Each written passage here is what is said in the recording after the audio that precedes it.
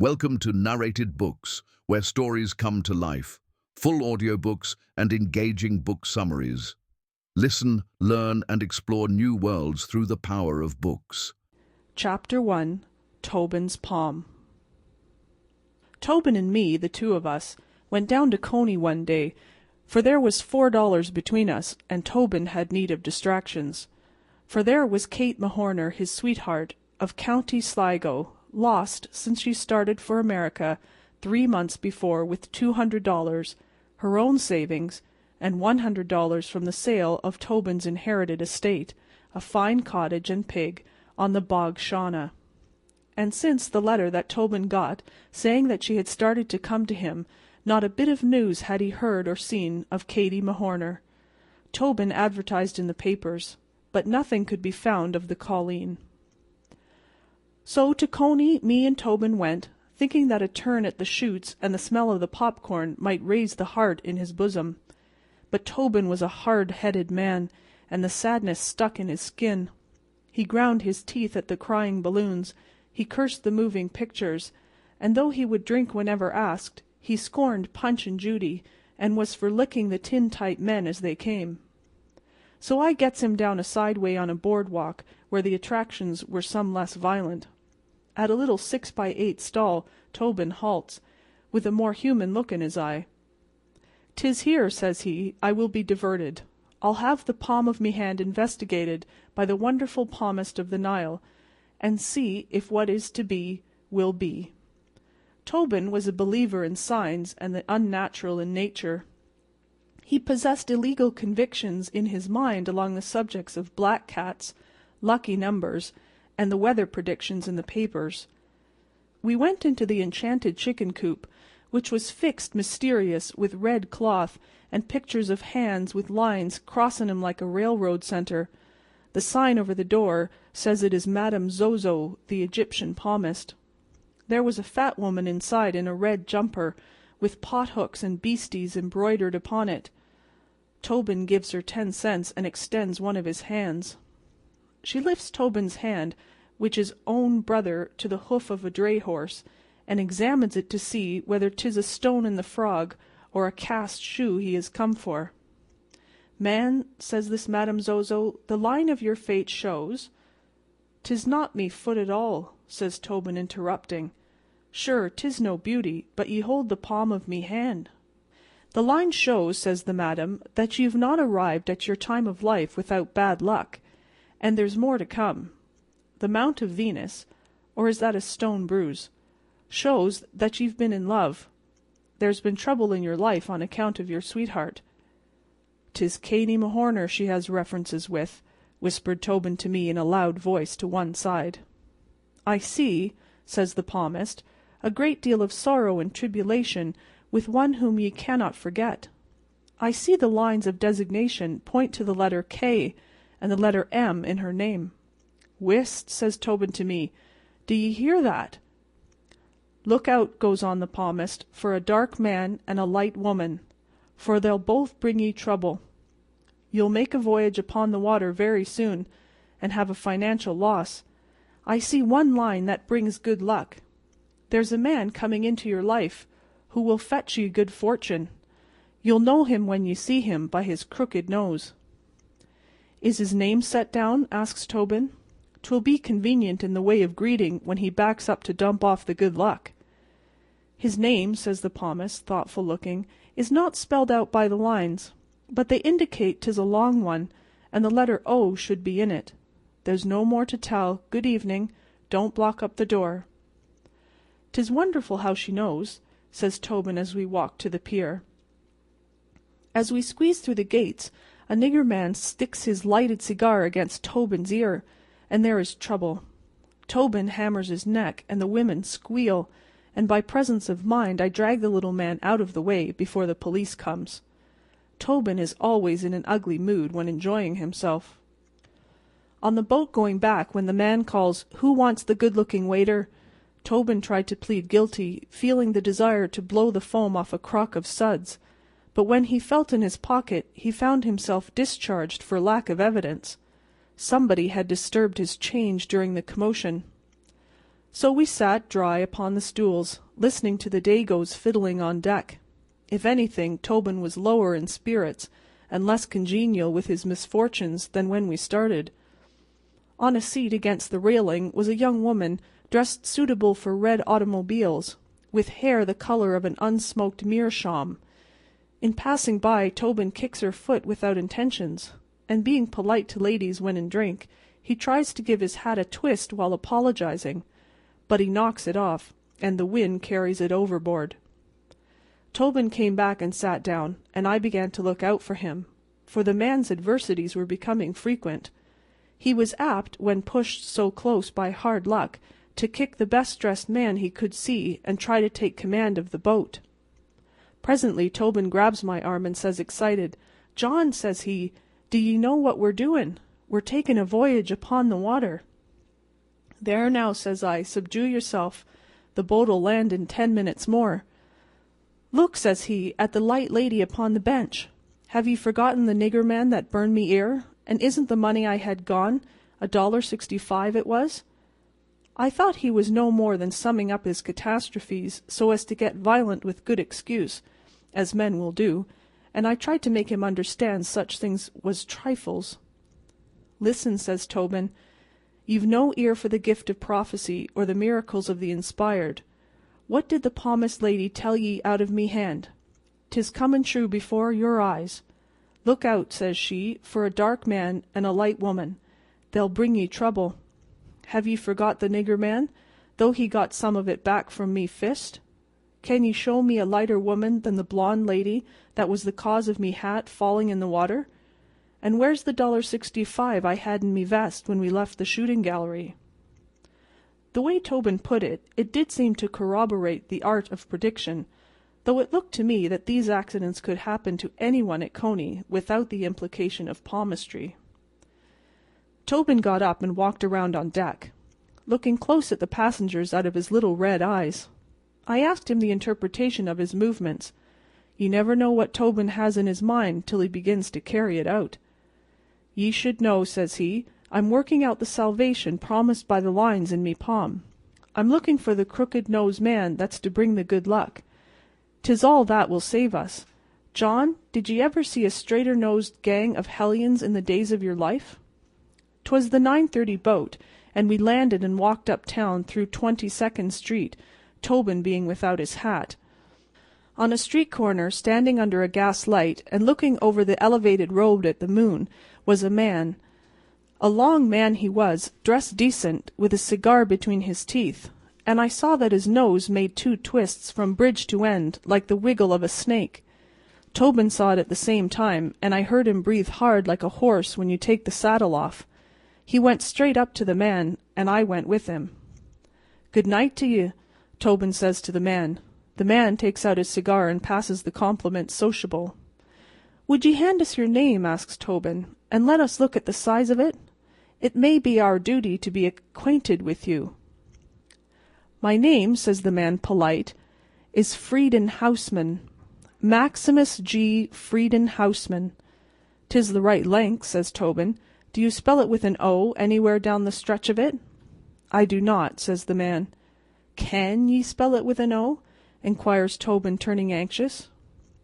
"If your conscience," says the man with the nose, "is indisposed toward foreign idioms, you might, to please yourself, smuggle the letter into the penultimate syllable." "'Tis well," says Tobin. "You're in the presence of John Malone and Daniel Tobin." "'Tis highly appreciated," says the man with a bow. "And now, since I cannot conceive that you would hold a spelling bee upon the street corner, will ye name some reasonable excuse for being at large?" "By the 2 signs," answers Tobin, trying to explain, "which ye display according to the reading of the Egyptian palmist from the sole of me hand. You've been nominated to offset with good luck the lines of trouble leading to the nigger man and the blonde lady with her feet crossed in the boat, besides the financial loss of $1.65. All so far fulfilled according to Hoyle." The man stopped smoking and looked at me. "Have ye any amendments," he asks, "to offer to that statement, or are ye one too?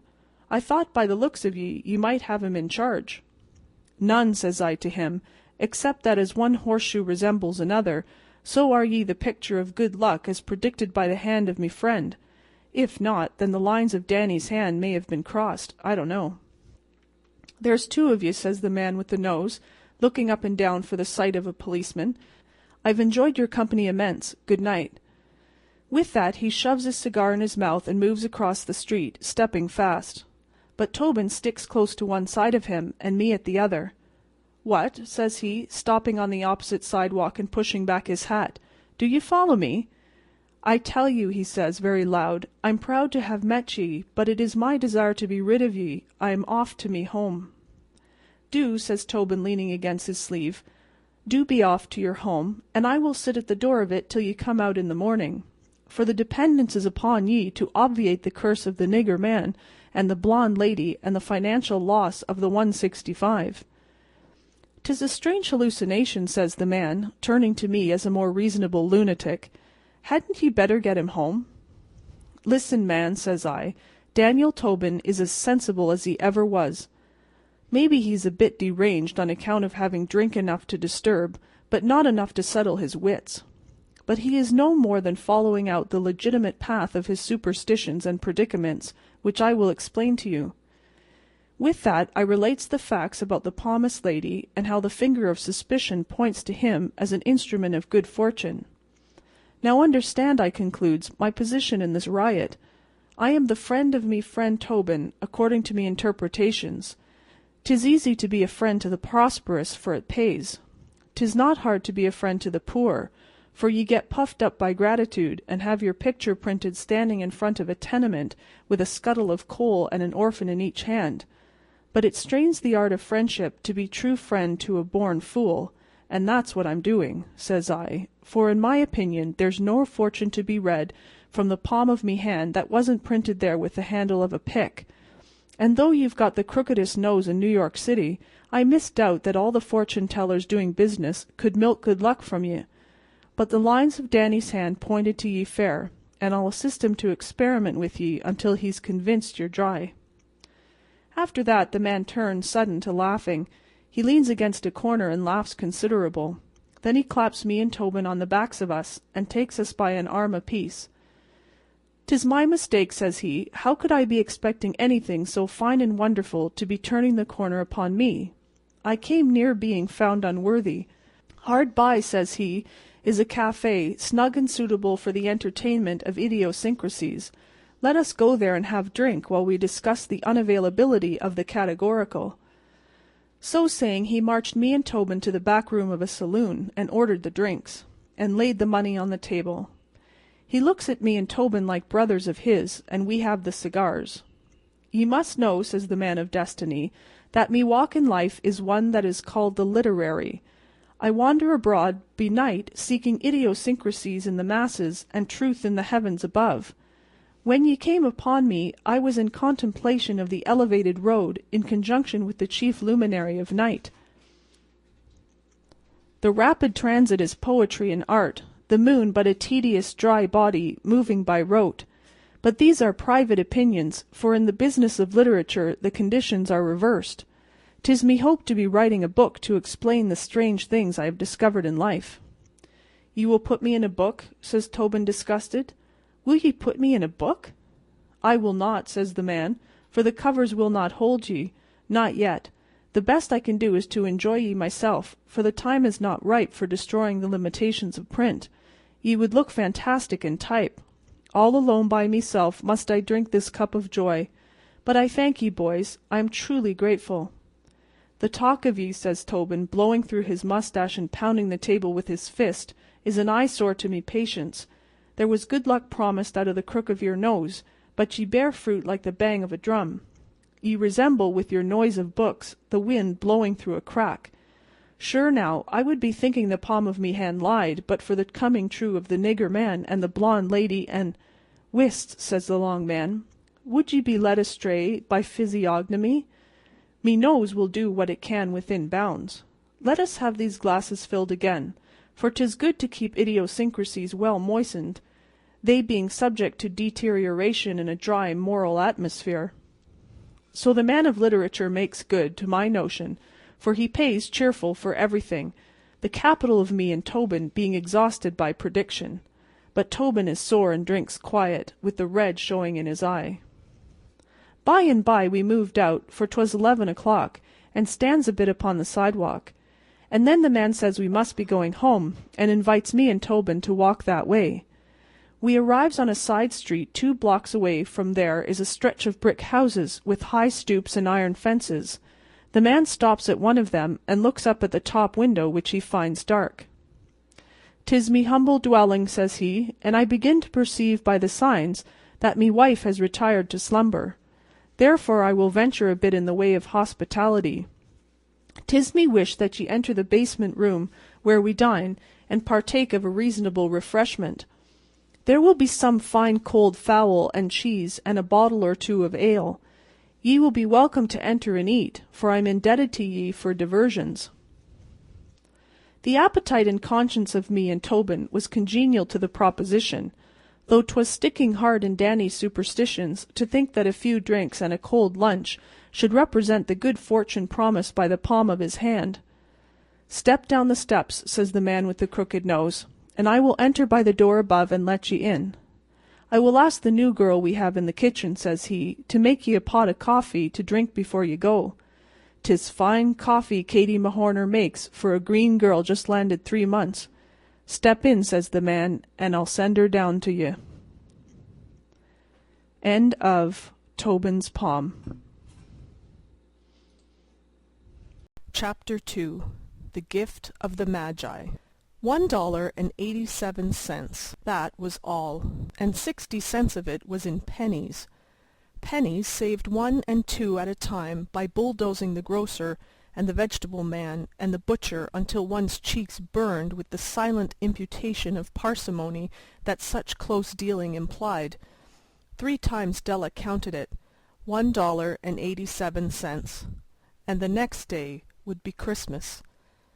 There was clearly nothing to do but flop down on the shabby little couch and howl, so Della did it, which instigates the moral reflection that life is made up of sobs, sniffles, and smiles, with sniffles predominating. While the mistress of the home is gradually subsiding from the first stage to the second, take a look at the home, a furnished flat at $8 per week. It did not exactly beggar description, but it certainly had that word on the lookout for the mendicancy squad. In the vestibule below was a letter box into which no letter would go, and an electric button from which no mortal finger could coax a ring. Also appertaining thereunto was a card bearing the name Mr. James Dillingham Young. The Dillingham had been flung to the breeze during a former period of prosperity, when its possessor was being paid $30 per week. Now, when the income was shrunk to $20, the letters of Dillingham looked blurred, as though they were thinking seriously of contracting to a modest and unassuming D. But whenever Mr. James Dillingham Young came home and reached his flat above, he was called Jim, and greatly hugged by Mrs. James Dillingham Young, already introduced to you as Della, which is all very good. Della finished her cry and attended to her cheeks with the powder rag. She stood by the window and looked out dully at a grey cat, walking a grey fence, in a grey backyard. Tomorrow would be Christmas Day, and she had only $1.87 with which to buy Jim a present. She had been saving every penny she could for months, with this result. $20 a week doesn't go far. Expenses had been greater than she had calculated. They always are. Only $1.87 to buy a present for Jim, her Jim. Many a happy hour she had spent planning for something nice for him, something fine and rare and sterling, something just a little bit nearer to being worthy of the honor of being owned by Jim. There was a pier glass between the windows of the room. Perhaps you've seen a pier glass in an $8 flat. A very thin and very agile person may, by observing his reflection in a rapid sequence of longitudinal strips, obtain a fairly accurate conception of his looks. Della, being slender, had mastered the art. Suddenly she whirled from the window and stood before the glass. Her eyes were shining brilliantly, but her face had lost its color within 20 seconds. Rapidly she pulled down her hair and let it fall to its full length. Now there were two possessions of the James Dillingham Youngs, in which they both took a mighty pride. One was Jim's gold watch, that had been his father's and his grandfather's. The other was Della's hair. Had the Queen of Sheba lived in the flat across the air-shaft, Della would have let her hair hang out the window some day to dry, just to depreciate Her Majesty's jewels and gifts. Had King Solomon been the janitor, with all his treasures piled up in the basement, Jim would have pulled out his watch every time he passed, just to see him pluck at his beard from envy. So now Della's beautiful hair fell about her, rippling and shining like a cascade of brown waters. It reached below her knee and made itself almost a garment for her, and then she did it up again nervously and quickly. Once she faltered for a minute and stood still while a tear or two splashed on the worn red carpet. On went her old brown jacket, on went her old brown hat. With a whirl of skirts and with the brilliant sparkles still in her eyes, she fluttered out the door and down the stairs to the street. Where she stopped the sign read, Madame Sofroni, Hair Goods of All Kinds. One flight up Della ran, and collected herself, panting. Madame, large, too white, chilly, hardly looked like Sofroni. "Will you buy my hair?" asked Della. "I buy hair," said Madame. "Take your hat off, and let's have a sight at the looks of it." Down rippled the brown cascade. $20, said Madame, lifting the mass with a practised hand. "Give it to me quick," said Della.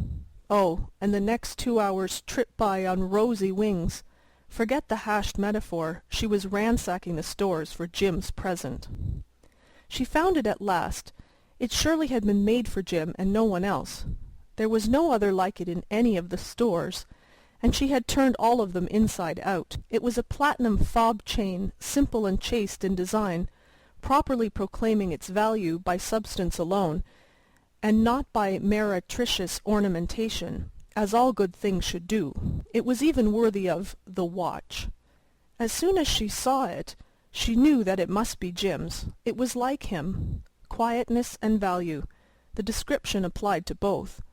$21 they took from her for it, and she hurried home with the 87 cents. With that chain on his watch, Jim might be properly anxious about the time in any company.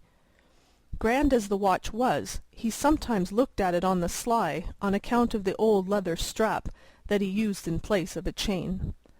When Della reached home, her intoxication gave way a little to prudence and reason. She got out her curling irons, and lighted the gas and went to work repairing the ravages made by generosity added to love, which is always a tremendous task, dear friends, a mammoth task. Within 40 minutes her head was covered with tiny, close-lying curls that made her look wonderfully like a truant schoolboy. She looked at her reflection in the mirror long, carefully, and critically. "If Jim doesn't kill me," she said to herself, "before he takes a second look at me, he'll say I look like a Coney Island chorus girl. But what could I do? Oh, what could I do with $1.87? At 7 o'clock the coffee was made, and the frying-pan was on the back of the stove hot and ready to cook the chops. Jim was never late. Della doubled the fob chain in her hand, and sat on the corner of the table near the door that he always entered. Then she heard his step on the stair away down on the first flight, and she turned white for just a moment. She had a habit of saying little silent prayers about the simplest everyday things, and now she whispered, "Please God, make him think I'm still pretty." The door opened, and Jim stepped in and closed it. He looked thin and very serious. Poor fellow, he was only 22, and to be burdened with a family. He needed a new overcoat, and he was without gloves. Jim stopped inside the door, as immovable as a setter at the scent of quail. His eyes were fixed upon Della, and there was an expression in them that she could not read, and it terrified her.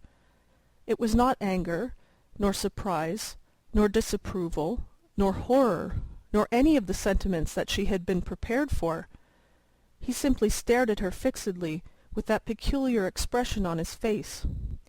Della wriggled off the table and went for him. "Jim, darling," she cried, "don't look at me that way. I had my hair cut off and sold, because I couldn't have lived through Christmas without giving you a present. It'll grow out again. You won't mind, will you? I just had to do it. My hair grows awfully fast. Say Merry Christmas. Jim, and let's be happy. You don't know what a beautiful nice gift I've got for you." "You've cut off your hair?" asked Jim laboriously, as if he had not arrived at that patent fact, yet even after the hardest mental labour. "Cut it off and sold it," said Della. "Don't you like me just as well anyhow? I'm me without my hair, aren't I?" Jim looked about the room curiously. "You say your hair is gone?" he said, with an air almost of idiocy. "You needn't look for it," said Della. "It's sold. I tell you, sold and gone too. It's Christmas Eve, boy. Be good to me, for it went for you. Maybe the hairs of my head were numbered," she went on with sudden serious sweetness, "but nobody could ever count my love for you. Shall I put the chops on, Jim?" Out of his trance, Jim seemed quickly to wake. He enfolded his Della.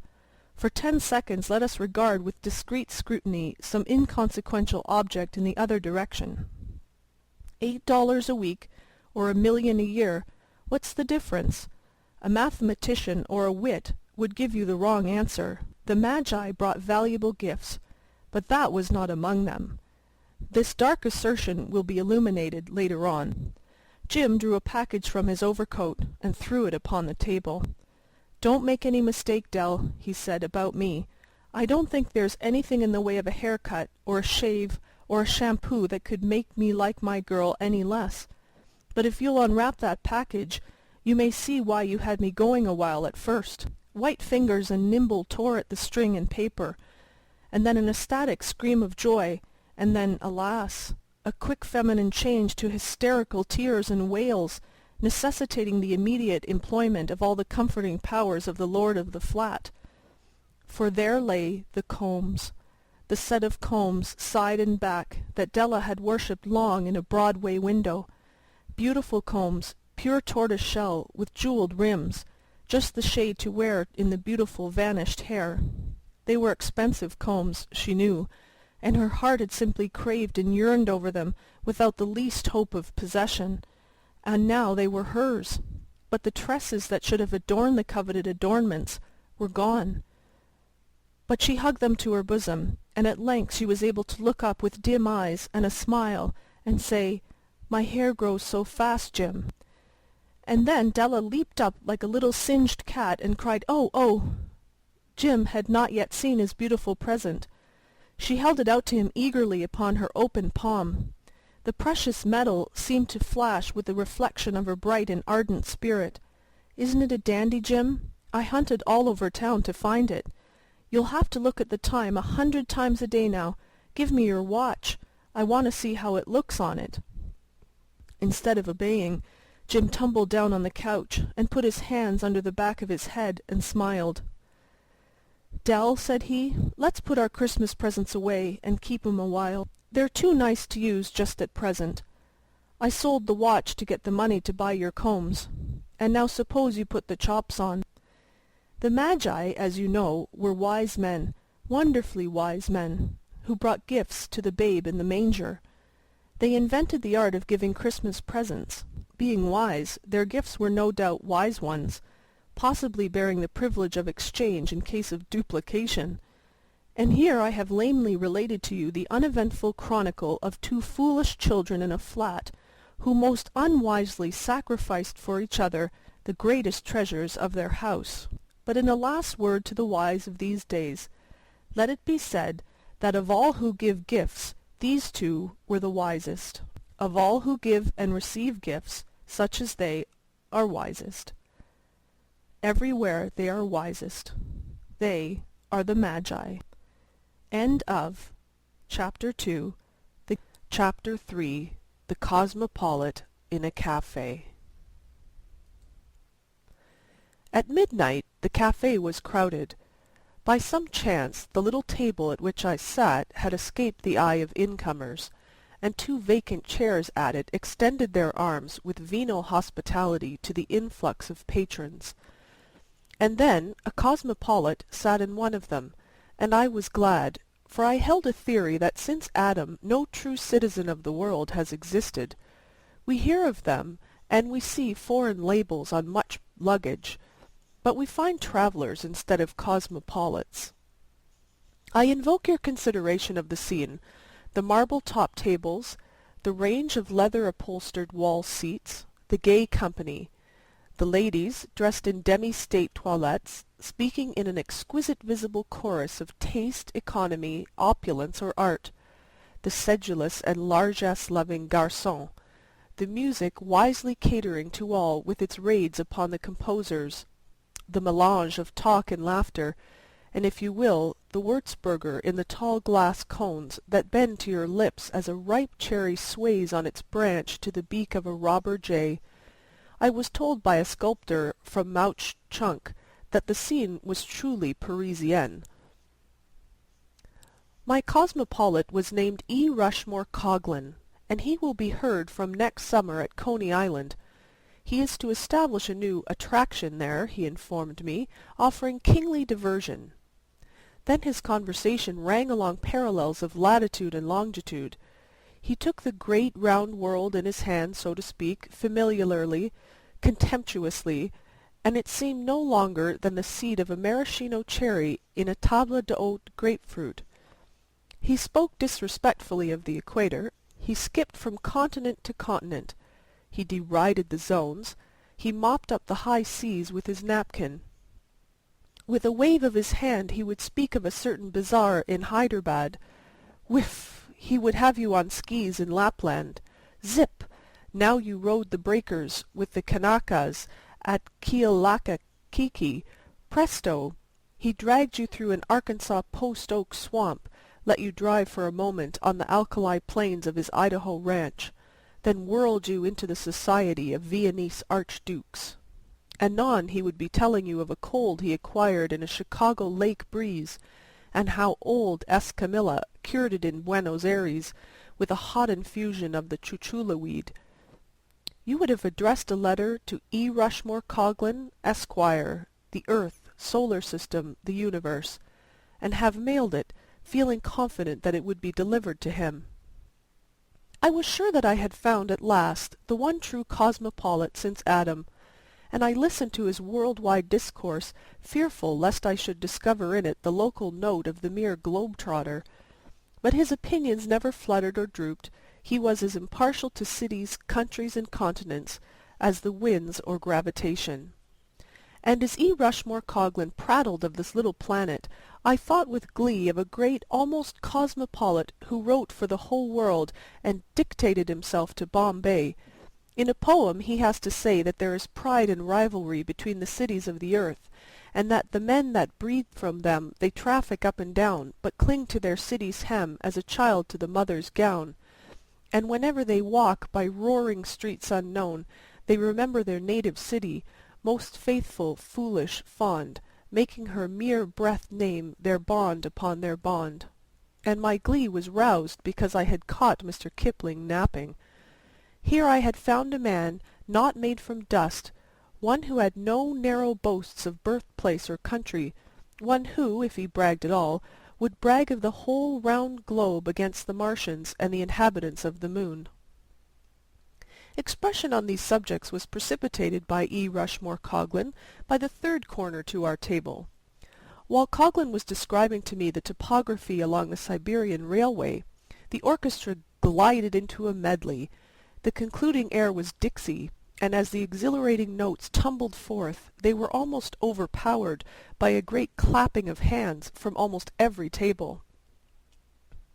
It is worth a paragraph to say that this remarkable scene can be witnessed every evening in numerous cafes in the city of New York. Tons of brew have been consumed over theories to account for it. Some have conjectured hastily that all Southerners in town hie themselves to cafes at nightfall.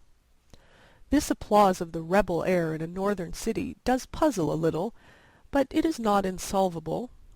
The war with Spain, many years' generous mint and watermelon crops, a few long-shot winners at the New Orleans race-track, and the brilliant banquets given by the Indiana and Kansas citizens who compose the North Carolina Society have made the South rather a fad in Manhattan.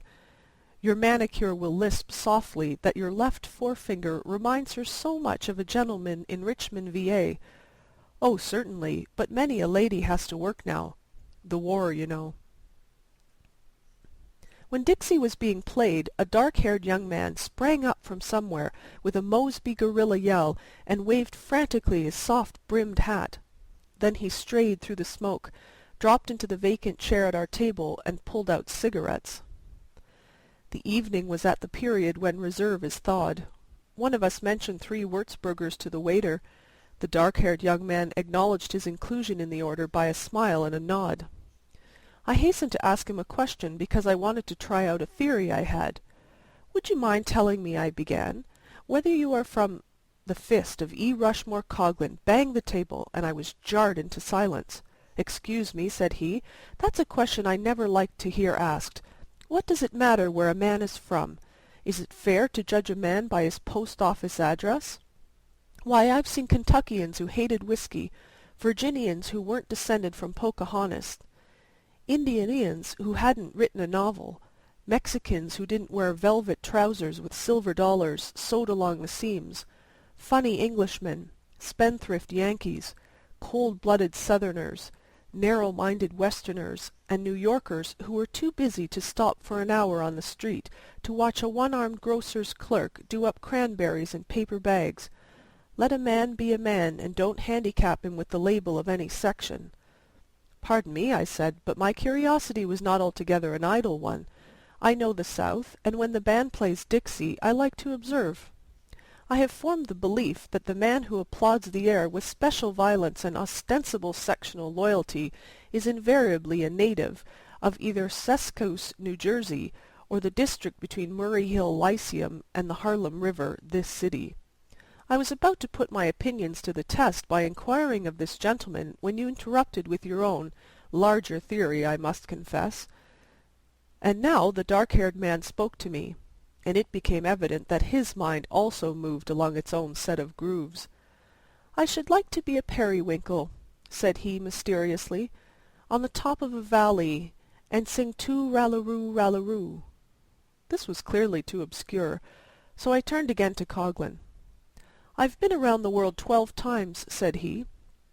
"I know an Esquimau in Upernavik who sends to Cincinnati for his neckties. I saw a goat-herder in Uruguay who won a prize in a Battle Creek breakfast food puzzle competition. I pay rent on a room in Cairo, Egypt, and another in Yokohama all the year round. I've got slippers waiting for me in a tea-house in Shanghai, and I don't have to tell 'em how to cook my eggs in Rio de Janeiro or Seattle. It's a mighty little old world. What's the use of bragging about being from the North, or the South, or the old manor house in the Dale, or Euclid Avenue, Cleveland, or Pike's Peak, or Fairfax County, Virginia, or Hooligan's Flats, or any place? It'll be a better world when we quit being fools about some mildewed town or 10 acres of swampland just because we happen to be born there." "You seem to be a genuine cosmopolite," I said admiringly, "but it also seems that you would decry patriotism." "A relic of the Stone Age," declared Coghlan warmly. "We are all brothers, Chinamen, Englishmen, Zulus, Patagonians, and the people in the bend of the Kaw River. Some day all this petty pride in one city or state or section or country will be wiped out, and we'll all be citizens of the world as we ought to be." "But while you are wandering in foreign lands," I persisted, "do not your thoughts revert to some spot, some dear and—" "Nary a spot," interrupted E. R. Coghlan flippantly. "The terrestrial, globular, planetary hunk of matter, slightly flattened at the poles, and known as the earth, is my abode. I've met a good many object-bound citizens of this country abroad. I've seen men from Chicago sit in a gondola in Venice on a moonlit night and brag about their drainage canal. I've seen a Southerner, on being introduced to the King of England, hand that monarch, without batting his eyes, the information that his great-aunt on his mother's side was related by marriage to the Perkinses of Charleston. I knew a New Yorker who was kidnapped for ransom by some Afghanistan bandits. His people sent over the money, and he came back to Kabul with the agent." "Afghanistan?" the native said to him through an interpreter. "Well, not so slow, do you think?" "Oh, I don't know," says he, and he begins to tell them about a cab driver at 6th Avenue and Broadway. "Those ideas don't suit me. I'm not tied down to anything that isn't 8,000 miles in diameter. Just put me down as E. Rushmore Coghlan, citizen of the terrestrial sphere." My cosmopolite made a large adieu and left me, for he thought he saw someone through the chatter and smoke whom he knew. So I was left with the would-be periwinkle, who was reduced to Würzburger without further ability to voice his aspirations to perch, melodious, upon the summit of a valley. I sat reflecting upon my evident cosmopolite, and wondering how the poet had managed to miss him. He was my discovery, and I believed in him. How was it? The men that breed from them, they traffic up and down, but cling to their city's hem as a child to the mother's gown. Not so E. Rushmore Coghlan, with the whole world for his— My meditations were interrupted by a tremendous noise and conflict in another part of the café. I saw above the heads of the seated patrons E. Rushmore Coghlan and a stranger to me engaged in terrific battle. They fought between the tables like Titans, and glasses crashed, and men caught up their hats and were knocked down, and a brunette screamed, and a blonde began to sing teasing. My cosmopolite was sustaining the pride and reputation of the earth, when the waiters closed in on both combatants with their famous flying wedge formation and bore them outside, still resisting. I called McCarthy, one of the French garçons, and asked him the cause of the conflict. "The man with the red tie, that was my cosmopolite," said he, "got hot on account of things said about the bum sidewalks and water supply of the place he come from by the other guy."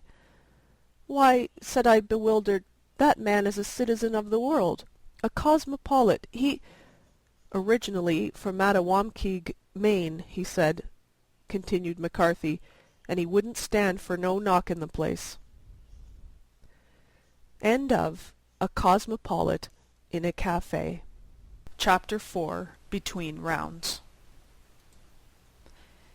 The May moon shone bright upon the private boarding-house of Mrs. Murphy. By reference to the almanac, a large amount of territory will be discovered upon which its rays also fell. Spring was in its heyday, with hay fever soon to follow. The parks were green with new leaves, and buyers for the western and southern trade. Flowers and summer resort agents were blowing. The air and answers to Lawson were growing milder. Hand organs, fountains, and pinochle were playing everywhere. The windows of Mrs. Murphy's boarding-house were open.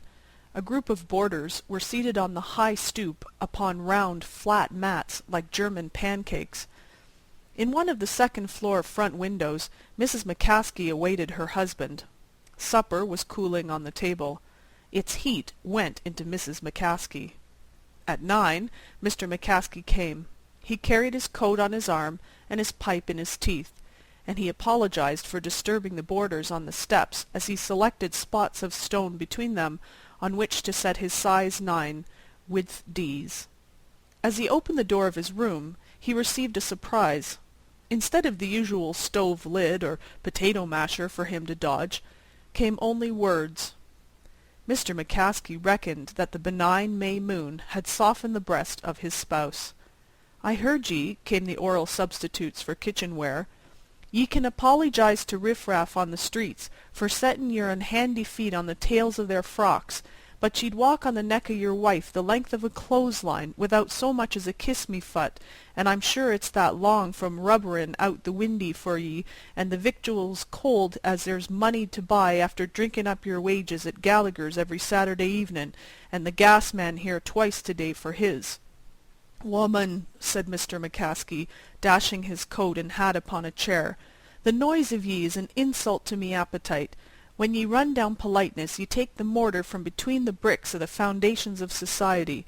'Tis no more than exercisin' the acrimony of a gentleman when ye ask the descent of ladies blockin' the way for steppin' between them. Will ye bring the pig's face of ye out o' the windy, and see to the food?" Mrs. McCaskey arose heavily and went to the stove. There was something in her manner that warned Mr. McCaskey. When the corners of her mouth went down suddenly like a barometer, it usually foretold a fall of crockery and tinware. "Pig's face, is it?" said Mrs. McCaskey, and hurled a stew-pan full of bacon and turnips at her lord. Mr. McCaskey was no novice at repartee. He knew what should follow the entree. On the table was a roast sirloin of pork, garnished with shamrocks. He retorted with this, and drew the appropriate return of a bread pudding in an earthen dish. A hunk of Swiss cheese, accurately thrown by her husband, stuck Mrs. McCaskey below one eye. When she replied with a well-aimed coffee-pot full of hot, black, semi-fragrant liquid, the battle, according to courses, should have ended. But Mr. McCaskey was no 50-cent table d'hôte. Let cheap bohemians consider coffee the end, if they would. Let them make that faux pas. He was foxier still. Finger bowls were not beyond the compass of his experience. They were not to be had in their pension Murphy, but their equivalent was at hand. Triumphantly he set the granite-ware wash-basin at the head of his matrimonial adversary. Mrs. McCaskey dodged in time. She reached for a flat-iron, with which, as a sort of cordial, she hoped to bring the gastronomical duel to a close. But a loud wailing scream downstairs caused both her and Mr. McCaskey to pause in a sort of involuntary armistice. On the sidewalk at the corner of the house, Policeman Cleary was standing with one ear upturned, listening to the crash of household utensils. "'Tis John McCaskey and his missus at it again," meditated the policeman. "I wonder shall I go up and stop the row? I will not. Married folks they are, and few pleasures they have. 'Twill not last long. Sure, they'll have to borrow more dishes to keep it up with." Just then came the loud scream below stairs, betokening fear or dire extremity. "'Tis probably the cat," said Policeman Cleary, and walked hastily in the other direction. The boarders on the step were fluttered. Mr. Toomey, an insurance solicitor by birth and an investigator by profession, went inside to analyze the scream. He returned with the news that Mrs. Murphy's little boy Mike was lost. Following the messenger, out bounced Mrs. Murphy, 200 pounds in tears and hysterics, clutching the air and howling to the sky for the loss of 30 pounds of freckles and mischief. Bathos, truly, but Mr. Toomey sat down at the side of Miss Purdy, millinery, and their hands came together in sympathy. The two old maids, Mrs. Walsh, who complained every day about the noise in the halls, inquired immediately if anybody had looked behind the clock. Major Grigg, who sat by his fat wife on the top step, arose and buttoned his coat. "The little one lost?" he exclaimed. "I will scour the city." His wife never allowed him out after dark, but now she said, "Go, Ludwig," in a baritone voice. "Whoever can look upon that mother's grief without springing to her relief has a heart of stone." "Give me some 30 or 60 cents, my love," said the Major. "Lost children sometimes stray far. I may need car fares." Old man Denny, hall room, 4th floor back, who sat on the lowest step, trying to read a paper by the street lamp, turned over a page to follow up the article about the carpenter's strike. Mrs. Murphy shrieked to the moon, "Oh, Mike, for God's sake, where is me bit of a boy?" "When d'ye see him last?" asked old man Denny, with one eye on the report of the Building Trades League. "Oh," wailed Mrs. Murphy, "'twas yesterday, or maybe 4 hours ago. I dunno, but it's lost he is, me little boy Mike. He was playin' on the sidewalk only this marnin'. Or was it Wednesday? I'm that busy with work, 'tis hard to keep up with dates. But I've looked the house over from top to cellar, and it's gone he is. Ah, for the love of Heaven!" Silent, grim, colossal, the big city has ever stood against its revellers. They call it hard as iron. They say that no pulse of pity beats in its bosom. They compare its streets with lonely forests and deserts of lava. But beneath the hard crust of the lobster is found a delectable and luscious food. Perhaps a different simile would have been wiser. Still, nobody should take offence. We would call no one a lobster without good and sufficient claws. No calamity so touches the common heart of humanity as does the straying of a little child. Their feet are so uncertain and feeble. The ways are so steep and strange. Major Griggs hurried down to the corner and up the avenue into Billy's place. "Gimme a rye high," he said to the servitor. "Haven't seen a bow-legged, dirty-faced little devil of a 6-year-old lost kid around here anywhere, have you?" Mr. Toomey retained Miss Purdy's hand on the steps. "Think of that dear little babe," said Miss Purdy, "lost from his mother's side, perhaps already fallen beneath the iron hoofs of galloping steeds. Oh, isn't it dreadful?" "Ain't that right?" agreed Mr. Toomey, squeezing her hand. "Say I start out and help look for 'em." "Perhaps," said Miss Purdy, "you should. But oh, Mr. Toomey, you are so dashing, so reckless. Suppose in your enthusiasm some accident should befall you. Then what?" Old man Denny read on about the arbitration agreement, with one finger on the lines. In the second-floor front, Mr. and Mrs. McCaskey came to the window to recover their second wind. Mr. McCaskey was stooping turnips out of his vest with a crooked forefinger, and his lady was wiping an eye that the salt of the pork roast had not benefited. They heard the outcry below, and thrust their heads out of the window. "'Tis little Mike is lost," said Mrs. McCaskey in a hushed voice. "The beautiful little trouble-making angel of a gossoon. The bit of a boy mislaid?" said Mr. McCaskey, leaning out of the window. "Why, now that's bad enough entirely. The childer, they be different. If 'twas a woman I'd be willing, for they leave peace behind 'em when they go." Disregarding the thrust, Mrs. McCaskey caught her husband's arm. "John," she said sentimentally, "Mrs. Murphy's little bye is lost. 'Tis a great city for losing little boys. 6 years old he was. John, 'tis the same age our little bye would have been if we'd had one 6 years ago." "We never did," said Mr. McCaskey, lingering with the fact. "But if we had, John, think what sorrow would be in our hearts this night, with our little Phelan run away and stolen in the city nowheres at all." "Ye talk foolishness," said Mr. McCaskey. "'Tis Pat he would be named, after me old father in Cantrim." "Ye lie," said Mrs. McCaskey without anger. "Me brother was worth 10 dozen bog-trotting McCaskeys. After him would the bye be named." She leaned over the window-sill and looked down at the hurrying and bustle below. "John," said Mrs. McCaskey softly, "I'm sorry I was hasty wid ye." "'Twas hasty puddin', as ye say," said her husband, "and hurry up turnips, and get a move on ye coffee. 'Twas what ye could call a quick lunch all right, and tell no lie." Mrs. McCaskey slipped her arm inside her husband's, and took his rough hand in hers.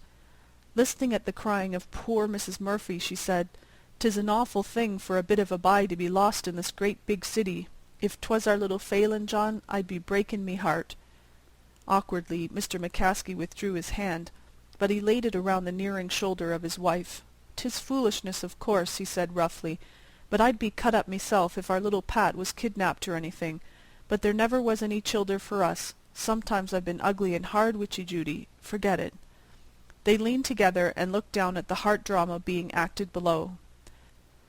Long they sat thus. People surged along the sidewalk, crowding, questioning, filling the air with rumors and inconsequent surmises. Mrs. Murphy ploughed back and forth in their midst, like a soft mountain down, with plunged and audible cataract of tears. Couriers came and went.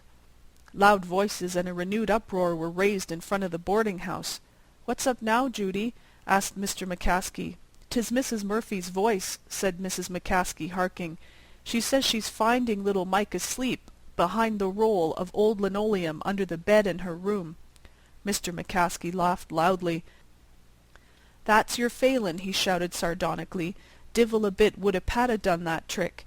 If the bye we never had is strayed and stole, by the powers call him Phelan, and see him hide out under the bed like a mangy pup."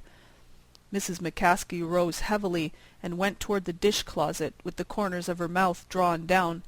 Policeman Cleary came back around the corner as the crowd dispersed. Surprised, he upturned an ear toward the McCaskey apartment, where the crash of irons and chinaware and the ring of hurled kitchen utensils seemed as loud as before. Policeman Cleary took out his timepiece. "By the deported snakes!" he exclaimed. "John McCaskey and his lady have been fighting for an hour and a quarter by the watch. The missus could give him 40 pounds weight, strength to his arm." Policeman Cleary strolled back around the corner. Old man Denny folded his paper and hurried up the steps, just as Mrs. Murphy was about to lock the door for the night. End of Chapter 4, Between Rounds. Chapter 5, The Skylight Room. First, Mrs. Parker would show you the double parlours. You would not dare to interrupt her description of their advantages, and of the merits of the gentleman who had occupied them for 8 years. Then you would manage to stammer forth the confession that you were neither a doctor nor a dentist. Mrs. Parker's manner of receiving the admission was such that you could never afterward entertain the same feeling toward your parents, who had neglected to train you up in one of the professions that fitted Mrs. Parker's parlours. Next you ascended one flight of stairs, and looked at the second floor back at $8. Convinced by her second-floor manner that it was worth the $12 that Mr. Toosenberry always paid for it until he left to take charge of his brother's orange plantation in Florida near Palm Beach, where Mrs. McIntyre always spent the winters, that had the double front room with private bath, you managed to babble that you wanted something still cheaper. If you survived Mrs. Parker's scorn, you were taken to look at Mr. Skidder's large hall room on the third floor. Mr. Skidder's room was not vacant.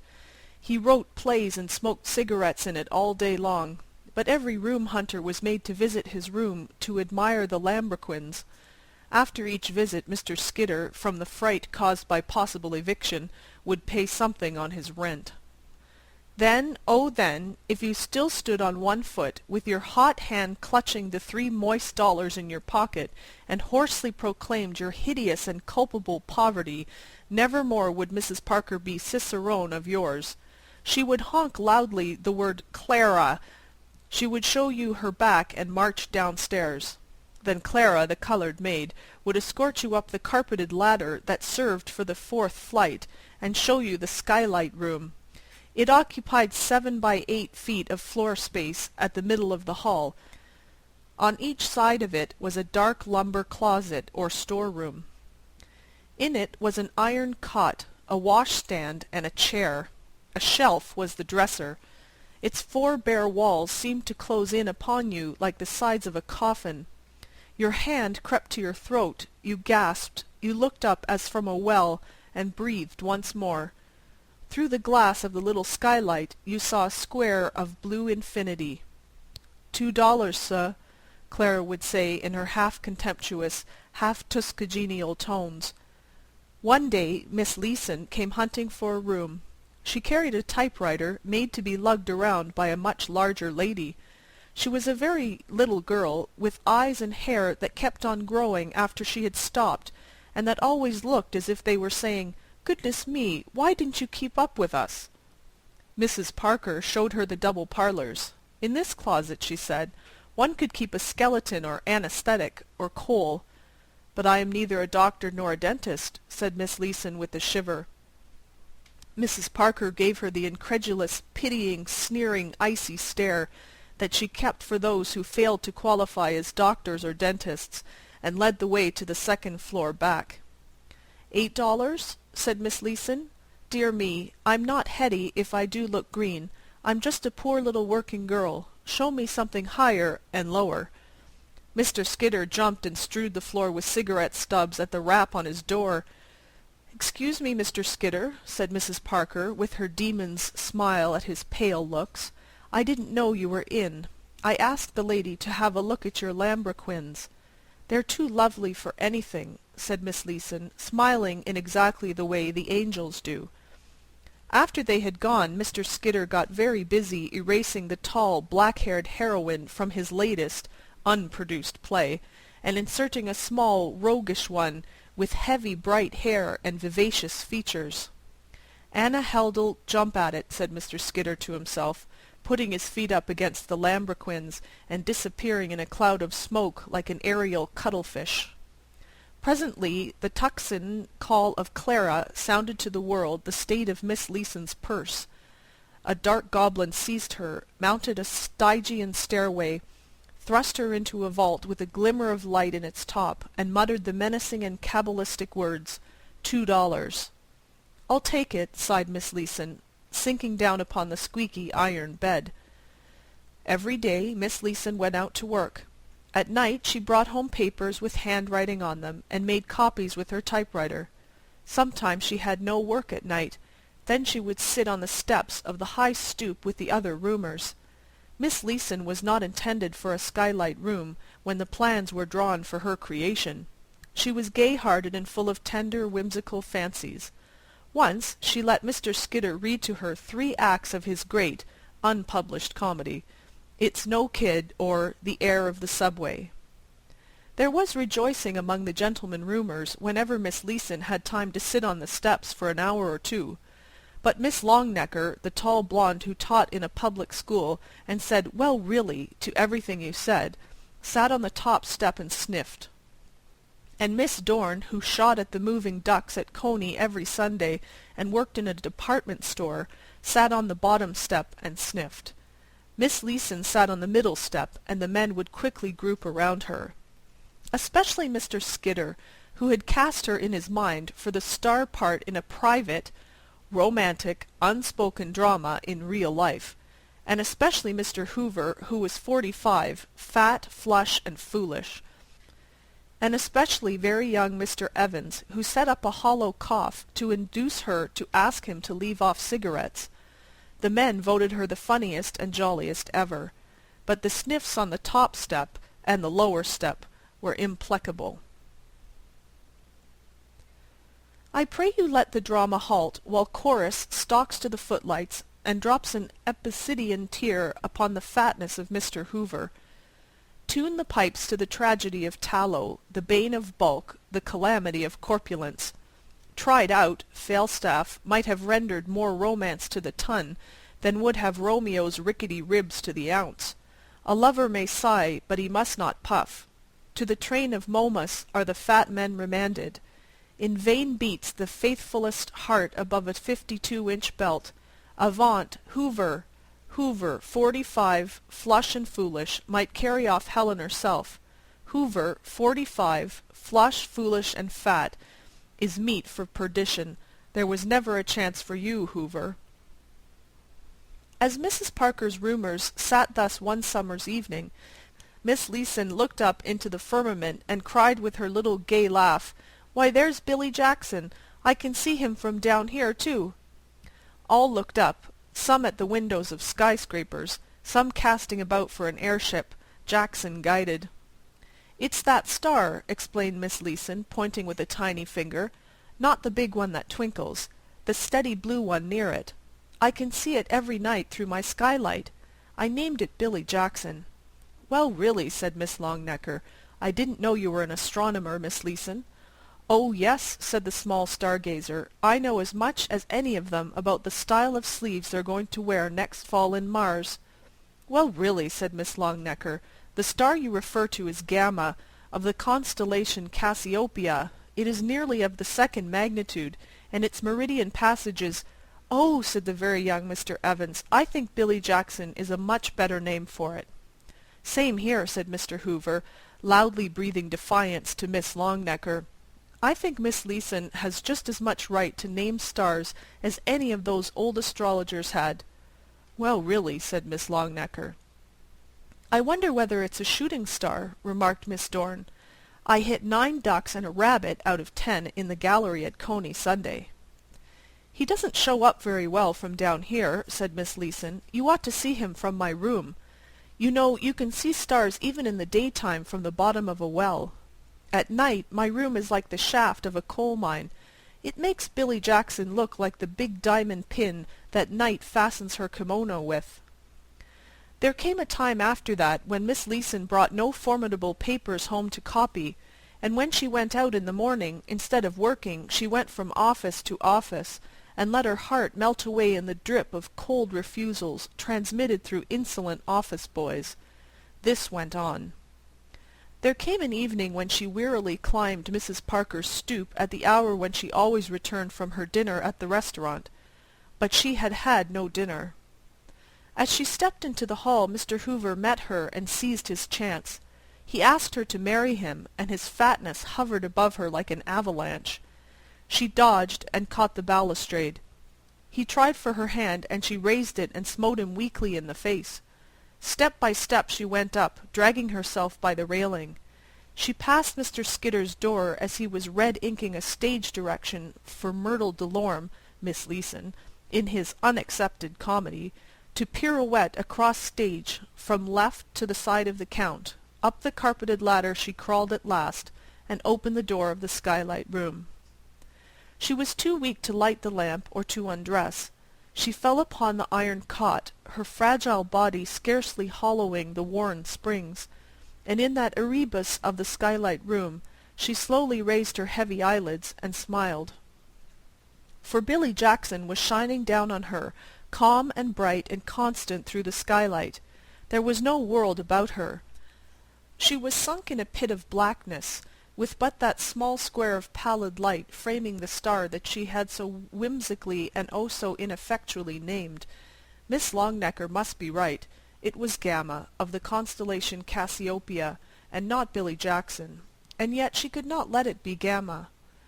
As she lay on her back, she tried twice to raise her arm.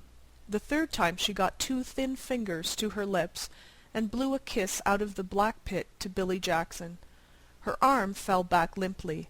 "Good-bye, Billy," she murmured faintly. "You're millions of miles away, and you won't even twinkle once. But you kept where I could see you most of the time up there, where there wasn't anything else but darkness to look at, didn't you?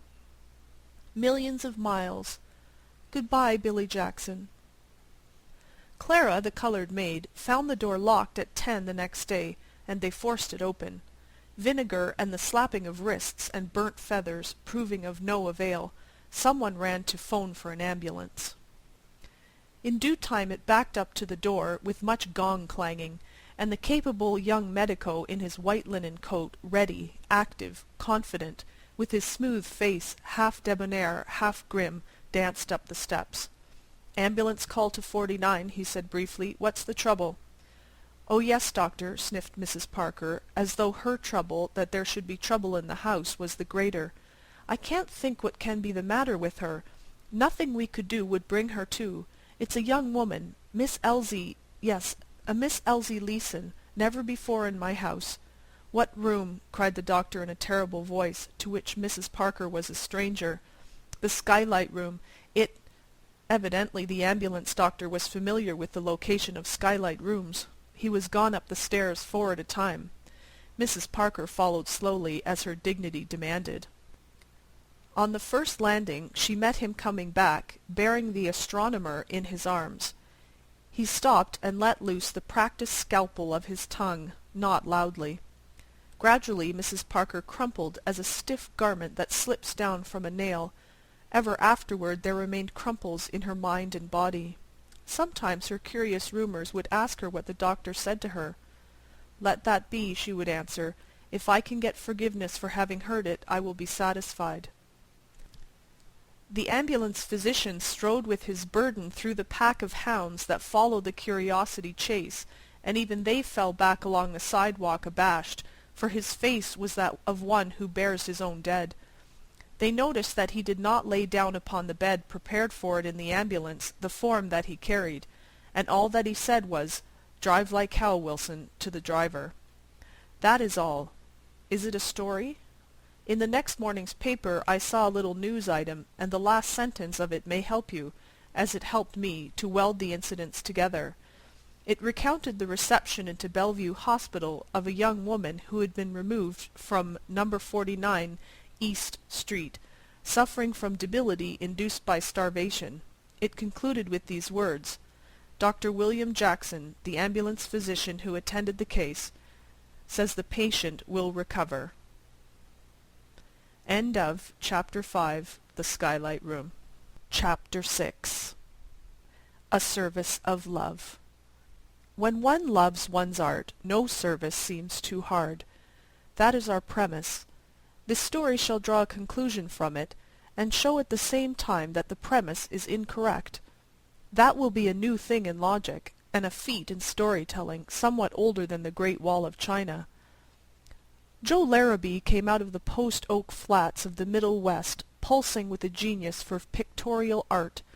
At 6 he drew a picture of the town pump, with a prominent citizen passing it hastily. This effort was framed and hung in the drugstore window, by the side of the ear of corn with an uneven number of rows. At 20 he left for New York, with a flowing necktie, and a capital tied up somewhat closer. Delia Carruthers did things in 6 octaves so promisingly in a pine-tree village in the South that her relatives chipped in enough in her chip hat for her to go north and finish. They could not see her, but that is our story. Joe and Delia met in an atelier where a number of art and music students had gathered to discuss chiaroscuro, Wagner, music, Rembrandt's works, pictures, Waldenteuffel, wallpaper, Chopin, and Oolong. Joe and Delia became enamored one of the other, or each of the other, as you please, and in a short time were married, for, see above, when one loves one's art, no service seems too hard. Mr. and Mrs. Larrabee began housekeeping in a flat. It was a lonesome flat, something like the A sharp way down at the left-hand end of the keyboard, and they were happy, for they had their art, and they had each other, and my advice to the rich young man would be, sell all thou hast, and give it to the poor.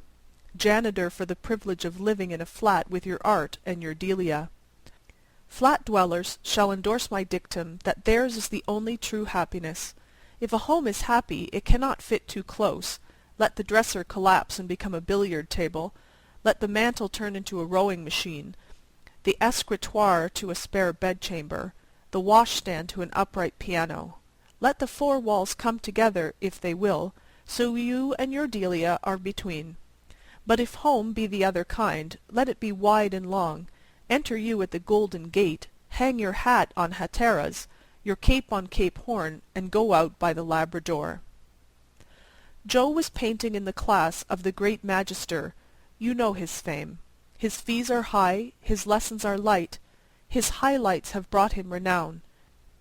Delia was studying under Rosenstock. You know his repute as a disturber of the piano keys. They were mighty happy as long as their money lasted. So is every... but I will not be cynical. Their aims were very clear and defined.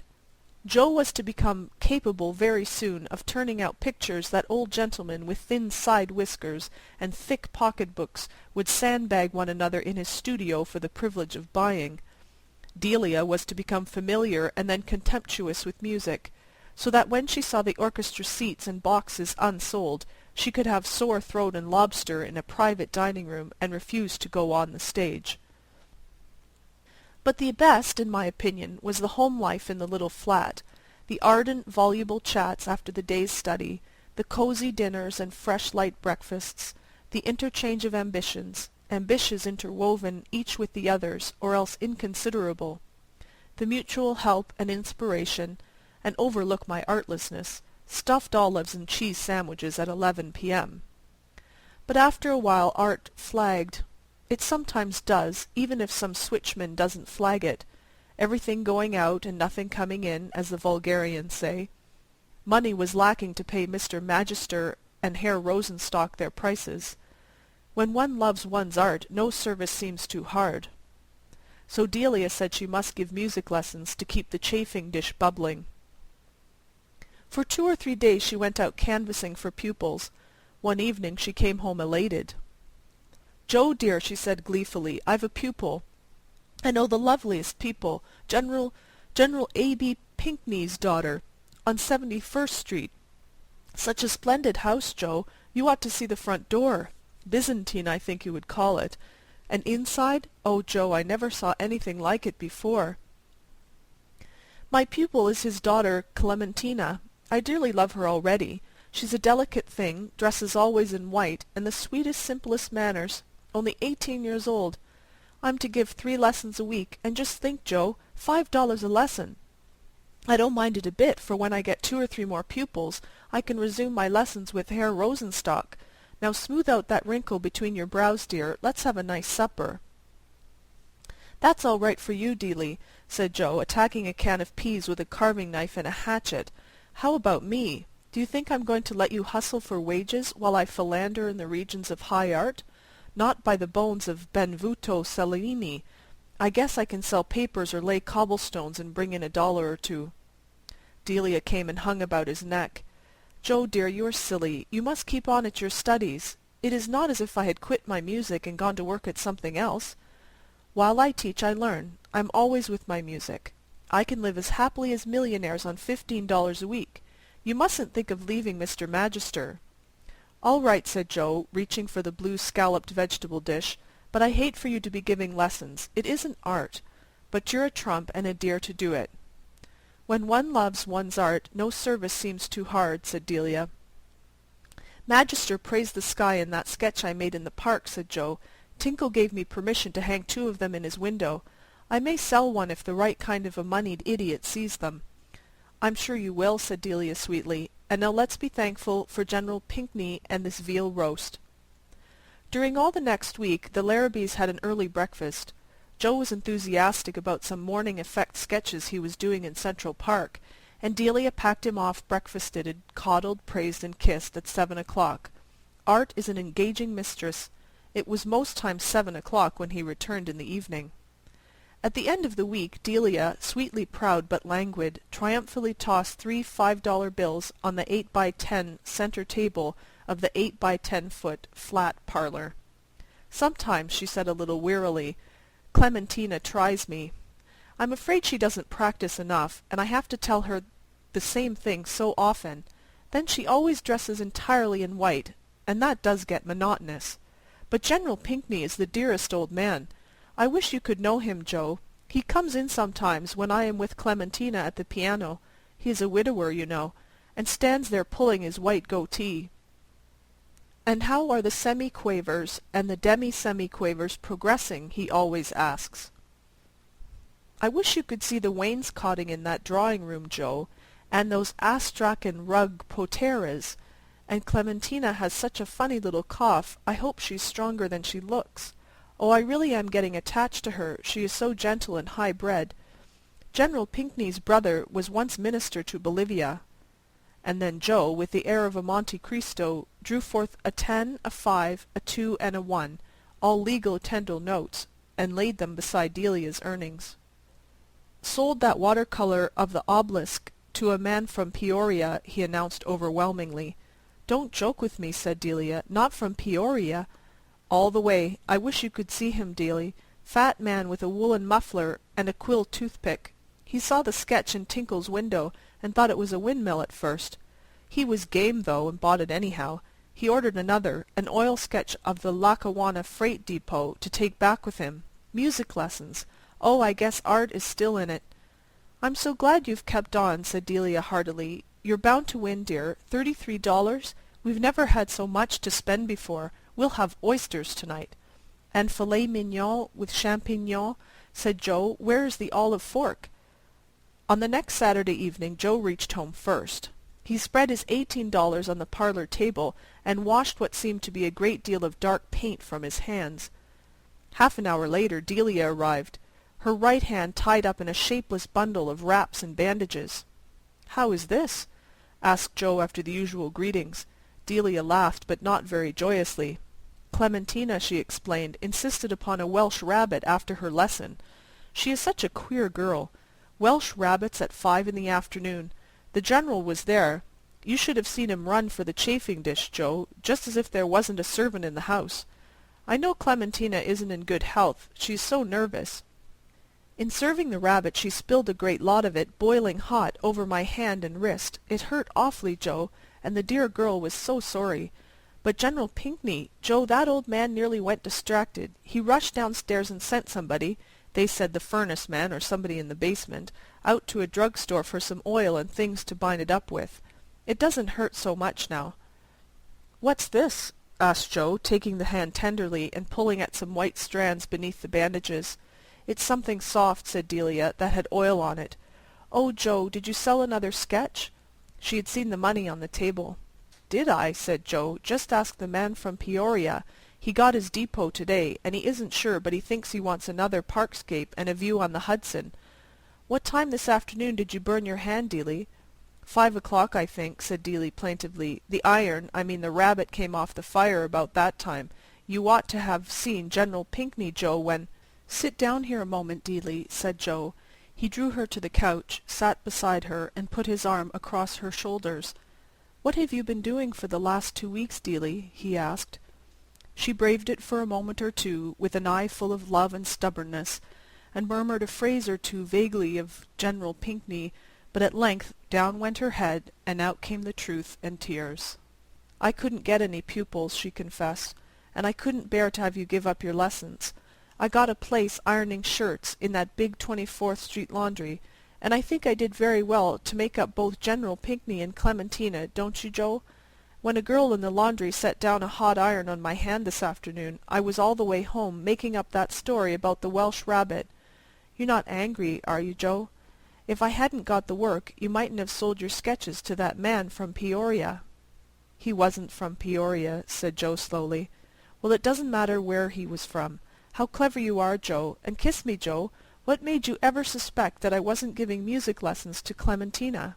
"I didn't," said Joe, "until tonight, and I wouldn't have then, only I sent up this cotton waste and oil from the engine-room this afternoon for a girl upstairs who had her hand burned with a smoothing iron. I've been firing the engine in that laundry for the last 2 weeks." "Then you didn't—" "My purchaser from Peoria," said Joe, "and General Pinckney are both creations of the same art, but you wouldn't call it either painting or music."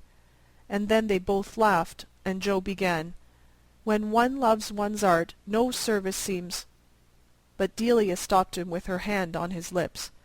"No," she said, "just when one loves."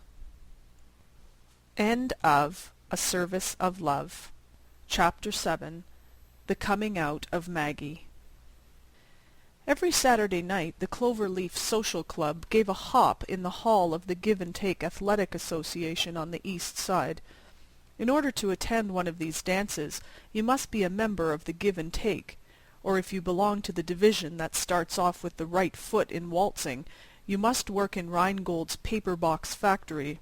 Still, any Cloverleaf was privileged to escort or be escorted by an outsider to a single dance. But mostly each Give and Take brought the paper-box girl that he affected, and few strangers could boast of having shaken a foot at the regular hops. Maggie Toole, on account of her dull eyes, broad mouth, and left-handed style of footwork in the two-step, went to the dances with Anna McCarty and her fellow. Anna and Maggie worked side by side in the factory, and were the greatest chums ever. So Anna always made Jimmy Burns take her by Maggie's house every Saturday night, so that her friend could go to the dance with them. The Give and Take Athletic Association lived up to its name. The hall of the association in Orchard Street was fitted out with muscle-making inventions. With the fibres thus builded up, the members were wont to engage the police and rival social and athletic organizations in joyous combat. Between these more serious occupations, the Saturday night hop with the paper-box factory girls came as a refining influence and as an efficient screen. For sometimes the tip went round, and if you were among the elect that tiptoed up the dark back stairway, you might see as neat and satisfying a little welterweight affair to a finish as ever happened inside the ropes. On Saturdays, Rheingold's paper-box factory closed at 3 p.m. On one such afternoon Anna and Maggie walked homeward together. At Maggie's door Anna said as usual, "Be ready at 7 sharp, Mag, and Jimmy and me'll come by for you." But what was this? Instead of the customary humble and grateful thanks from the non-escorted one, there was to be perceived a high-poised head, a prideful dimpling at the corners of the broad mouth, and almost a sparkle in a dull brown eye. "Thanks, Anna," said Maggie, "but you and Jimmy needn't bother tonight. I've a gentleman friend that's coming round to escort me to the hop." The comely Anna pounced upon her friend, shook her, chided and beseeched her. Maggie Toole catch a fellow! Plain, dear, loyal, unattractive Maggie, so sweet as a chum, so unsought for a two-step or a moonlit bench in the little park. How was it? When did it happen? Who was it? "You'll see tonight," said Maggie, flushed with the wine of the first grapes she had gathered in Cupid's vineyard. "He's swell all right. He's 2 inches taller than Jimmy, and an up-to-date dresser. I'll introduce him, Anna, just as soon as we get to the hall." Anna and Jimmy were among the first Cloverleafs to arrive that evening. Anna's eyes were brightly fixed upon the door of the hall, to catch the first glimpse of her friend's catch. At 8:30 Miss Toole swept into the hall with her escort. Quickly her triumphant eye discovered her chum under the wing of her faithful Jimmy. "Oh, gee!" cried Anna. "Mag, ain't that a hit? Oh, no! Swell! Fella? Well, I guess! Style? Look at 'em!" "Go as far as you like," said Jimmy with sandpaper in his voice. Cop him out if you want him. These new guys always win out with the push. Don't mind me. He don't squeeze all the limes, I guess. Huh. Shut up, Jimmy. You know what I mean. I'm glad for Mag. First fellow she ever had. Oh, here they come. Across the floor Maggie sailed like a coquettish yacht convoyed by a stately cruiser, and truly her companion justified the encomiums of the faithful chum. He stood 2 inches taller than the average give-and-take athlete. His dark hair curled, his eyes and his teeth flashed whenever he bestowed his frequent smiles. The young men of the Cloverleaf Club pinned not their faith to the graces of person as much as they did to its prowess, its achievements in hand-to-hand conflicts, and its preservation from the legal duress that constantly menaced it. The member of the association who would bind a paper-box maiden to his conquering chariot scorned to employ Beau Brummel airs. They were not considered honourable methods of warfare. The swelling biceps, the coat straining at its buttons over the chest, the air of conscious conviction of the supreme eminence of the male in the cosmogony of creation, even a calm display of bow legs as subduing and enchanting agents in the gentle tourneys of Cupid. These were the approved arms and ammunition of the Cloverleaf gallants. They viewed, then, genuflections and alluring poses of this visitor with their chins at a new angle. A friend of mine, Mr. Terry O'Sullivan, was Maggie's formula of introduction. She led him around the room, presenting him to each new arriving Cloverleaf. Almost was she pretty now, with the unique luminosity in her eyes that comes to a girl with her first suitor and a kitten with its first mouse. "Maggie O'Toole's got a fellow at last," was the word that went round among the paper-box girls. "Pipe Mag's floor-walker." Thus the give-and-takes expressed their indifferent contempt. Usually at the weekly hops Maggie kept a spot on the wall warm with her back. She felt and showed so much gratitude whenever a self-sacrificing partner invited her to dance that his pleasure was cheapened and diminished. She had even grown used to noticing Anna joggle the reluctant Jimmy with her elbow as a signal for him to invite her chum to walk over his feet through a two-step. But tonight the pumpkin had turned to a coach and six. Terry O'Sullivan was a victorious Prince Charming, and Maggie Toole winged her first butterfly flight. And though our troops of fairyland be mixed with those of entomology, they shall not spill one drop of ambrosia from the rose-coloured melody of Maggie's one perfect night. The girls beseeched her for introductions to her fellow. The Cloverleaf young men, after 2 years of blindness, suddenly perceived charms in Miss Toole. They flexed their compelling muscles before her and bespoke her for the dance. Thus she scored, but to Terry O'Sullivan the honours of the evening fell thick and fast. He shook his curls, he smiled and went easily through the 7 motions for acquiring grace in your own room before an open window 10 minutes each day. He danced like a faun. He introduced manner and style and atmosphere. His words came trippingly upon his tongue, and he waltzed twice in succession with the paper-box girl that Dempsey Donovan brought. Dempsey was the leader of the association. He wore a dress suit, and could chin the bar twice with one hand. He was one of the Big Mike O'Sullivan's lieutenants, and was never troubled by trouble. No cop dared to arrest him. Whenever he broke a push-cart man's head or shot a member of the Henrik B. Sweeney Outing and Literary Association in the kneecap, an officer would drop around and say, "The cap'n like to see ye a few minutes round to the office when ye have time, Dempsey, me boy." But there would be sundry gentlemen there with large gold fob chains and black cigars, and somebody would tell a funny story, and then Dempsey would go back and work half an hour with the 6-pound dumbbells.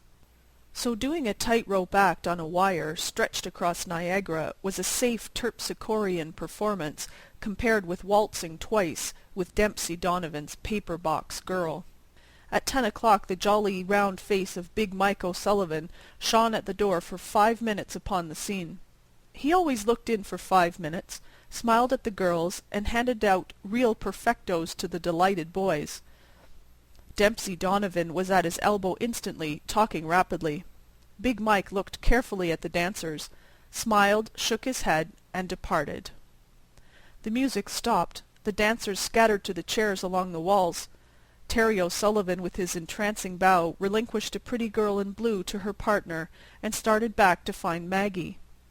Dempsey intercepted him in the middle of the floor. Some fine instinct that Rome must have bequeathed to us caused nearly everyone to turn and look at them. There was a subtle feeling that two gladiators had met in the arena. 2 or 3 give and takes with tight coat-sleeves drew nearer. "One moment, Mr. O'Sullivan," said Dempsey. "I hope you're enjoying yourself. Where did you say you live?" The two gladiators were well matched. Dempsey had perhaps 10 pounds of weight to give away. The O'Sullivan had breadth with quickness. Dempsey had a glacial eye, a dominating slit of a mouth, an indestructible jaw, a complexion like a belle's, and the coolness of a champion. The visitor showed more fire in his contempt, and less control over his conspicuous sneer. They were enemies by the law, written when the rocks were molten. They were each too splendid, too mighty, too incomparable to divide preeminence. One only must survive. "I live on Grand," said O'Sullivan insolently. "No trouble to find me at home. Where do you live?" Dempsey ignored the question. "You say your name's O'Sullivan," he went on. "Well, Big Mike says he never saw you before." "Lots of things he never saw," said the favourite of the hop. "As a rule," went on Dempsey, huskily sweet, "O'Sullivans in this district know one another.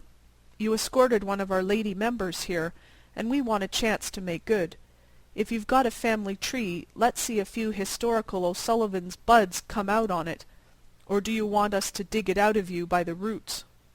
"Suppose you mind your own business," suggested O'Sullivan blandly. Dempsey's eyes brightened. He held up an inspired forefinger, as though a brilliant idea had struck him. "I've got it now," he said cordially. "It was just a little mistake. You ain't no O'Sullivan. You are a ring-tailed monkey. Excuse us for not recognizing you at first." O'Sullivan's eye flashed. He made a quick movement, but Andy Geoghegan was there and caught his arm. Dempsey nodded at Andy and William McMahon, the secretary of the club, and walked rapidly toward a door at the rear of the hall. 2 other members of the Give and Take Association swiftly joined the little group. Terry O'Sullivan was now in the hands of the Board of Rules and Social Referees. They spoke to him briefly and softly, and conducted him out through the same door at the rear. This movement on the part of the Cloverleaf members requires a word of elucidation. Back of the association hall was a smaller room rented by the club. In this room personal difficulties that arose on the ballroom floor were settled, man to man, with the weapons of nature, under the supervision of the board.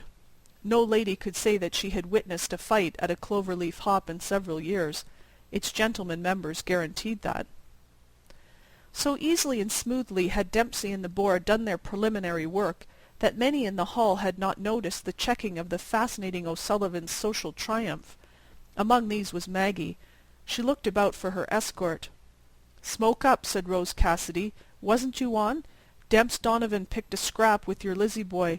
They've waltzed out to the slaughter-room with him. How's my hair look done up this way, Mag?" Maggie laid a hand on the bosom of her cheesecloth waist. "Gone to fight with Dempsey?" she said breathlessly.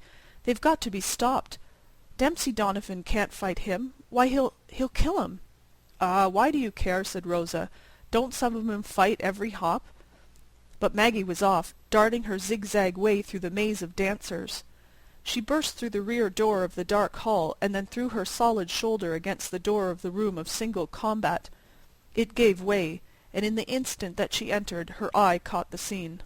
The board standing about with open watches, Dempsey Donovan in his shirt-sleeves dancing, light-footed, with the wary grace of the modern pugilist, within easy reach of his adversary.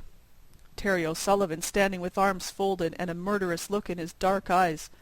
And without slacking the speed of her entrance, she leaped forward with a scream, leaped in time to catch and hang upon the arm of O'Sullivan that had suddenly uplifted, and to whisk from it the long, bright stiletto that he had drawn from his bosom.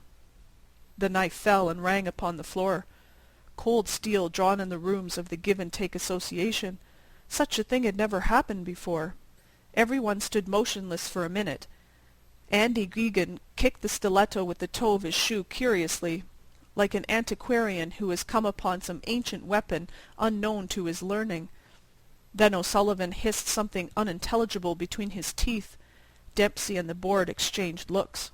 Then Dempsey looked at O'Sullivan without anger, as one looks at a stray dog, and nodded his head in the direction of the door.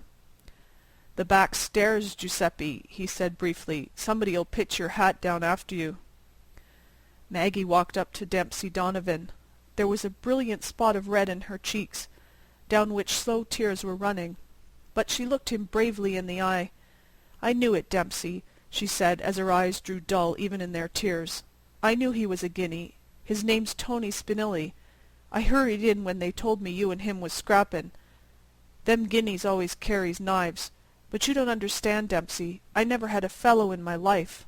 I got tired of comin' with Anna and Jimmy every night, so I fixed it with him to call himself O'Sullivan, and brought him along.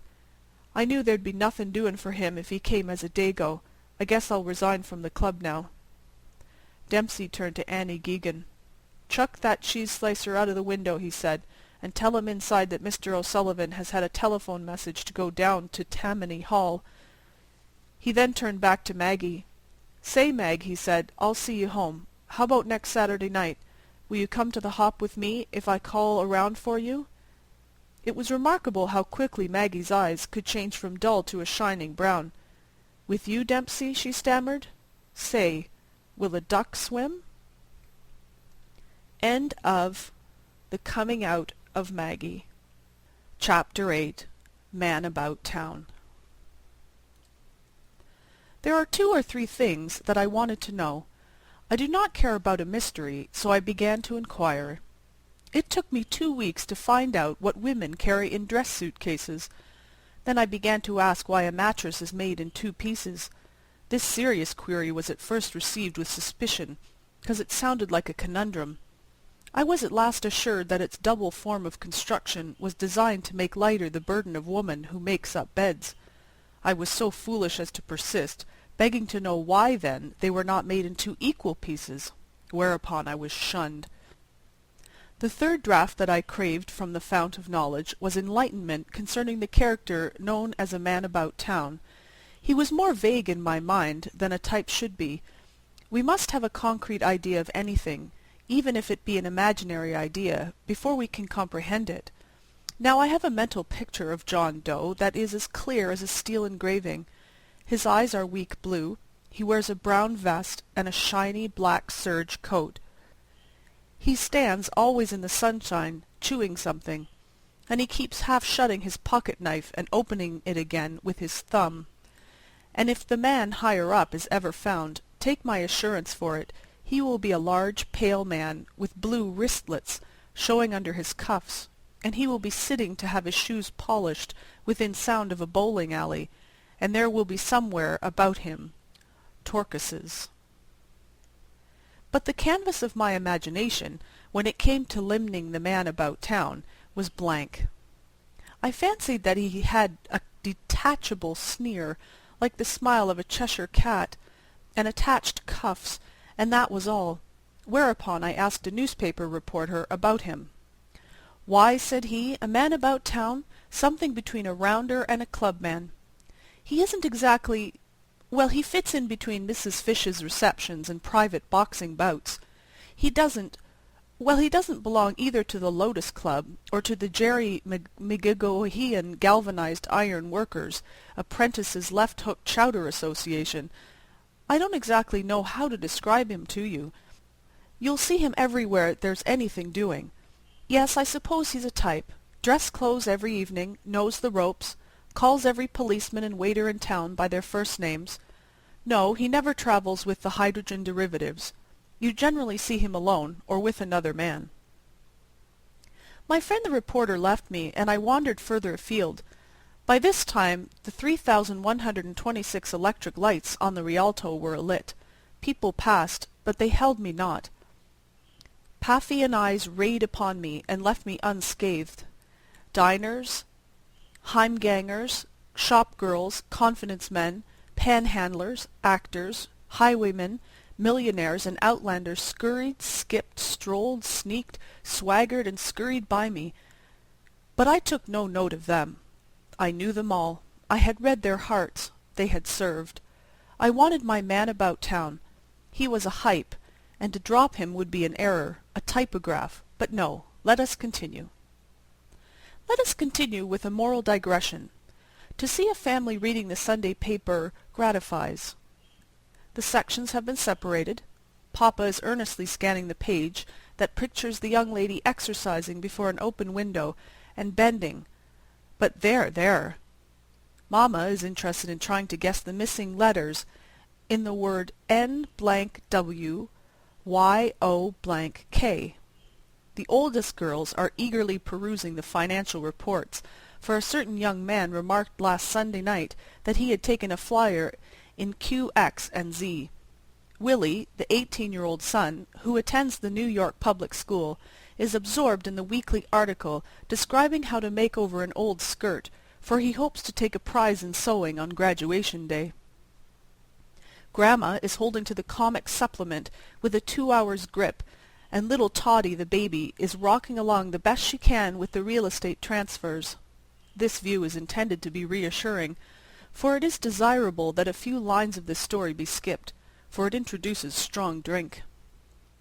I went into a cafe and while it was being mixed, I asked the man who grabs up your hot Scotch spoon as soon as you lay it down, what he understood by the term epithet, description, designation, characterization, or appellation, viz., a man about town. "Why," said he carefully, "it means a fly guy that's wise to the all-night push, see? It's a hot sport that you can't bump to the rail anywhere between the flat-irons, see? I guess that's about what it means." I thanked him and departed. On the sidewalk a Salvation lassie shook her contribution receptacle gently against my waistcoat pocket. "Would you mind telling me," I asked her, "if you've ever met with the character commonly denominated as a man about town during your daily wanderings?" "I think I know whom you mean," she answered with a gentle smile. "We see them in the same places night after night. They are the devil's bodyguard, and if the soldiers of any army are as faithful as they are, their commanders are well served. We go among them, diverting a few pennies from their wickedness to the Lord's service." She shook the box again, and I dropped a dime into it. In front of a glittering hotel a friend of mine, a critic, was climbing from a cab. He seemed at leisure, and I put my question to him. He answered me conscientiously, as I was sure he would. "There is a type of man about town in New York," he answered. "The term is quite familiar to me, but I don't think I was ever called upon to define the character before. It would be difficult to point you out an exact specimen. I would say offhand that it is a man who had a hopeless case of the peculiar New York disease of wanting to see and know. At 6 o'clock each day life begins with him. He follows rigidly the conventions of dress and manners, but in the business of poking his nose into places where he does not belong, he could give pointers to a civet cat or a jackdaw. He is the man who has chased Bohemia about the town from Rathskeller to Roof Garden and from Hester Street to Harlem, until you can't find a place in the city where they don't cut their spaghetti with a knife. Your man about town has done that. He is always on the scent of something new. He is curiosity, impudence, and omnipresence. Hansoms were made for him, and gold-banded cigars, and the curse of music at dinner. There are not so many of him, but his minority report is adopted everywhere. I'm glad you brought up the subject. I felt the influence of this nocturnal blight upon our city, but I never thought to analyze it before. I can see now that your man about town should have been classified long ago. In his wake spring up wine agents and cloak models, and the orchestra plays "Let's All Go Up to Maud's" for him by request instead of Handel. He makes his rounds every evening, while you and I see the elephant once a week. When the cigar store is raided, he winks at the officer, familiar with his ground, and walks away immune, while you and I search among the presidents for names, and among the stars for addresses to give the desk sergeant. My friend the critic paused to acquire breath for fresh eloquence. I seized my advantage.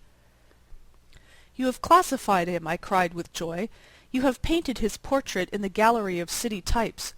But I must meet one face to face. I must study the man about town at first hand. Where shall I find him? How shall I know him?" Without seeming to hear me, the critic went on. And his cab driver was waiting for his fare, too. "He is the sublimated essence of butt-in, the refined intrinsic extract of rubber, the concentrated, purified, irrefutable, unavoidable spirit of curiosity and inquisitiveness. A new sensation is the breath in his nostrils. When his experience is exhausted, he explores new fields with the indefatigability of a—" "Excuse me," I interrupted, "but can you produce one of this type? It is a new thing to me. I must study it. I will search the town over until I find one. Its habitat must be here on Broadway." "I am about to dine here," said my friend. "Come inside. If there is a man about town present, I will point him out to you. I know most of the regular patrons here." "I am not dining yet," I said to him. "You will excuse me. I'm going to find my man about town this night if I have to rake New York from the Battery to Little Coney Island." I left the hotel and walked down Broadway. The pursuit of my type gave a pleasant savour of life and interest to the air I breathed. I was glad to be in a city so great, so complex and diversified. Leisurely and with something of an air, I strolled along with my heart expanding at the thought that I was a citizen of great Gotham, a sharer in its magnificence and pleasures, a partaker in its glory and prestige. I turned to cross the street. I heard something buzz like a bee, and then I took a long, pleasant ride with Santos Dumont. When I opened my eyes, I remembered a smell of gasoline, and I said aloud, "Hasn't it passed yet?" A hospital nurse laid a hand that was not particularly soft upon my brow that was not at all fevered. A young doctor came along, grinned, and handed me a morning newspaper. "Want to see how it happened?" he asked cheerily. I read the article. Its headlines began where I heard the buzzing leave off the night before. It closed with these lines: "Bellevue Hospital, where it was said that his injuries were not serious. He appeared to be a typical man about town." End of Chapter 8. Man About Town. Chapter 9. The Cop and the Anthem. On his bench in Madison Square, Soapy moved uneasily. When wild geese honk high of nights, and when women without sealskin coats grow kind to their husbands, and when Soapy moves uneasily on his bench in the park, you may know that winter is near at hand. A dead leaf fell in Soapy's lap. That was Jack Frost's card.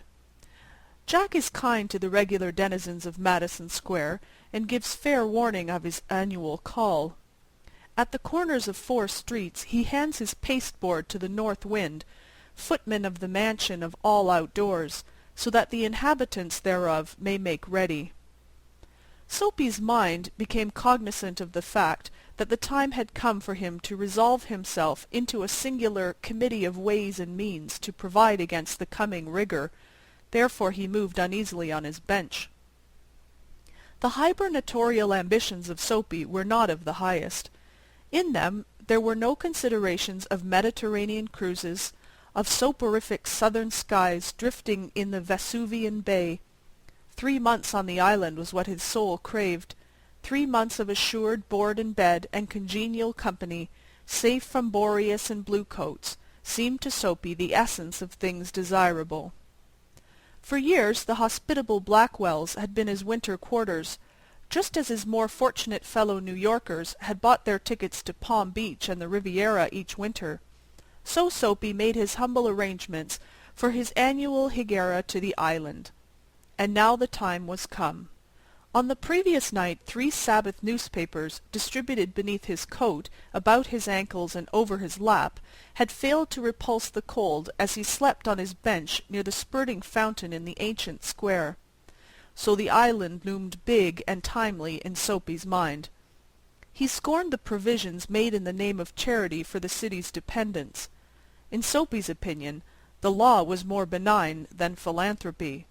There was an endless round of institutions, municipal and eliminosari, on which he might set out and receive lodging and food accordant with the simple life. But to one of Soapy's proud spirit the gifts of charity are encumbered. If not in coin, you must pay in humiliation of spirit for every benefit received at the hands of philanthropy. As Caesar had his Brutus, every bed of charity must have its toll of a bath, every loaf of bread its compensation of a private and personal inquisition. Wherefore it is better to be a guest of the law, which, though conducted by rules, does not meddle unduly with a gentleman's private affairs. Soapy, having decided to go to the island, at once set about accomplishing his desire. There were many ways of doing this.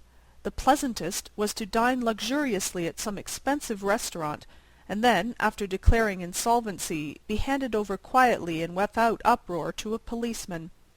An accommodating magistrate would do the rest. Soapy left his bench and strolled out of the square and across the level sea of asphalt, where Broadway and Fifth Avenue flow together. Up Broadway he turned, and halted at a glittering café, where are gathered together nightly the choicest products of the grape, the silkworm, and the protoplasm. Soapy had confidence in himself from the lowest button of his vest upward. He was shaven, and his coat was decent, and his neat black, ready-tied four-in-hand had been presented to him by a lady missionary on Thanksgiving Day. If he could reach a table in the restaurant unsuspected, success would be his. The portion of him that would show above the table would raise no doubt in the waiter's mind. A roasted mallard duck, thought Soapy, would be about the thing, with a bottle of Chablis, and then camembert, a demi-tasse, and a cigar. $1 for the cigar would be enough. The total would not be so high as to call forth any supreme manifestation of revenge from the cafe management. Yet the meat would leave him filled and happy for the journey to his winter refuge. But as Soapy set foot inside the restaurant door, the head waiter's eye fell upon his frayed trousers and decadent shoes. Strong and ready hands turned him about and conveyed him in silence and haste to the sidewalk, and averted the ignoble fate of the menaced mallard. Soapy turned off Broadway. It seemed that his route to the coveted island was not to be an Epicurean one. Some other way of entering into limbo must be thought of. At a corner of Sixth Avenue, electric lights and cunningly displayed wares behind plate glass made a shop window conspicuous.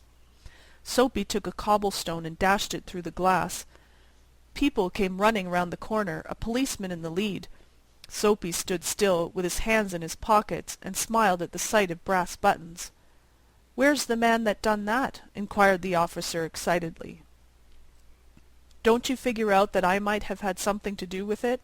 said Soapy, not without sarcasm, but friendly, as one greets good fortune.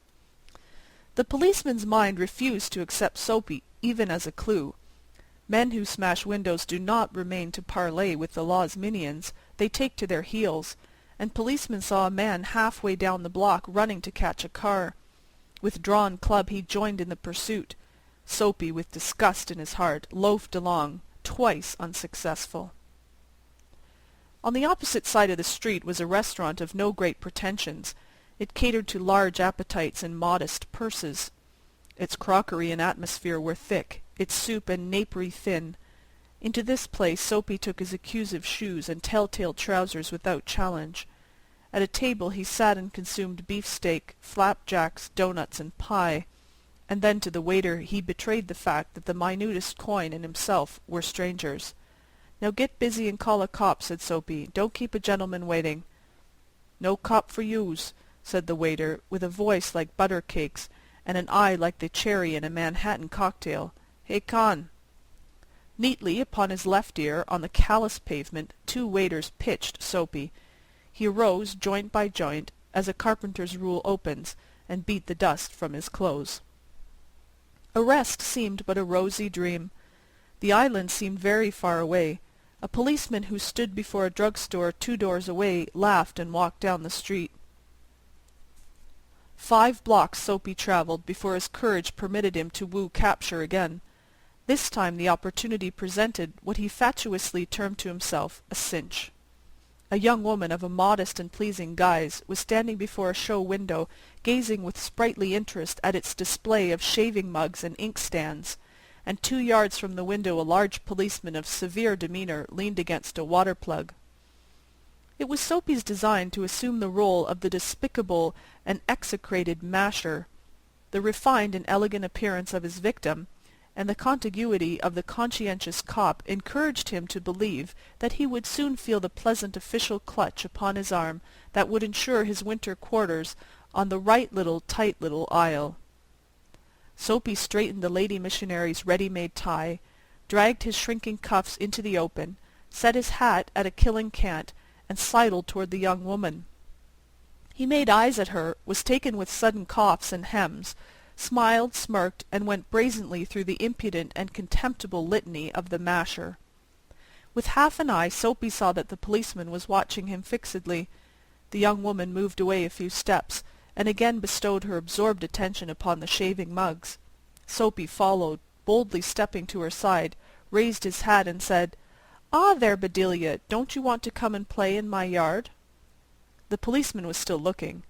The persecuted young woman had but to beckon a finger, and Soapy would be practically en route for his insular haven. Already he imagined he could feel the cosy warmth of the station house. The young woman faced him, and stretching out a hand, caught Soapy's coat-sleeve. "Sure, Mike," she said joyfully, "if you'll blow me to a pail of suds. I'd have spoke to you sooner, but the cop was watching." With the young woman playing the clingy ivy to his oak, Soapy walked past the policeman overcome with gloom. He seemed doomed to liberty. At the next corner he shook off his companion and ran. He halted in the district where by night are found the lightest streets, hearts, vows, and librettos. Women in furs and men in greatcoats moved gaily in the wintry air. A sudden fear seized Soapy that some dreadful enchantment had rendered him immune to arrest. The thought brought a little of panic upon it, and when he came upon another policeman lounging grandly in front of a transplendent theatre, he caught at the immediate straw of disorderly conduct. On the sidewalk Soapy began to yell drunken gibberish at the top of his harsh voice. He danced, howled, raved, and otherwise disturbed the welkin. The policeman twirled his club, turned his back to Soapy, and remarked to a citizen, "'Tis one of them Yale lads celebratin' the goose egg they give to the Hartford College. Noisy, but no harm. We've instructions to lave them be." Disconsolate, Soapy ceased his unavailing racket. Would never a policeman lay hands on him? In his fancy the island seemed an unattainable Arcadia. He buttoned his thin coat against the chilling wind. In a cigar store he saw a well-dressed man lighting a cigar at a swinging light. His silk umbrella he had set by the door on entering. Soapy stepped inside, secured the umbrella, and sauntered off with it slowly. The man at the cigar light followed hastily. "My umbrella," he said sternly. "Oh, is it?" sneered Soapy, adding insult to petite larceny. "Well, why don't you call a policeman? I took it. Your umbrella. Why don't you call a cop? There stands one on the corner." The umbrella owner slowed his steps. Soapy did likewise, with a presentiment that luck would again run against him. The policeman looked at the two curiously. "Of course," said the umbrella man, "that is, well, you know how these mistakes occur. If it's your umbrella, I hope you'll excuse me. I picked it up this morning in a restaurant. If you recognize it as yours, why, I hope you'll—" "Of course it's mine," said Soapy viciously. The ex-umbrella man retreated. The policeman hurried to assist a tall blonde in an opera cloak across the street in front of a streetcar that was approaching 2 blocks away. Soapy walked eastward through a street damaged by improvements. He hurled the umbrella wrathfully into an excavation. He muttered against the men who wear helmets and carry clubs. Because he wanted to fall into their clutches, they seemed to regard him as a king who could do no wrong. At length Soapy reached one of the avenues to the east, where the glitter and turmoil was but faint. He set his face down this toward Madison Square, for the homing instinct survives even when the home is a park bench. But on an unusually quiet corner Soapy came to a standstill. Here was an old church, quaint and rambling and gabled. Through one violet-stained window a soft light glowed, where no doubt the organist loitered over the keys, making sure of his mastery of the coming Sabbath anthem. For there drifted out to Soapy's ears sweet music that caught and held him transfixed against the convolutions of the iron fence. The moon was above, lustrous and serene. Vehicles and pedestrians were few. Sparrows twittered sleepily in the eaves. For a little while the scene might have been a country churchyard. And the anthem that the organist played cemented Soapy to the iron fence, for he had known it well in the days when his life contained such things as mothers, and roses, and ambitions and friends, and immaculate thoughts and collars. The conjunction of Soapy's receptive state of mind and the influences about the old church wrought a sudden and wonderful change in his soul. He viewed with swift horror the pit into which he had tumbled, the degraded days, unworthy desires, dead hopes, wrecked faculties, and base motives that made up his existence. And also in a moment his heart responded thrillingly to this novel mood. An instantaneous and strong impulse moved him to battle with his desperate fate. He would pull himself out of the mire. He would make a man of himself again. He would conquer the evil that had taken possession of him. There was time.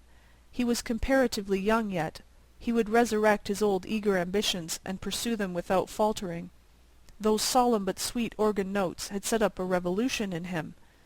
Tomorrow he would go into the roaring downtown district and find work.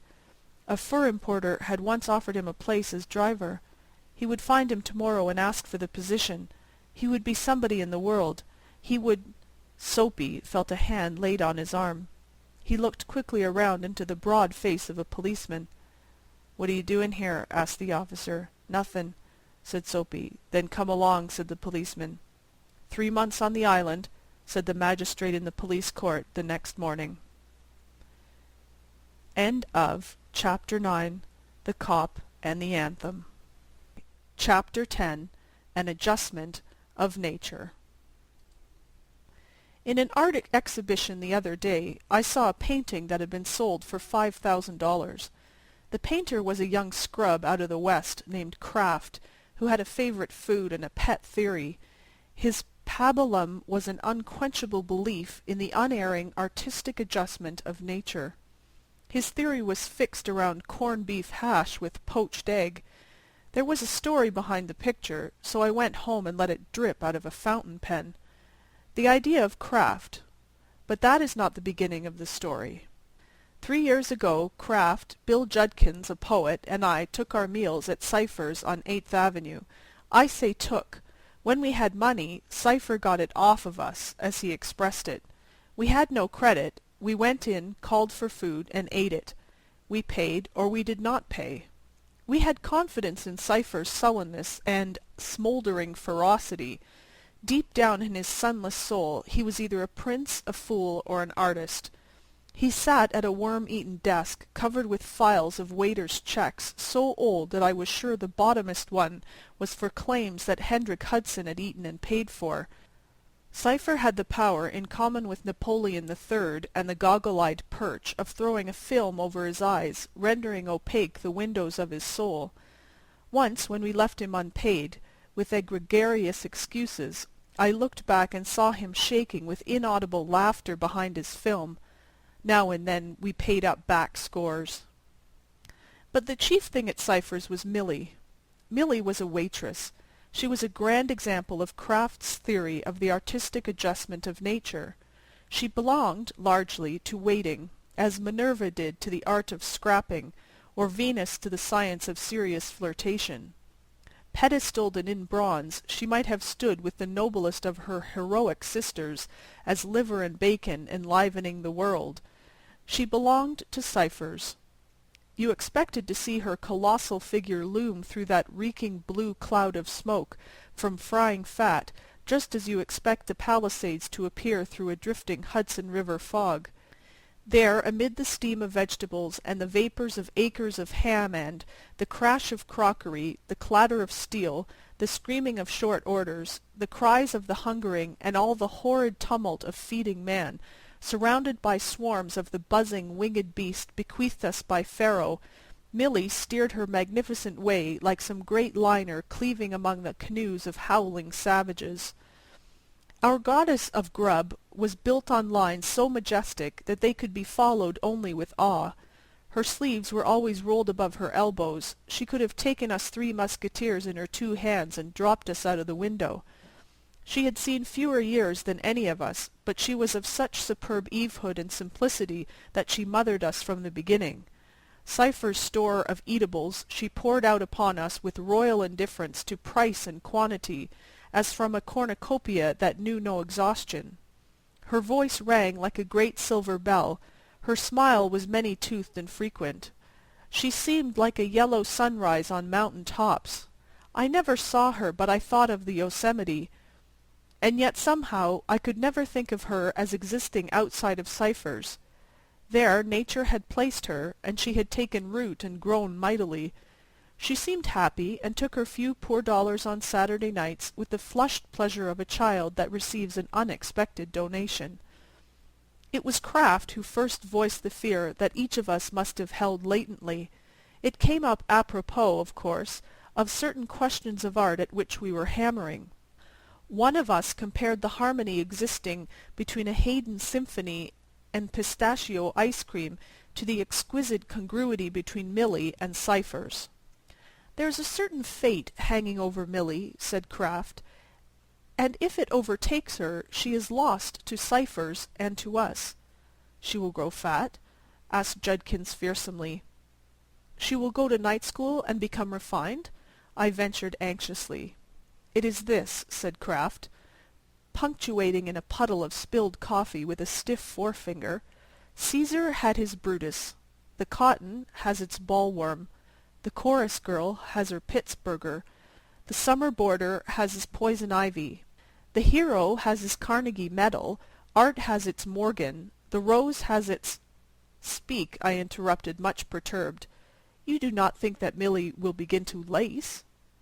"One day," concluded Kraft solemnly, "there will come to Cypher's for a plate of beans a millionaire lumberman from Wisconsin, and he will marry Milly."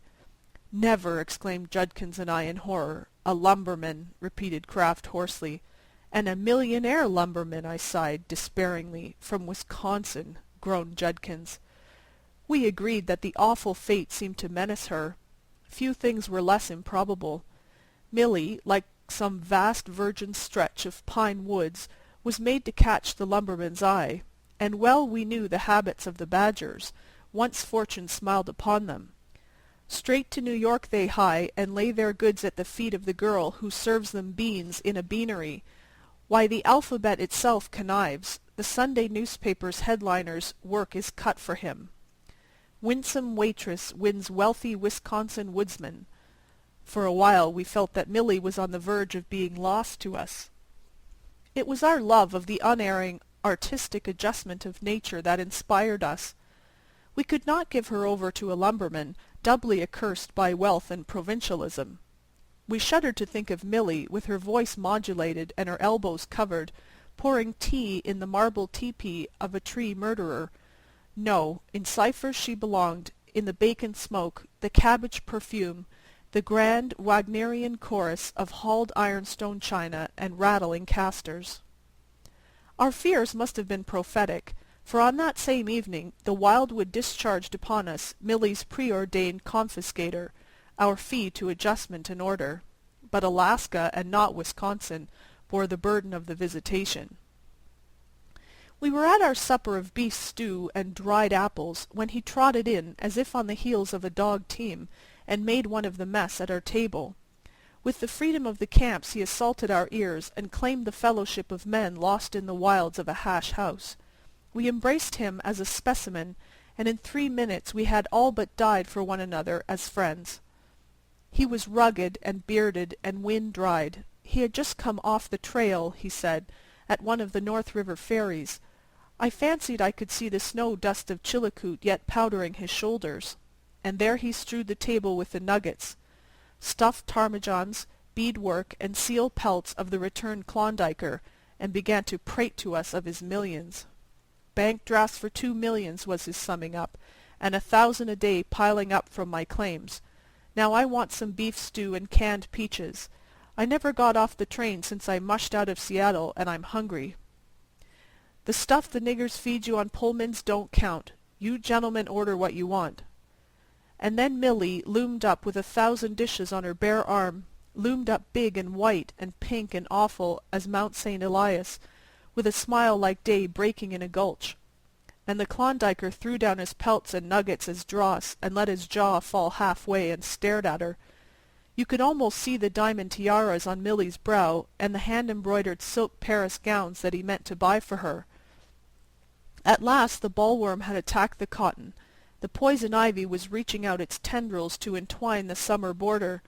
The millionaire lumberman, thinly disguised as the Alaskan miner, was about to engulf our Milly and upset nature's adjustment. Kraft was the first to act. He leaped up and pounded the Klondiker's back. "Come out and drink," he shouted. "Drink first and eat afterward." Judkins seized one arm and I the other. Gaily, roaringly, irresistibly, in jolly good fellow style, we dragged him from the restaurant to a cafe, stuffing his pockets with his embalmed birds and indigestible nuggets. There he rumbled a roughly good-humored protest. "That's the girl for my money," he declared. "She can eat out of my skillet the rest of her life. Why, I never see such a fine girl. I'm going back there and ask her to marry me. I guess she won't want to sling hash any more when she sees the pile of dust I've got." "You'll take another whiskey and milk now," Kraft persuaded, with Satan's smile. "I thought you up-country fellows were better sports." Kraft spent his puny store of coin at the bar, then gave Judkins and me an appealing look that we went down to the last dime we had in toasting our guest. Then, when our ammunition was gone, and the Klondiker, still somewhat sober, began to babble again of Milly, Kraft whispered into his ear such a polite barbed insult relating to people who were miserly with their funds, that the miner crashed down handful after handful of silver notes, calling for all the fluids in the world to drown the imputation. Thus the work was accomplished.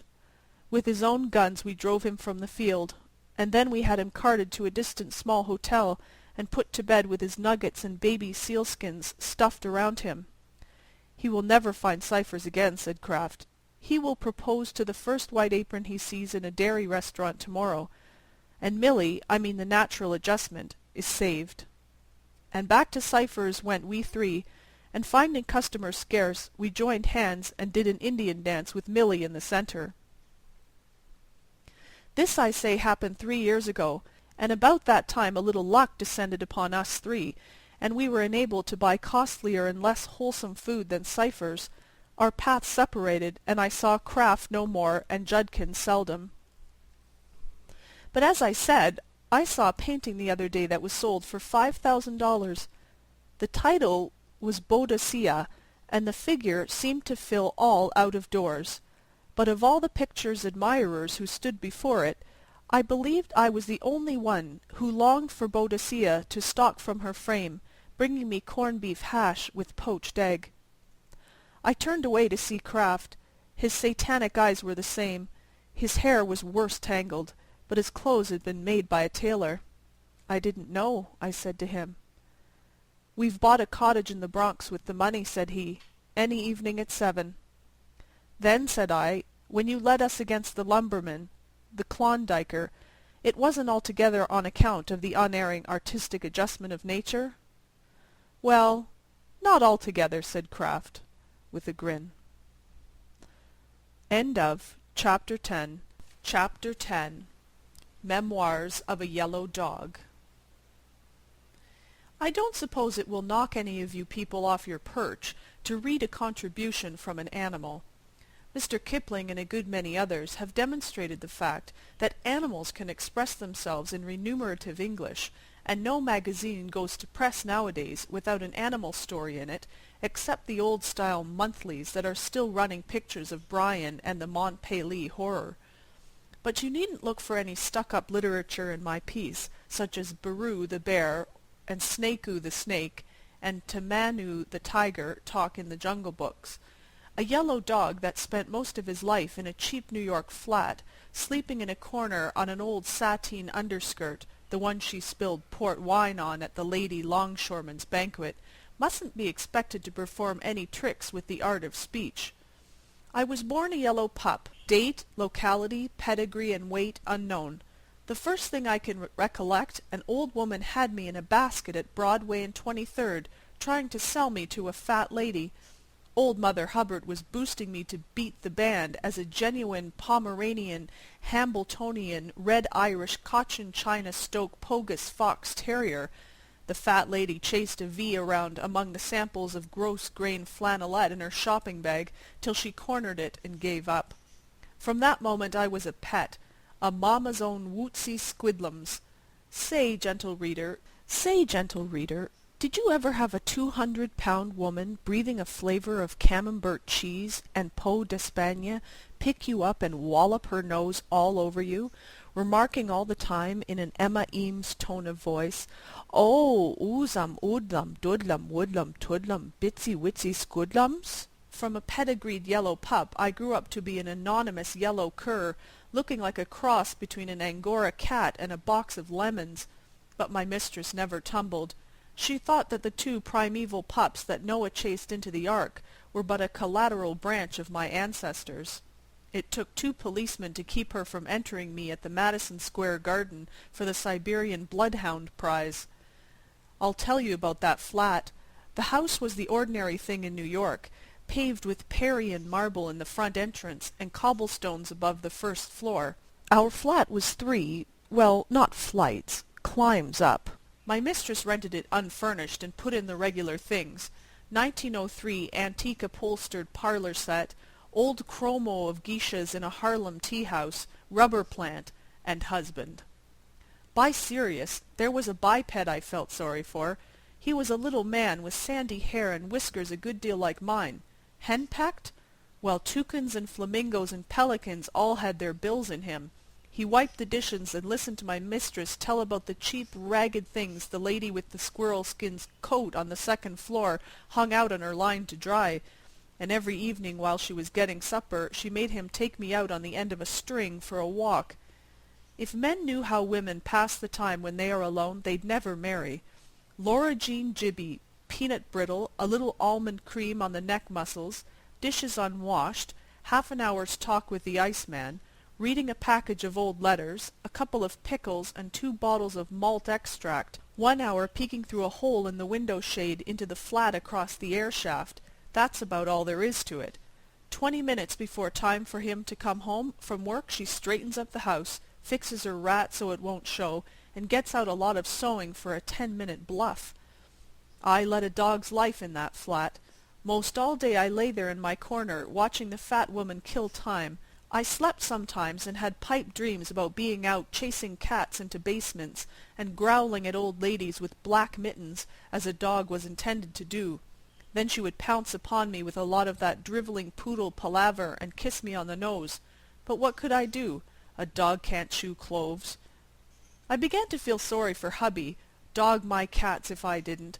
We'd looked so much alike that people noticed it when we went out, so we shook the streets that Morgan's cab drives down and took to climbing the piles of last December's snow on the streets where cheap people live.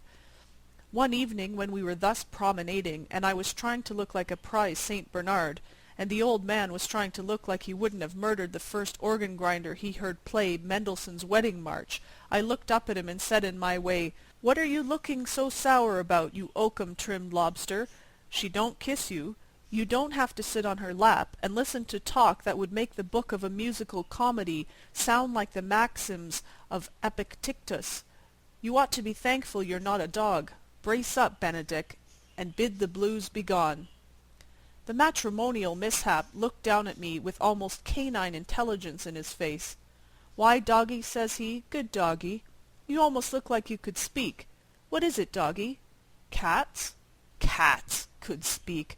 But of course he couldn't understand. Humans were denied the speech of animals. The only common ground of communication upon which dogs and men can get together is in fiction. In the flat across the hall from us lived a lady with a black and tan terrier. Her husband strung it and took it out every evening, but he always came home cheerful and whistling. One day I touched noses with the black and white in the hall, and I struck him for an elucidation. "See here, Wiggle and Skip," I says, "you know that it ain't the nature of a real man to play dry nurse to a dog in public. I never saw one leashed to a bow-wow yet that didn't look like he'd like to lick every other man that looked at him. But your boss comes in every day as perky and set up as an amateur prestidigitator doing the egg trick. How does he do it? Don't tell me he likes it." "Him?" says the Black and Tan. "Why, he uses nature's own remedy. He gets splifficated. At first, when we go out, he's as shy as the man on the steamer who would rather play Pedro when they make 'em all the jackpots. By the time we've been in 8 saloons, he don't care whether the thing on the end of his line is a dog or a catfish. I've lost 2 inches of my tail trying to side-sweep those swinging doors." The pointer I got from that terrier, vaudeville please copy, sent me to thinking. One evening about 6 o'clock my mistress ordered him to get busy and do the ozone act for Lovey.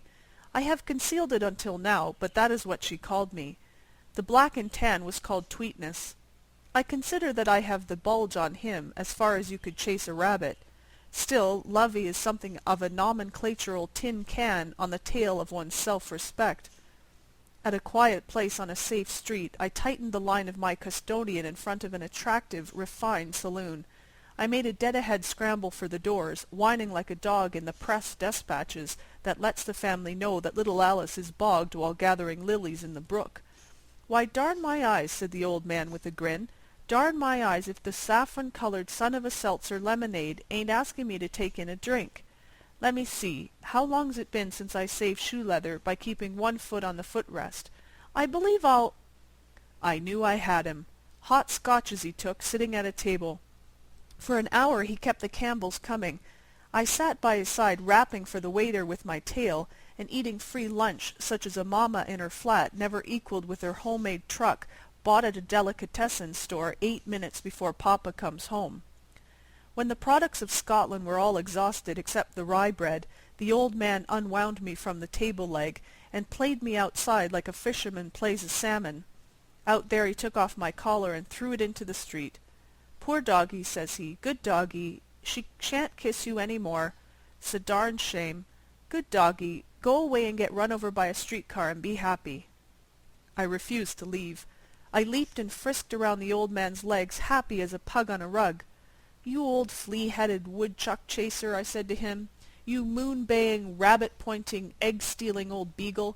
Can't you see I don't want to leave you? Can't you see that we're both pups in the wood, and the missus is the cruel uncle after you with the dish-towel, and me with the flea liniment and a pink bow to tie on my tail? Why not cut that all out and be pards forevermore?" Maybe you'll say he didn't understand. Maybe he didn't. But he kind of got a grip on the hot scotches and stood still for a minute, thinking.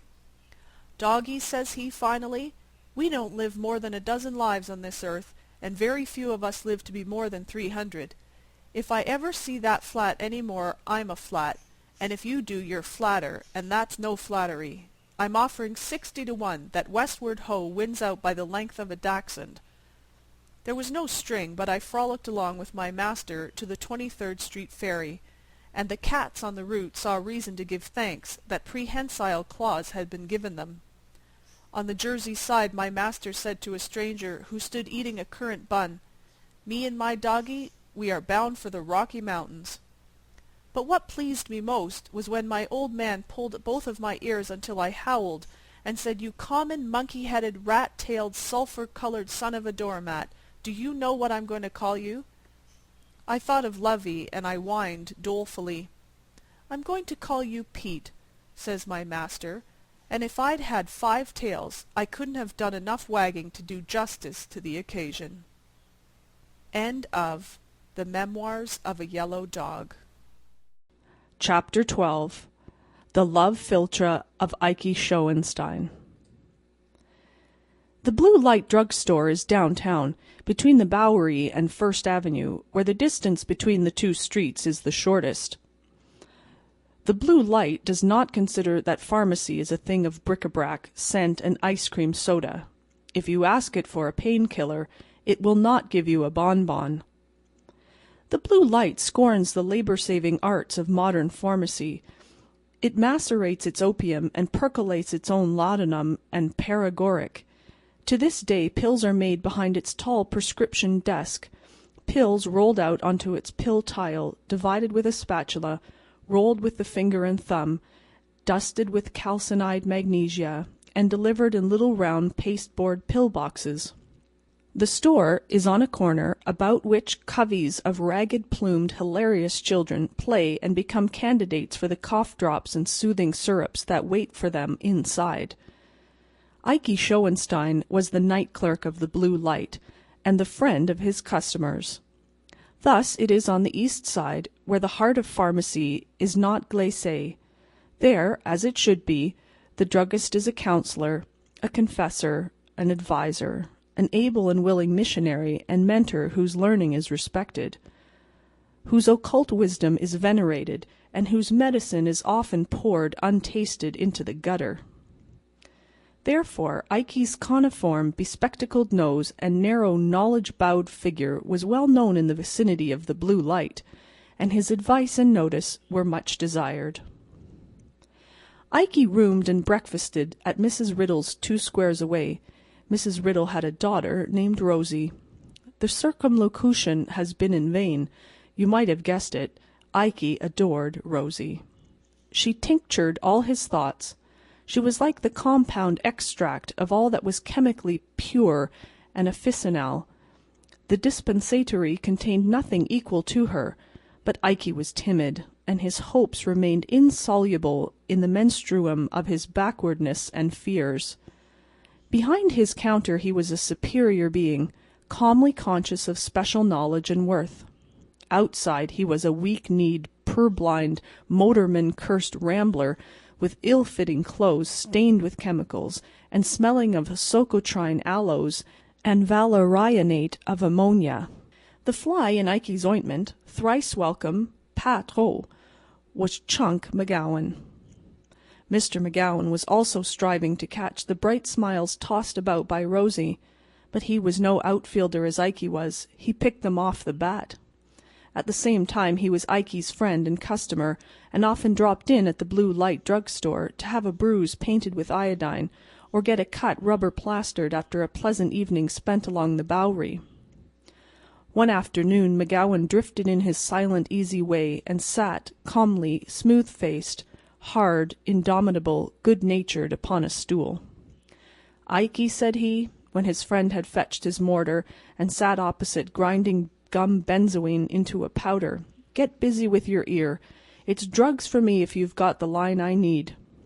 Ikey scanned the countenance of Mr. McGowan for the usual evidences of conflict, but found none. "Take your coat off," he ordered. "I guess already that you've been stuck in the ribs with a knife. I have many times told you those Dagos would do you up." Mr. McGowan smiled.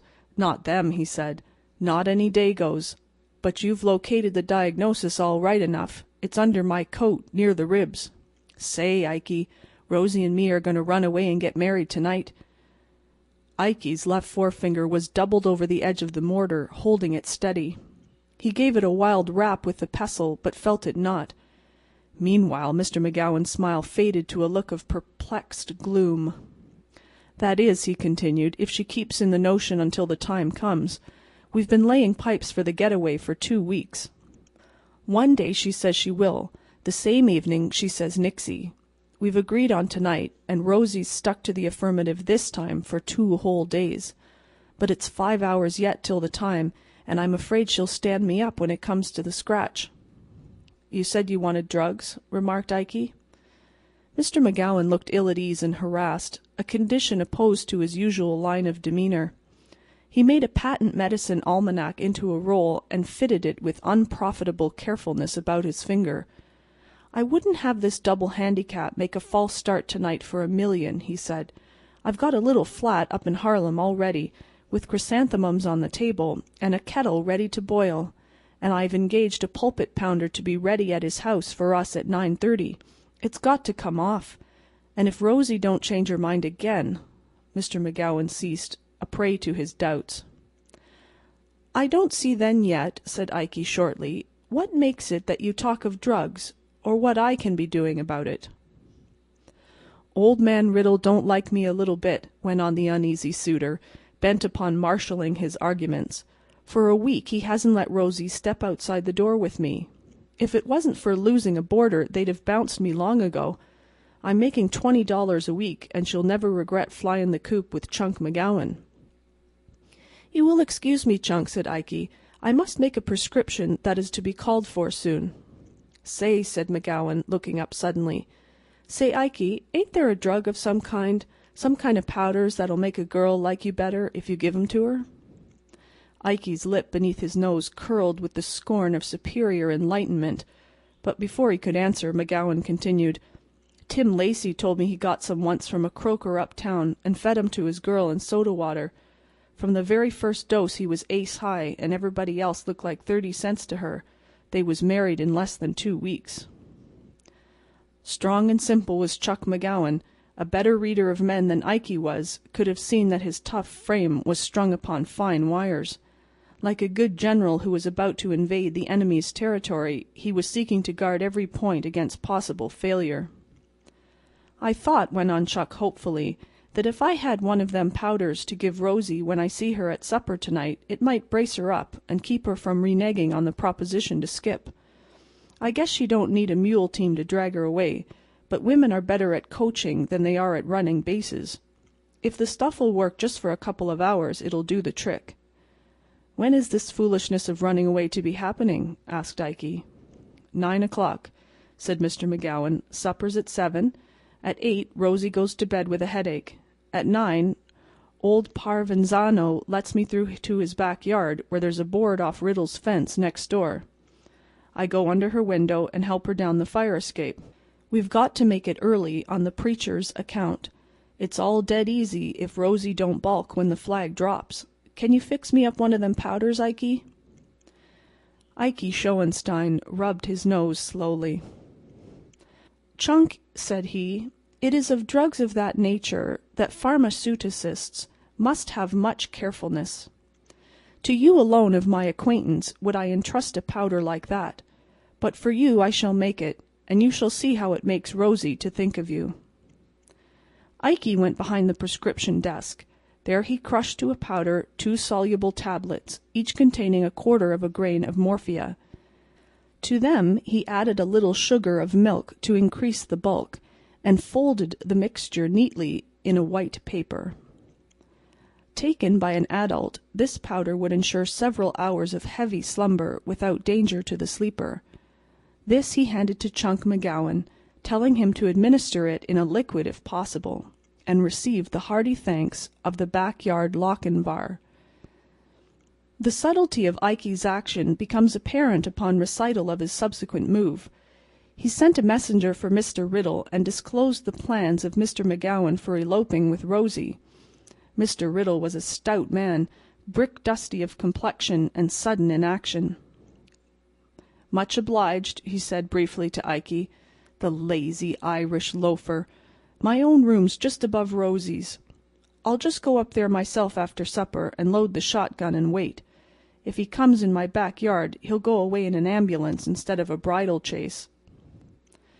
With Rosie held in the clutches of Morpheus for a many hours' deep slumber, and the bloodthirsty parent waiting armed and forewarned, Ikey felt that his rival was close indeed upon discomfiture.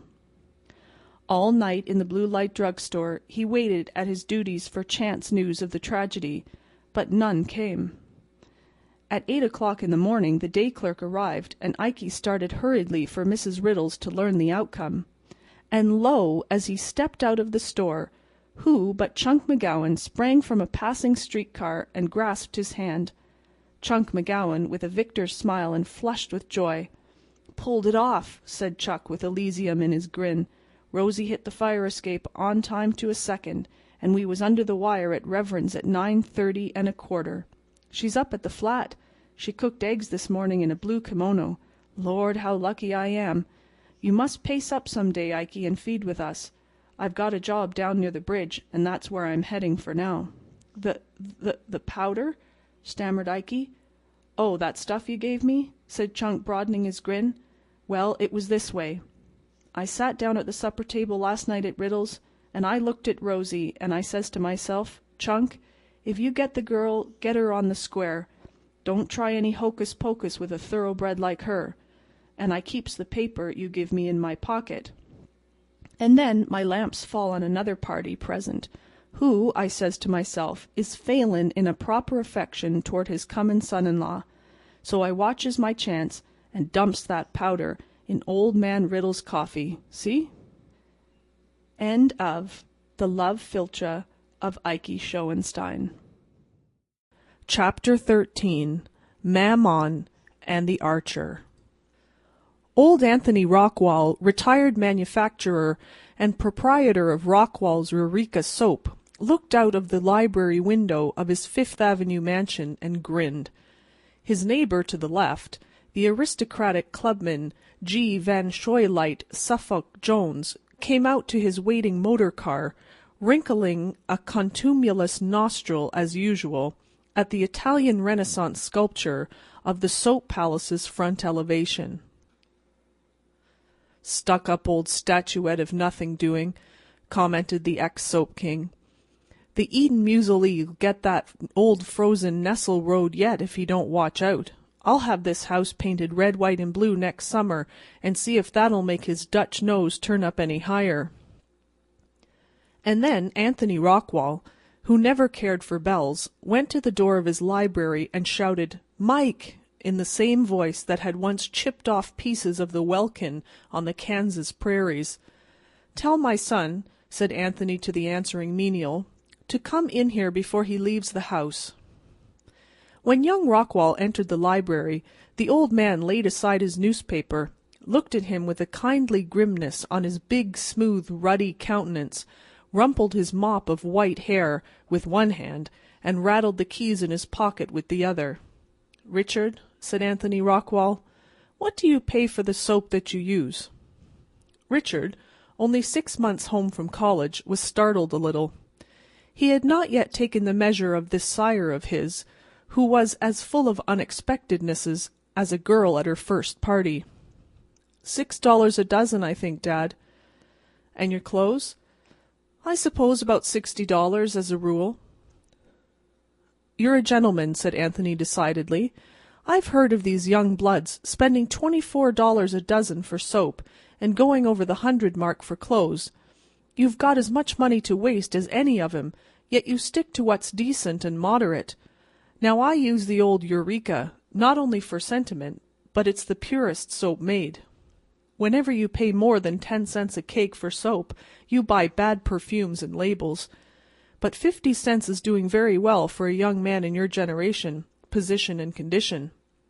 As I said, you're a gentleman. They say it takes 3 generations to make one. They're off. Money'll do it as slick as soap grease. It's made you one.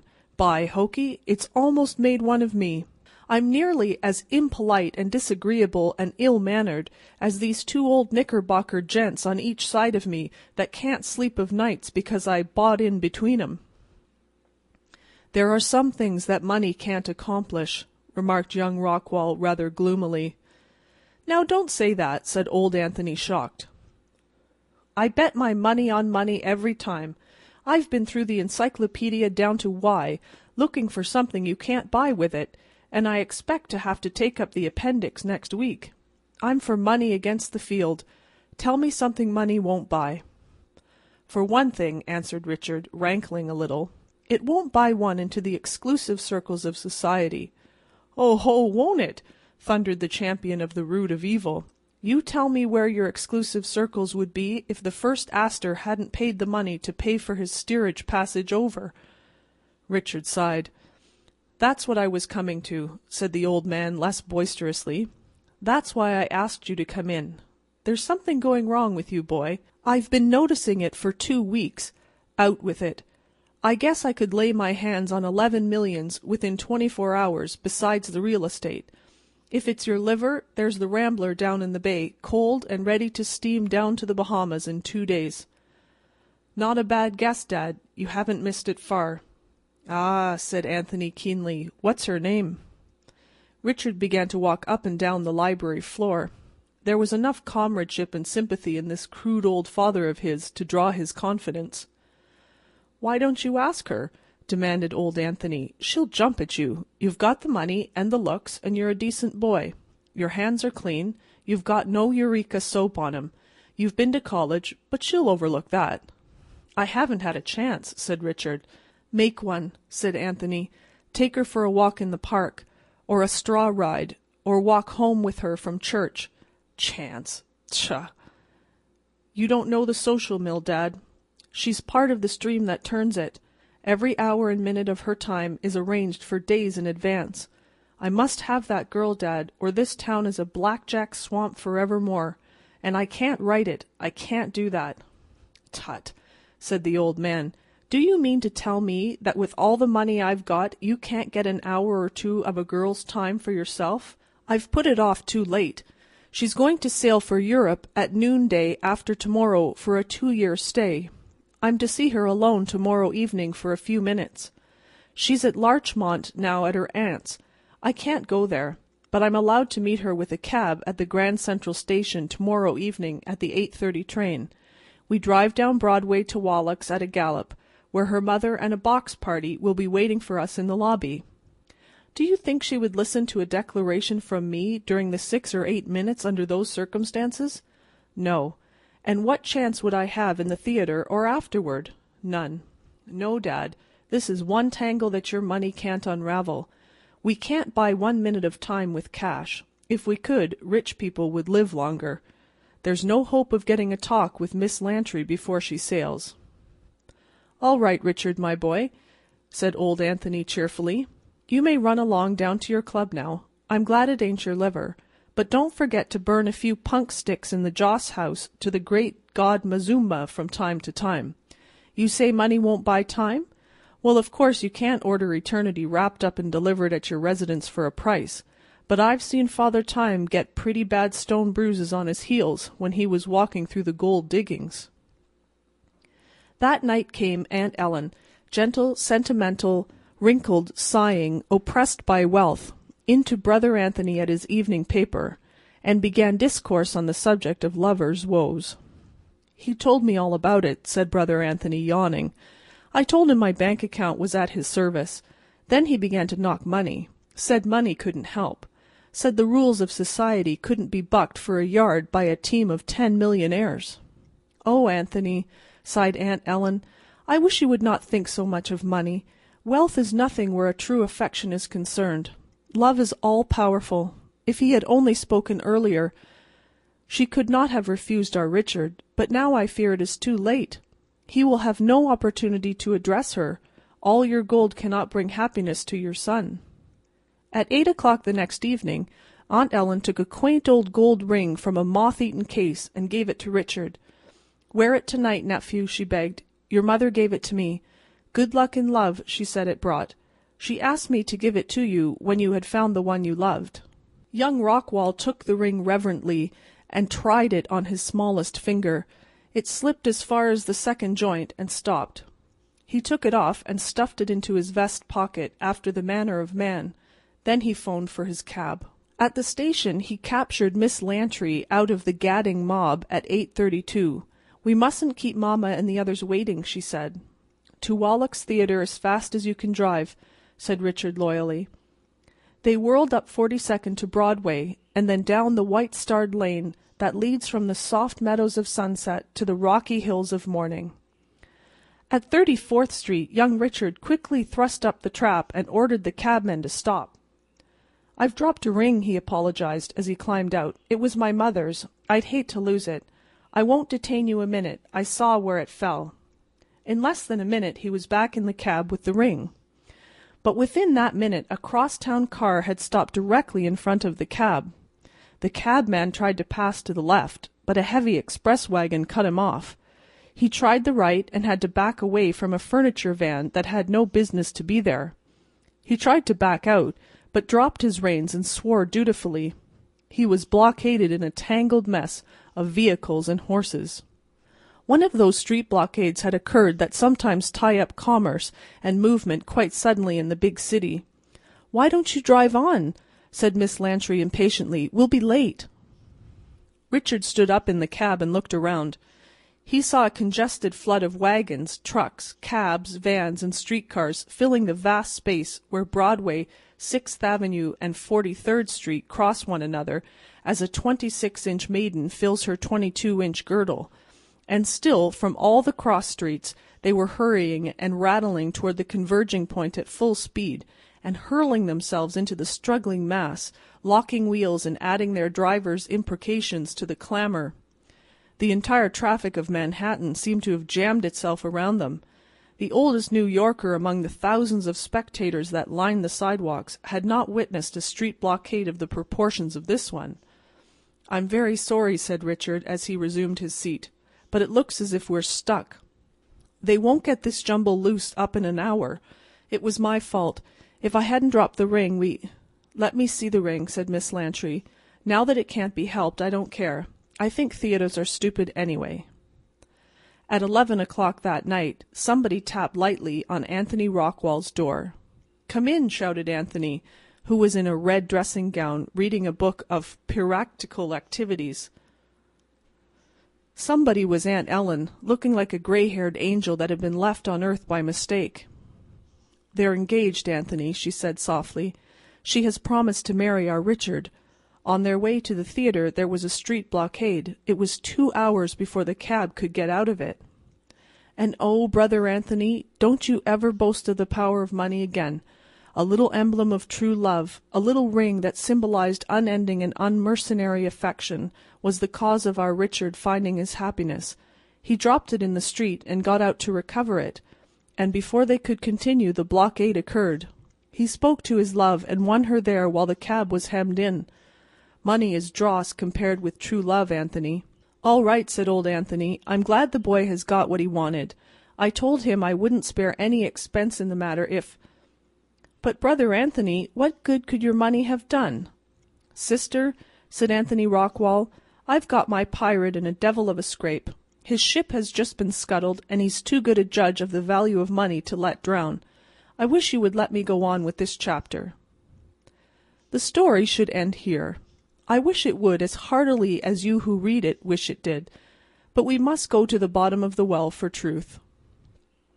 The next day a person with red hands and a blue polka-dot necktie, who called himself Kelly, called at Anthony Rockwall's house, and was at once received in the library.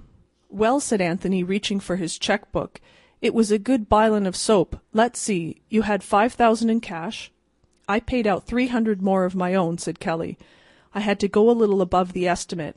I got the express wagons and cabs, mostly for $5, but the trucks and 2-horse teams mostly raised me to 10. The motormen wanted 10, and some of the loaded teams 20. The cops struck me hardest. $50 I paid too, and the rest 25 and 20. But didn't it work beautiful, Mr. Rockwall? I'm glad William A. Brady wasn't onto that little outdoor vehicle mob scene. I wouldn't want William to break his heart with jealousy. And never a rehearsal either. The boys was on time to the fraction of a second. It was 2 hours before a snake could get below Greeley's statue." 1,300. There you are, Kelly," said Anthony, tearing off a check. "Your 1,000 and the 300 you were out. You don't despise money, do you, Kelly?" "Me?" said Kelly. "I can lick the man that invented poverty." Anthony called Kelly when he was at the door. "You didn't notice," said he, "anywhere in the tie-up, a kind of a fat boy without any clothes on shooting arrows around with a bow, did you?" "Why, no," said Kelly, mystified. "I didn't. If he was like you say, maybe the cops pinched him before I got there." "I thought the little rascal wouldn't be on hand," chuckled Anthony. "Good-bye, Kelly." End of Mammon and the Archer. Chapter 14. Springtime à la carte. It was a day in March. Never, never begin a story this way when you write one. No opening could possibly be worse. It is unimaginative, flat, dry, and likely to consist of mere wind. But in this instance it is allowable, for the following paragraph, which should have inaugurated the narrative, is too wildly extravagant and preposterous to be flaunted in the face of the reader without preparation. Sarah was crying over her bill of fare. Think of a New York girl shedding tears on the menu card. To account for this you will be allowed to guess that the lobsters were all out, or that she had sworn ice cream off during Lent, or that she had ordered onions, or that she had just come from a Hackett matinee, and then all these theories being wrong, you will please let the story proceed. The gentleman who announced that the world was an oyster, which he with his sword would open, made a larger hit than he deserved. It is not difficult to open an oyster with a sword. But did you ever notice anyone try to open the terrestrial bivalve with a typewriter? Like to wait for a dozen raw opened that way? Sarah had managed to pry apart the shells with her unhandy weapon far enough to nibble a wee bit at the cold and clammy world within. She knew no more shorthand than if she had been a graduate in stenography just let slip upon the world by a business college. So, not being able to stenog, she could not enter that bright galaxy of office talent. She was a freelance typewriter and canvassed for odd jobs of copying. The most brilliant and crowning feat of Sarah's battle with the world was the deal she made with Schulenburg's home restaurant. The restaurant was next door to the old red brick in which she hall-roomed. One evening after dining at Schulenburg's, 40-cent 5-course table d'hôte, served as fast as you throw the 5 baseballs at the colored gentleman's head, Sarah took away with her the bill of fare. It was written in an almost unreadable script, neither English nor German, and so arranged that if you were not careful you began with a toothpick and rice pudding and ended with soup and the day of the week. The next day Sarah showed Schulenburg a neat card on which the menu was beautifully typewritten, with the viands temptingly marshalled under their right and proper heads, from hors d'oeuvres to not responsible for overcoats and umbrellas. Schulenburg became a naturalized citizen on the spot. Before Sarah left him, she had him willingly committed to an agreement. She was to furnish typewritten bills of fare for the 21 tables in the restaurant, a new bill for each day's dinner, and new ones for breakfast and lunch, as often as changes occurred in the food or as neatness required. In return for this, Schulenburg was to send 3 meals per diem to Sarah's hall room by a waiter, an obsequious one if possible, and furnish her each afternoon with a pencil draft of what fate had in store for Schulenburg's customers on the morrow. Mutual satisfaction resulted from the agreement. Schulenburg's patrons now knew what the food they ate was called, even if its nature sometimes puzzled them. And Sarah had food during a cold, dull winter, which was the main thing with her.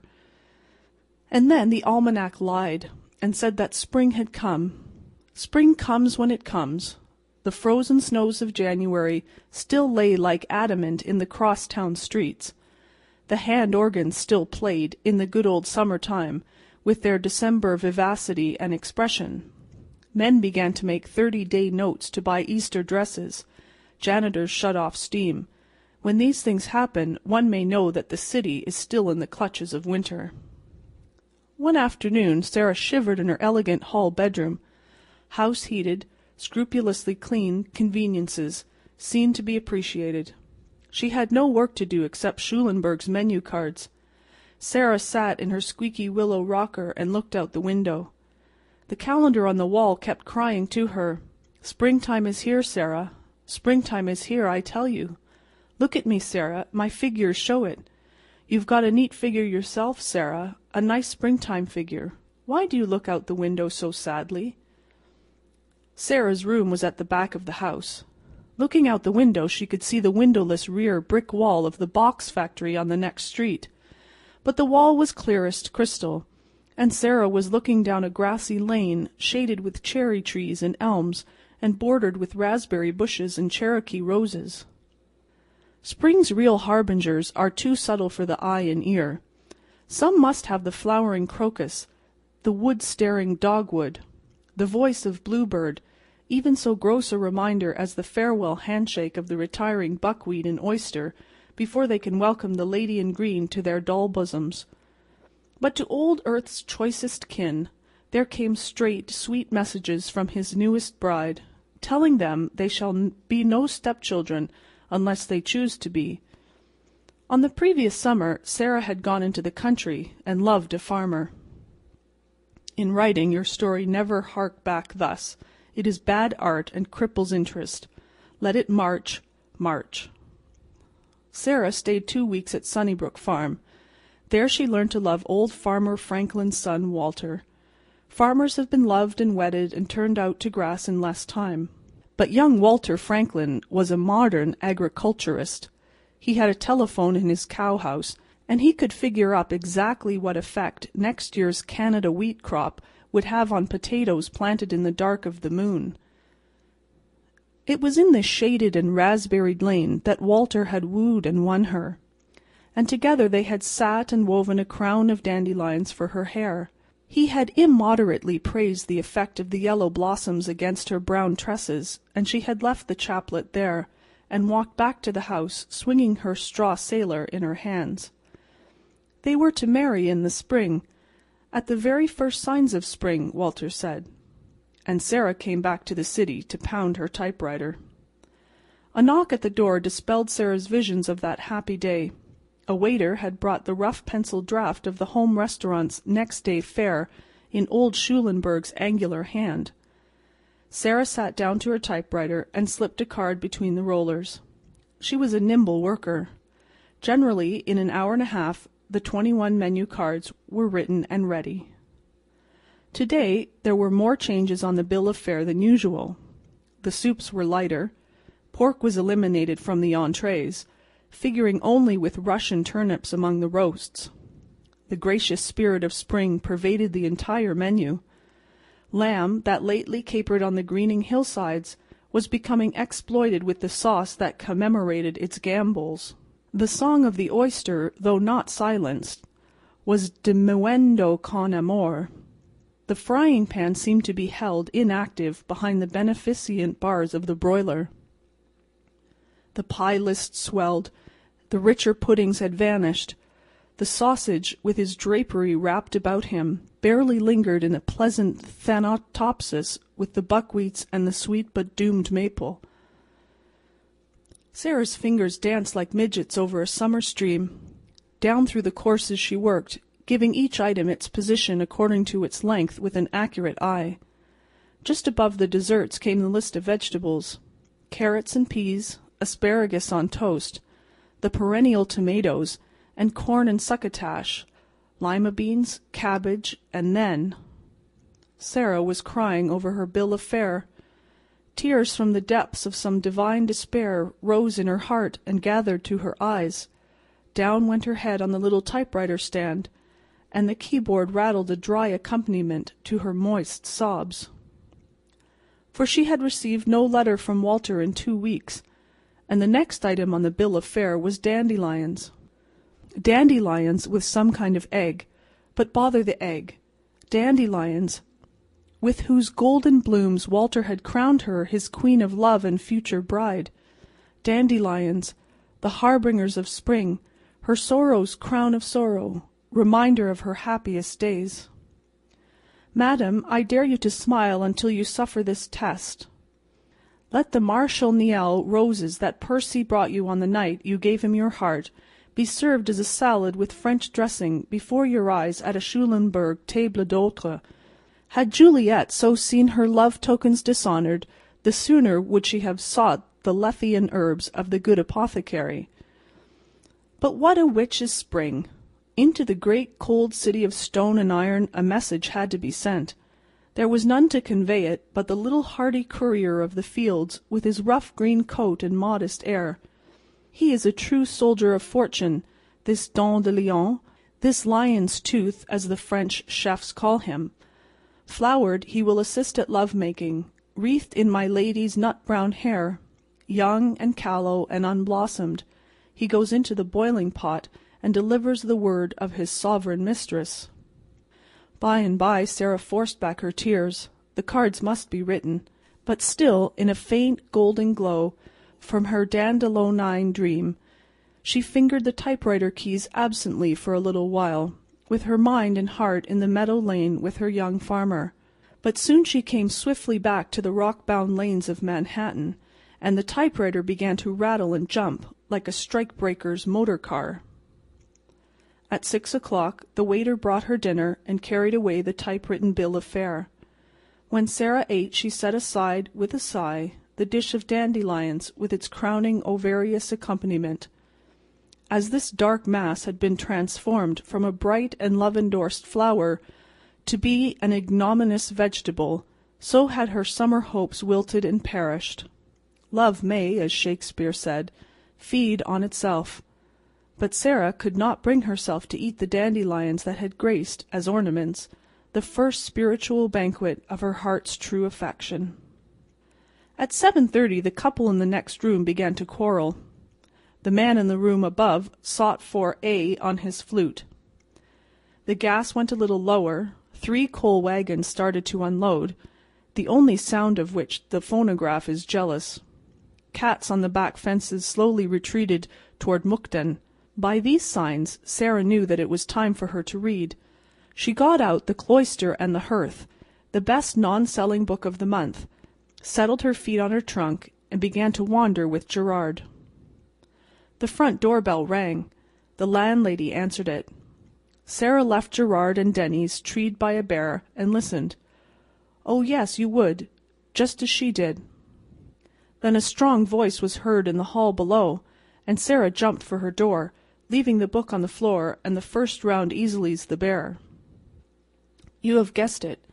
She reached the top of the stairs just as her farmer came up, 3 at a jump, and reaped and garnered her, with nothing left for the gleaners.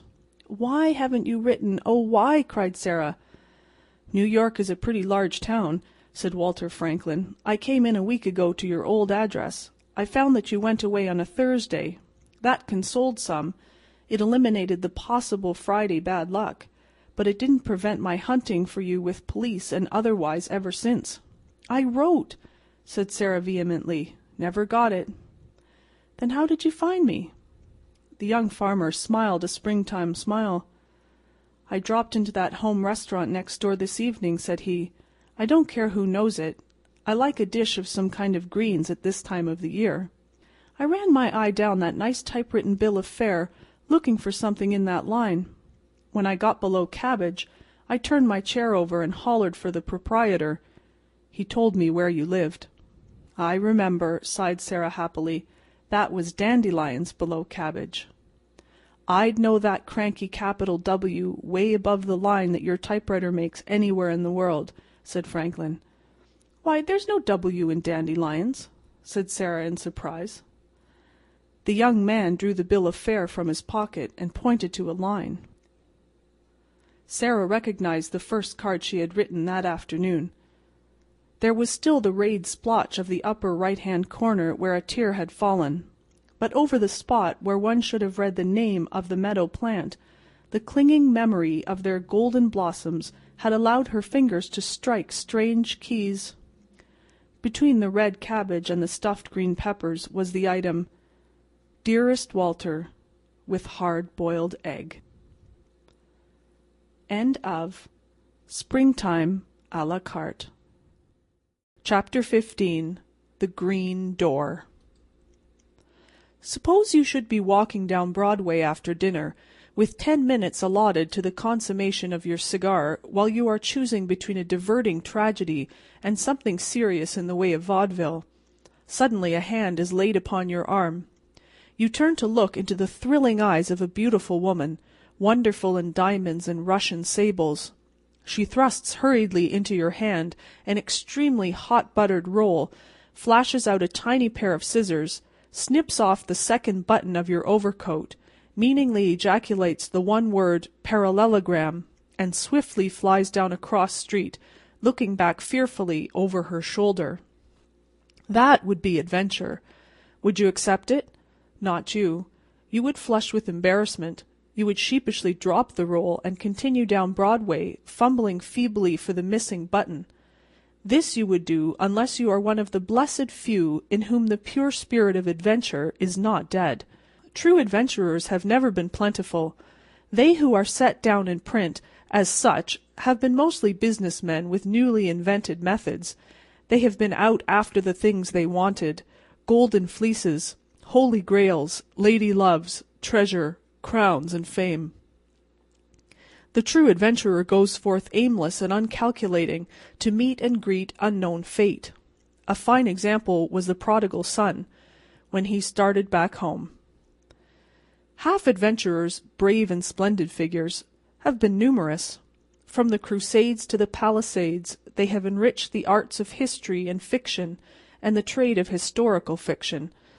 But each of them had a prize to win, a goal to kick, an axe to grind, a race to run, a new thrust in tierce to deliver, a name to carve, a crow to pick. So they were not followers of true adventure. In the big city, the twin spirits, Romance and Adventure, are always abroad seeking worthy wooers. As we roam the streets, they slyly peep at us and challenge us in 20 different guises. Without knowing why, we look up suddenly to see in a window a face that seems to belong to our gallery of intimate portraits. In a sleeping thoroughfare we hear a cry of agony and fear coming from an empty and shuttered house.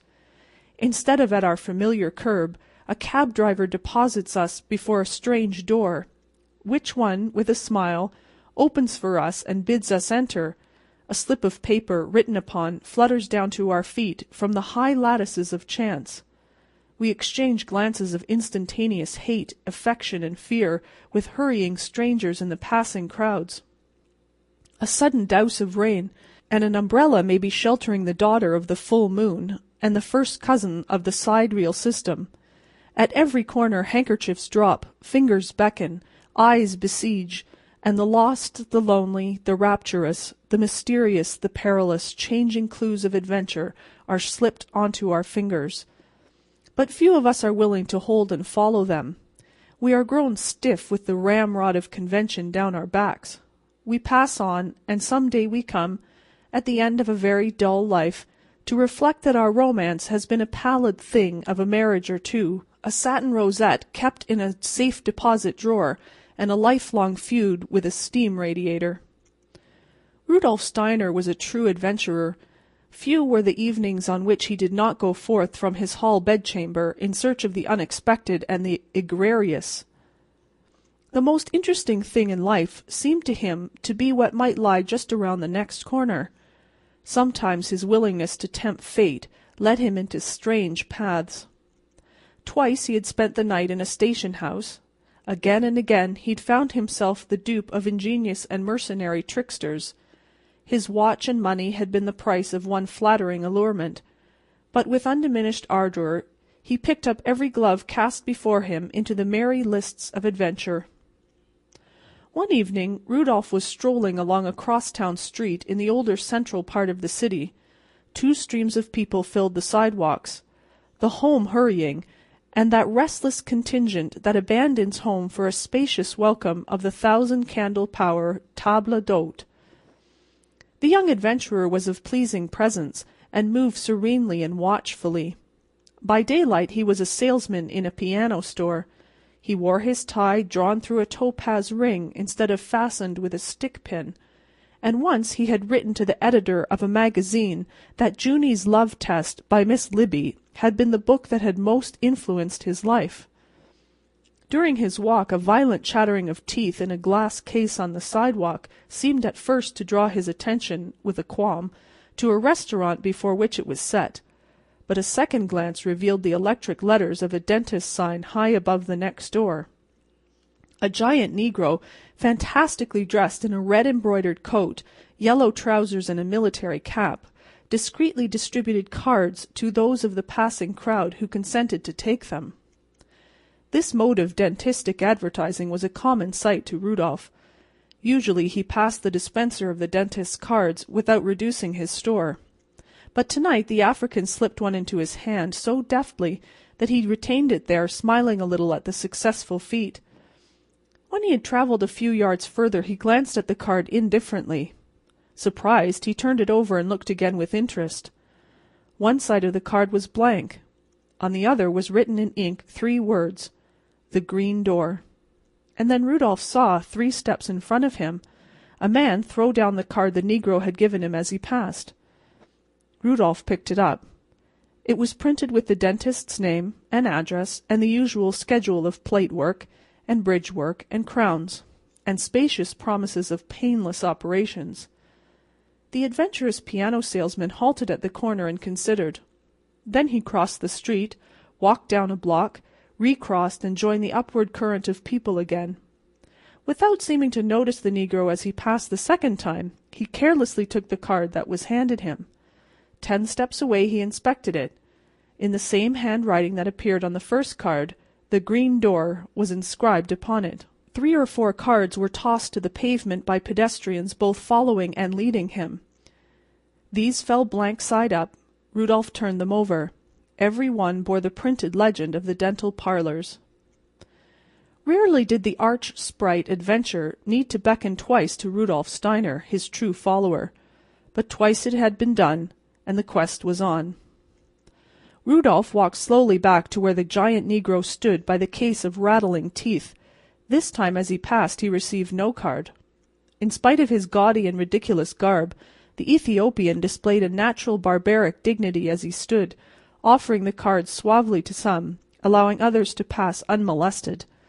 Every half-minute he chanted a harsh, unintelligible phrase akin to the jabber of car conductors and grand opera. And not only did he withhold a card this time, but it seemed to Rudolph that he received from the shining and massive black countenance a look of cold, almost contemptuous disdain. The look stung the adventurer. He read in it a silent accusation that he had been found wanting. Whatever the mysterious written words on the card might mean, the black had selected him twice from the throng for their recipient, and now seemed to have condemned him as deficient in the wit and spirit to engage the enigma. Standing aside from the rush, the young man made a rapid estimate of the building in which he conceived that his adventure must lie. 5 stories high it rose. A small restaurant occupied the basement. The first floor, now closed, seemed to house millinery or furs. The second floor, by the winking electric letters, was the dentist's. Above this, a polyglot babble of signs struggled to indicate the abodes of palmists, dressmakers, musicians, and doctors. Still higher up, draped curtains and milk bottles, white on the window-sills, proclaimed the regions of domesticity. After concluding his survey, Rudolph walked briskly up the high flight of stone steps into the house. Up 2 flights of the carpeted stairway he continued, and at its top paused. The hallway there was dimly lighted by 2 pale jets of gas, one far to his right, the other nearer to his left. He looked toward the nearer light and saw, within its wan halo, a green door. For one moment he hesitated. Then he seemed to see the contumelious sneer of the African juggler of cards, and then he walked straight to the green door and knocked against it. Moments like those that passed before his knock was answered measure the quick breath of true adventure. What might not be behind those green panels? Gamesters at play, cunning rogues baiting their traps with subtle skill, beauty in love with courage, and thus planning to be sought by it, danger, death, love, disappointment, ridicule. Any of these might respond to that temerarious rap. A faint rustle was heard inside, and the door slowly opened. A girl, not yet 20, stood there, white-faced and tottering. She loosed the knob and swayed weakly, groping with one hand. Rudolph caught her and laid her on a faded couch that stood against the wall. He closed the door and took a swift glance around the room by the light of a flickering gas jet. Neat but extreme poverty was the story that he read. The girl lay still, as if in a faint. Rudolph looked around the room excitedly for a barrel. People must be rolled upon a barrel who— No, that was for drowned persons. He began to fan her with his hat. That was successful, for he struck her nose with the brim of his derby and she opened her eyes. And then the young man saw that hers, indeed, was the one missing face from his heart's gallery of intimate portraits. The frank gray eyes, the little nose, turning pertly outward, the chestnut hair, curling like the tendrils of a pea vine, seemed the right end and reward of all his wonderful adventures. But the face was woefully thin and pale. The girl looked at him calmly and then smiled. "Fainted, didn't I?" she said weakly. "Well, who wouldn't? You try going without anything to eat for 3 days and see." "Himmel!" exclaimed Rudolph, jumping up. "Wait till I come back."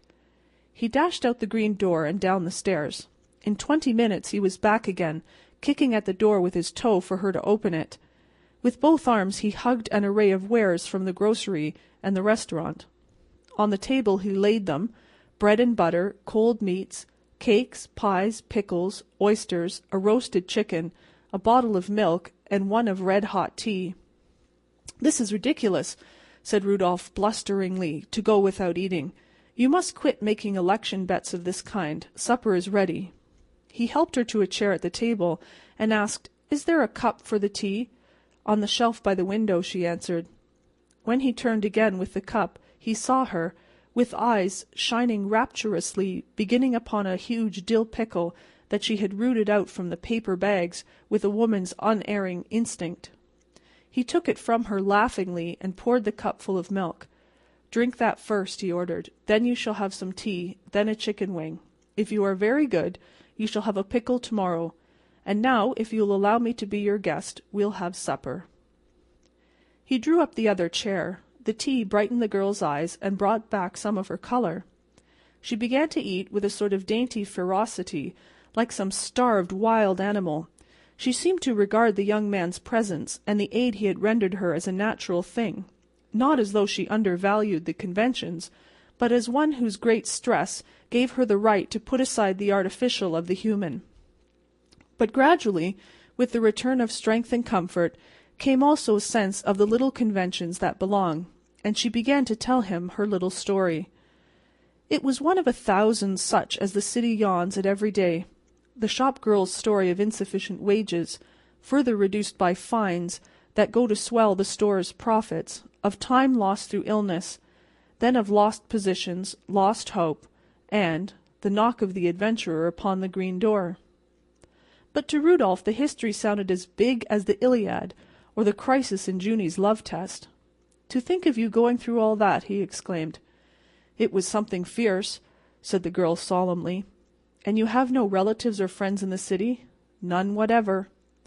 "I am all alone in the world, too," said Rudolph after a pause. "I am glad of that," said the girl promptly, and somehow it pleased the young man to hear that she approved of his bereft condition. Very suddenly her eyelids dropped and she sighed deeply. "I'm awfully sleepy," she said, "and I feel so good." Then Rudolph rose and took his hat. "I'll say good night. A long night's sleep will be fine for you." He held out his hand and she took it and said good night. But her eyes asked a question so eloquently, so frankly and pathetically that he answered it with words. "Oh, I'm coming back tomorrow to see how you are getting along. You can't get rid of me so easily." Then at the door, as though the way of his coming had been so much less important than the fact that he had come, she asked, "How did you come to knock at my door?" He looked at her for a moment, remembering the cards, and felt a sudden jealous pain. What if they had fallen into other hands as adventurous as his? Quickly he decided that she must never know the truth. He would never let her know that he was aware of the strange expedient to which she had been driven by her great distress. "One of our piano tuners lives in this house," he said. "I knocked at your door by mistake." The last thing he saw in the room, before the green door closed, was her smile. At the end of the stairway he paused and looked curiously about him. Then he went along the hallway to its other end, and coming back, ascended to the floor above and continued his puzzled explorations. Every door that he found in the house was painted green. Wondering, he descended to the sidewalk. The fantastic African was still there. Rudolph confronted him with his 2 cards in his hand. "Will you tell me why you gave me these cards and what they mean?" he asked. In a broad, good-natured grin, the negro exhibited a splendid advertisement of his master's profession. "Dar it is, boss," he said, pointing down the street. "But I 'spect you is a little late for the first act." Looking the way he pointed, Rudolph saw above the entrance to a theater the blazing electric sign of its new play, The Green Door. "I'm informed dat it's a first-rate show, sah," said the negro. "De agent what represents it presented me with $1, sah, to distribute a few of his cards along with the doctor's. May I offer you one of the doctor's cards, sah?" At the corner of the block in which he lived, Rudolph stopped for a glass of beer and a cigar. When he had come out with his lighted weed, he buttoned his coat, pushed back his hat, and said stoutly to the lamp-post on the corner, "All the same, I believe it was the hand of fate that doped out the way for me to find her." which conclusion, under the circumstance, certainly admits Rudolf Steiner to the ranks of the true followers of romance and adventure. End of The Green Door. Chapter 16. From the Cabbie's Seat. The cabbie has his point of view. It is more single-minded, perhaps, than that of a follower of any other calling. From the high swaying seat of his hansom he looks upon his fellow men as nomadic particles, of no account except when possessed of migratory desires. He is Jehu, and you are goods in transit. Be you president or vagabond, to cabby you are only a fare. He takes you up, cracks his whip, joggles your vertebrae, and sets you down. When time for payment arrives, if you exhibit a familiarity with legal rates, you come to know what contempt is. If you find that you have left your pocketbook behind, you are made to realize the mildness of Dante's imagination. It is not an extravagant theory that the cabbiness' singleness of purpose and concentrated view of life are the results of the hansom's peculiar construction. The cock of the roost sits aloft like Jupiter on an unshareable seat, holding your fate between two thongs of inconstant leather, helpless, ridiculous, confined, bobbing like a toy mandarin. You sit like a rat in a trap. You, before whom butlers cringe on solid land, and must squeak upward through a slit in your peripatetic sarcophagus to make your feeble wishes known. Then, in a cab, you are not even an occupant. You are contents. You are a cargo at sea, and the cherub that sits up aloft has Davy Jones's street and number by heart. One night there were sounds of revelry in the big brick tenement house next door, but one to McGarry's family café. The sounds seemed to emanate from the apartments of the Walsh family. The sidewalk was obstructed by an assortment of interested neighbors, who opened a lane from time to time for a hurrying messenger bearing from McGarry's goods pertinent to festivity and diversion. The sidewalk contingent was engaged in comment and discussion, from which it made no effort to eliminate the news that Nora Walsh was being married. In the fullness of time there was an irruption of the merrymakers to the sidewalk. The uninvited guests enveloped and permeated them, and upon the night air rose joyous cries, congratulations, laughter, and unclassified noises born of McGarry's oblations to the hymeneal scene. Close to the curb stood Jerry O'Donovan's cab. Nighthawk was Jerry called, but no more lustrous or cleaner hansom than his ever closed its door upon point lace and November violets. And Jerry's horse! I am within bounds when I tell you that he was stuffed with oats until one of those old ladies who leave their dishes unwashed at home and go about having expressmen arrested would have smiled, yes, smiled, to have seen him. Among the shifting, sonorous, pulsing crowd, glimpses could be had of Jerry's high hat, battered by the winds and rains of many years, of his nose like a carrot, battered by the frolicsome, athletic progeny of millionaires, and by the contumacious fares, of his brass-buttoned green coat, admired in the vicinity of McGarry's. It was plain that Jerry had usurped the functions of his cab, and was carrying a load. Indeed, the figure may be extended, and he be likened to a bread-wagon, if we admit the testimony of a youthful spectator, who was heard to remark, "Jerry has got a bun." From somewhere among the throng in the street, or else out of the thin stream of pedestrians, a young woman tripped and stood by the cab. The professional hawk's eye of Jerry caught the movement. He made a lurch for the cab, overturning 3 or 4 onlookers and himself. No! He caught the cap of a water-plug and kept his feet. Like a sailor shinnying up the Ratlins during a squall, Jerry mounted to his professional seat. Once he was there, McGarry's liquids were baffled. He seesawed on the mizzenmast of his craft, as safe as a steeple-jack rigged to the flagpole of a skyscraper. "Step in, lady," said Jerry, gathering his lines. The young woman stepped into the cab. The doors shut with a bang. Jerry's whip cracked in the air. The crowd in the gutter scattered, and the fine hansom dashed away cross town.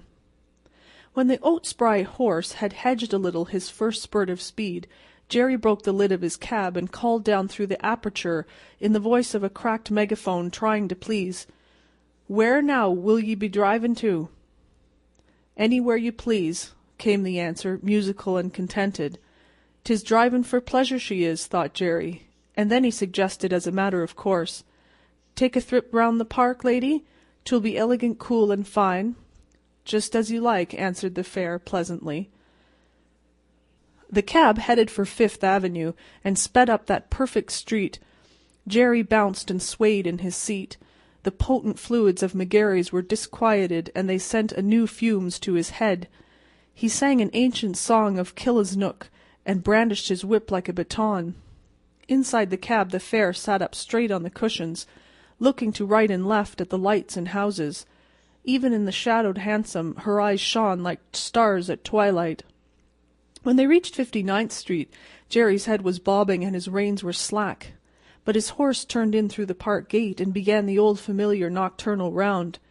And then the fare leaned back, entranced, and breathed deep the clean, wholesome odors of grass and leaf and bloom. And the wise beast in the shafts, knowing his ground, stuck into his by-the-hour gait and kept to the right of the road. Habit also struggled successfully against Jerry's increasing torpor. He raised the hatch of his storm-tossed vessel and made the inquiry that cabbies do make in the park.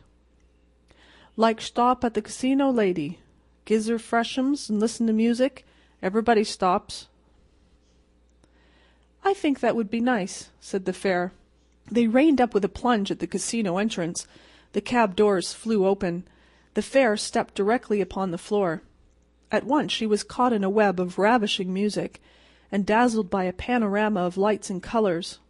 Someone slipped a little square card into her hand, on which was printed a number, 34. She looked around and saw her cab 20 yards away, already lining up in its place among the waiting mass of carriages, cabs, and motor cars.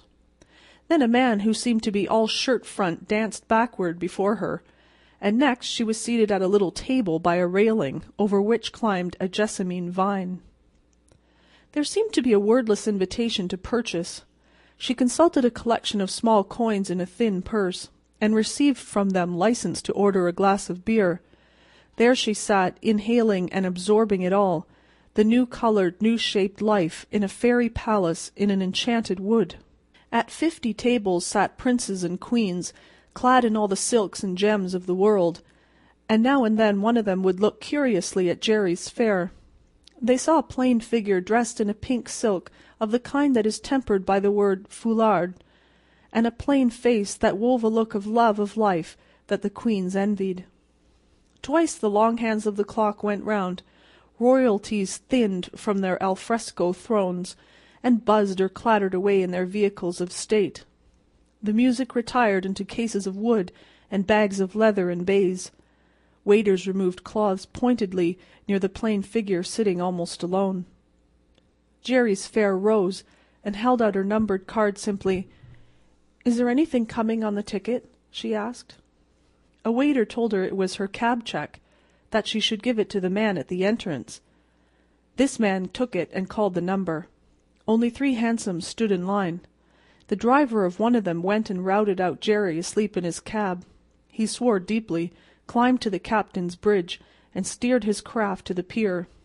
His fare entered, and the cab whirled into the cool fastnesses of the park along the shortest homeward cuts. At the gate a glimmer of reason in the form of sudden suspicion seized upon Jerry's beclouded mind. 1 or 2 things occurred to him. He stopped his horse, raised the trap, and dropped his phonographic voice like a lead plummet through the aperture. "I want to see $4 before going any further on the trip. Have you got the dough?" $4? laughed the fare softly. "Dear me, no. I've only got a few pennies and a dime or 2. Jerry shut down the trap and slashed his oak-fed horse. The clatter of hoofs strangled but could not drown the sound of his profanity. He shouted choking and gargling curses at the starry heavens. He cut viciously with his whip at passing vehicles. He scattered fierce and ever-changing oaths and imprecations along the streets, so that a late truck driver crawling homeward heard and was abashed. But he knew his recourse, and made for it at a gallop. At the house with the green lights beside the steps he pulled up. He flung wide the cab doors and tumbled heavily to the ground. "Come on, you," he said roughly. His fare came forth with the casino dreamy smile still on her plain face. Jerry took her by the arm and led her into the police station. A gray-mustached sergeant looked keenly across the desk. He and the cabby were no strangers. "Sergeant," began Jerry in his old raucous, martyred, thunderous tone of complaint, "I've got a fare here that—" Jerry paused. He drew a knotted red hand across his brow. The fog set up by McGarry was beginning to clear away. "A fare, Sergeant," he continued with a grin, "that I want to introduce to ye. It's me wife that I married at old man Walsh's this evening, and a divil of a time we had, 'tis true. Shake hands with the sergeant, Nora, and we'll be off to home." Before stepping into the cab, Nora sighed profoundly. "I've had such a nice time, Jerry," said she. End of Chapter 16. From the Cabby's Seat. Chapter 17. An Unfinished Story. We no longer groan and heap ashes upon our heads when the flames of Tophet are mentioned, for even the preachers have begun to tell us that God is radium, or ether, or some scientific compound, and that the worst we wicked ones may expect is a chemical reaction. This is a pleasing hypothesis, but there lingers yet some of the old goodly terror of orthodoxy. There are but two subjects upon which one may discourse with a free imagination, and without the possibility of being controverted. You may talk of your dreams, and you may tell what you heard a parrot say. Both Morpheus and the bird are incompetent witnesses, and your listener dare not attack your recital. The baseless fabric of a vision, then, shall furnish my theme, chosen with apologies and regrets, instead of the more limited field of Pretty Polly's small talk. I had a dream that was so far removed from the higher criticism that it had to do with the ancient, respectable, and lamented bar of judgment theory. Gabriel had played his trump, and those of us who could not follow suit were arraigned for examination. I noticed at one side a gathering of professional bondsmen in solemn black and collars that buttoned behind, but it seemed there was some trouble about their real estate titles, and they did not appear to be getting any of us out. A fly cop, an angel policeman, flew over to me and took me by the left wing. Near at hand was a group of very prosperous-looking spirits arraigned for judgment. "Do you belong with that bunch?" the policeman asked. "Who are they?" was my answer. "Why," said he, "they are—" But this irrelevant stuff is taking up space that the story should occupy. Dulcie worked in a department store. She sold Hamburg edging or stuffed peppers or automobiles, or other little trinkets such as they keep in department stores. Of what she earned, Dulcie received $6 per week. The remainder was credited to her and debted to somebody else's account in the ledger kept by G. Oh, Primal Energy, you say, Reverend Doctor. Well then, in the ledger of Primal Energy. During her first year in the store, Dulcie was paid $5 per week. It would be instructive to know how she lived on that amount. Don't care? Very well. Probably you are interested in larger amounts. $6 is a larger amount. I will tell you how she lived on $6 per week. One afternoon at 6, when Dulcie was sticking her hat pin within 1/8 of an inch of her medulla oblongata, she said to her chum Sadie, the girl that waits on you with her left side, "Say, Sadie, I made a date for dinner this evening with Piggy." "You never did!" exclaimed Sadie admiringly. "Well, ain't you the lucky one? Piggy's an awful swell. He always takes a girl to swell places. He took Blanche up to the Hoffman House one evening, where they have swell music, and you see a lot of swells. You'll have a swell time, Dulce." Dulcie hurried homeward. Her eyes were shining, and her cheeks showed the delicate pink of real life's approaching dawn. It was Friday, and she had 50 cents left of her last week's wages. The streets were filled with the rush-hour floods of people. The electric lights of Broadway were glowing, calling moths from miles, from leagues, from hundreds of leagues out of darkness around to come in and attend the singeing school. Men in accurate clothes, with faces like those carved on cherry stones by the old salts in sailors' homes, turned and stared at Dulcie as she sped, unheeding, past them. Manhattan, the night-blooming cereus, was beginning to unfold its dead-white, heavy-odored petals.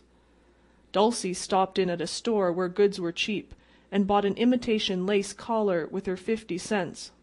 That money was to have been spent otherwise. 15 cents for supper, 10 cents for breakfast, 10 cents for lunch.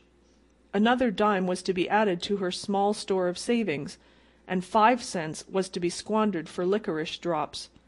The kind that made your cheek look like the toothache and last as long. The licorice was an extravagance, almost a carouse, but what is life without pleasures? Dulcie lived in a furnished room. There is this difference between a furnished room and a boarding house. In a furnished room, other people do not know it when you go hungry. Dulcie went up to her room, the third floor back in a west side brownstone front. She lit the gas. Scientists tell us that the diamond is the hardest substance known. Their mistake. Landladies know of a compound besides which the diamond is as putty.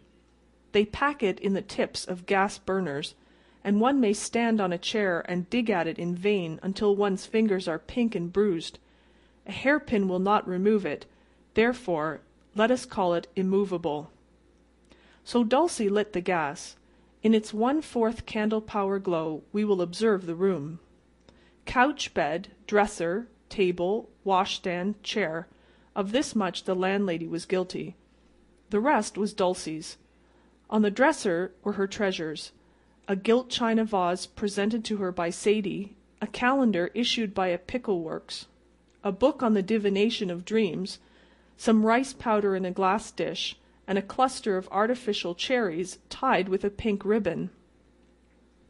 Against the wrinkly mirror stood pictures of General Kitchener, William Muldoon, the Duchess of Marlborough, and Benvenuto Cellini. Against one wall was a plaster of Paris plaque of an O'Callaghan in a Roman helmet. Near it was a violent oleograph of a lemon-colored child assaulting an inflammatory butterfly. This was Dulcie's final judgment in art, but it had never been upset. Her rest had never been disturbed by whispers of stolen copes.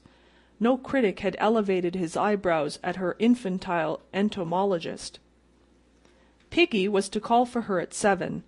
While she swiftly makes ready, let us discreetly face the other way and gossip. For the room Dulcie paid $2 per week. On weekdays her breakfast cost 10 cents. She made coffee and cooked an egg over the gaslight while she was dressing. On Sunday mornings she feasted royally on veal chops and pineapple fritters at Billy's restaurant, at a cost of 25 cents, and tipped the waitress 10 cents. New York presents so many temptations for one to run into extravagance. She had her lunches in the department store restaurant at a cost of 60 cents for the week. Dinners were $1.05. The evening papers, show me a New Yorker going without his daily paper, came to 6 cents, and 2 Sunday papers, one for the personal column and the other to read, were 10 cents. The total amounts to $4.76. Now, one has to buy clothes, and I give it up. I hear of wonderful bargains in fabrics, and of miracles performed with needle and thread, but I am in doubt. I hold my pen poised in vain when I would add to Dulcie's life some of those joys that belong to women by virtue of all the unwritten, sacred, natural, inactive ordinances of the equity of heaven. Twice she had been to Coney Island, and had ridden the hobby horses. 'Tis a weary thing to count your pleasures by summers instead of by hours. Piggy needs but a word. When the girls named him, an undeserving stigma was cast upon the noble family of swine. The words of 3 letters lesson in the old blue spelling book begins with Piggy's biography. He was fat, he had the soul of a rat, and the habits of a bat, and the magnanimity of a cat. He wore expensive clothes, and was a connoisseur in starvation. He could look at a shop girl and tell you to an hour how long it had been since she had eaten anything more nourishing than marshmallows and tea. He hung about the shopping districts and prowled around in department stores with his invitations to dinner. Men who escort dogs upon the streets at the end of a string look down upon him. He is a type. I can dwell upon him no longer. My pen is not the kind intended for him. I am no carpenter. At 7:10 Dulcie was ready. She looked at herself in the wrinkly mirror. The reflection was satisfactory. The dark blue dress, fitting without a wrinkle, the hat with its jaunty black feather, the but slightly soiled gloves, all representing self-denial, even of food itself, were vastly becoming. Dulcie forgot everything else for a moment except that she was beautiful, and that life was about to lift a corner of its mysterious veil for her to observe its wonders. No gentleman had ever asked her out before. Now she was going for a brief moment into the glitter and exalted show. The girls said that Piggy was a spender. There would be a grand dinner and music, and splendidly dressed ladies to look at, and things to eat that strangely twisted the girls' jaws when they tried to tell about them. No doubt she would be asked out again. There was a blue pungy suit in a window that she knew, by saving 20 cents a week instead of 10, in, let's see, it would run into years, but there was a second-hand store in 7th Avenue where— Somebody knocked at the door. Dulcie opened it. The landlady stood there with a spurious smile, sniffing for cooking by stolen gas. "A gentleman's downstairs to see you," she said. "Name is Mr. Wiggins." By such epithet was Piggy known to unfortunate ones who had to take him seriously. Dulcie turned to the dresser to get her handkerchief, and then she stopped still, and bit her underlip hard. While looking in the mirror she had seen Fairyland and herself, a princess, just awakening from a long slumber. She had forgotten one that was watching her with sad, beautiful, stern eyes, the only one there was to approve or condemn what she did. Straight and slender and tall, with a look of sorrowful reproach on his handsome, melancholy face, General Kitchener fixed his wonderful eyes on her out of his gilt photograph frame on the dresser. Dulcie turned like an automatic doll to the landlady. "Tell him I can't go," she said dully. "Tell him I'm sick or something. Tell him I'm not going out." After the door was closed and locked, Dulcie fell upon her bed, crushing her black tip, and cried for 10 minutes. General Kitchener was her only friend. He was Dulcie's idea of a gallant knight. He looked as if he might have had a secret sorrow, and his wonderful moustache was a dream, and she was a little afraid of that stern yet tender look in his eyes. She used to have little fancies that he would call at the house sometime, and ask for her, with his sword clanking against his high boots. Once, when a boy was rattling a piece of chain against a lamp-post, she had opened the window and looked out. But there was no use. She knew that General Kitchener was away over in Japan, leading his army against the savage Turks, and he would never step out of his gilt frame for her. Yet one look from him had vanquished Piggy that night. Yes, for that night. When her cry was over, Dulcie got up and took off her best dress, and put on her old blue kimono. She wanted no dinner. She sang 2 verses of Sammy. Then she became intensely interested in a little red speck on the side of her nose. And after that was attended to, she drew up a chair to the rickety table and told her fortune with an old deck of cards. "That horrid, impudent thing," she said aloud, "and I never gave him a word or a look to make him think it." At 9 o'clock Dulcie took a tin box of crackers and a little pot of raspberry jam out of her trunk and had a feast. She offered General Kitchener some jam on a cracker, but he only looked at her as the Sphinx would have looked at a butterfly, if there are butterflies in the desert. "Don't eat it if you don't want to," said Dulcie, "and don't put on so many airs and scold so with your eyes. I wonder if you'd be superior and snippy if you had to live on $6 a week." It was not a good sign for Dulcie to be rude to General Kitchener. And then she turned Benvenuto Cellini's face downward with a severe gesture. But that was not inexcusable, for she had always thought he was Henry VIII, and she did not approve of him. At 9:30, Dulcie took a last look at the pictures on the dresser, turned out the light, and skipped into bed. It was an awful thing to go to bed with a good-night look at General Kitchener, William Muldoon, the Duchess of Marlborough, and Benvenuto Cellini. This story really doesn't get anywhere at all.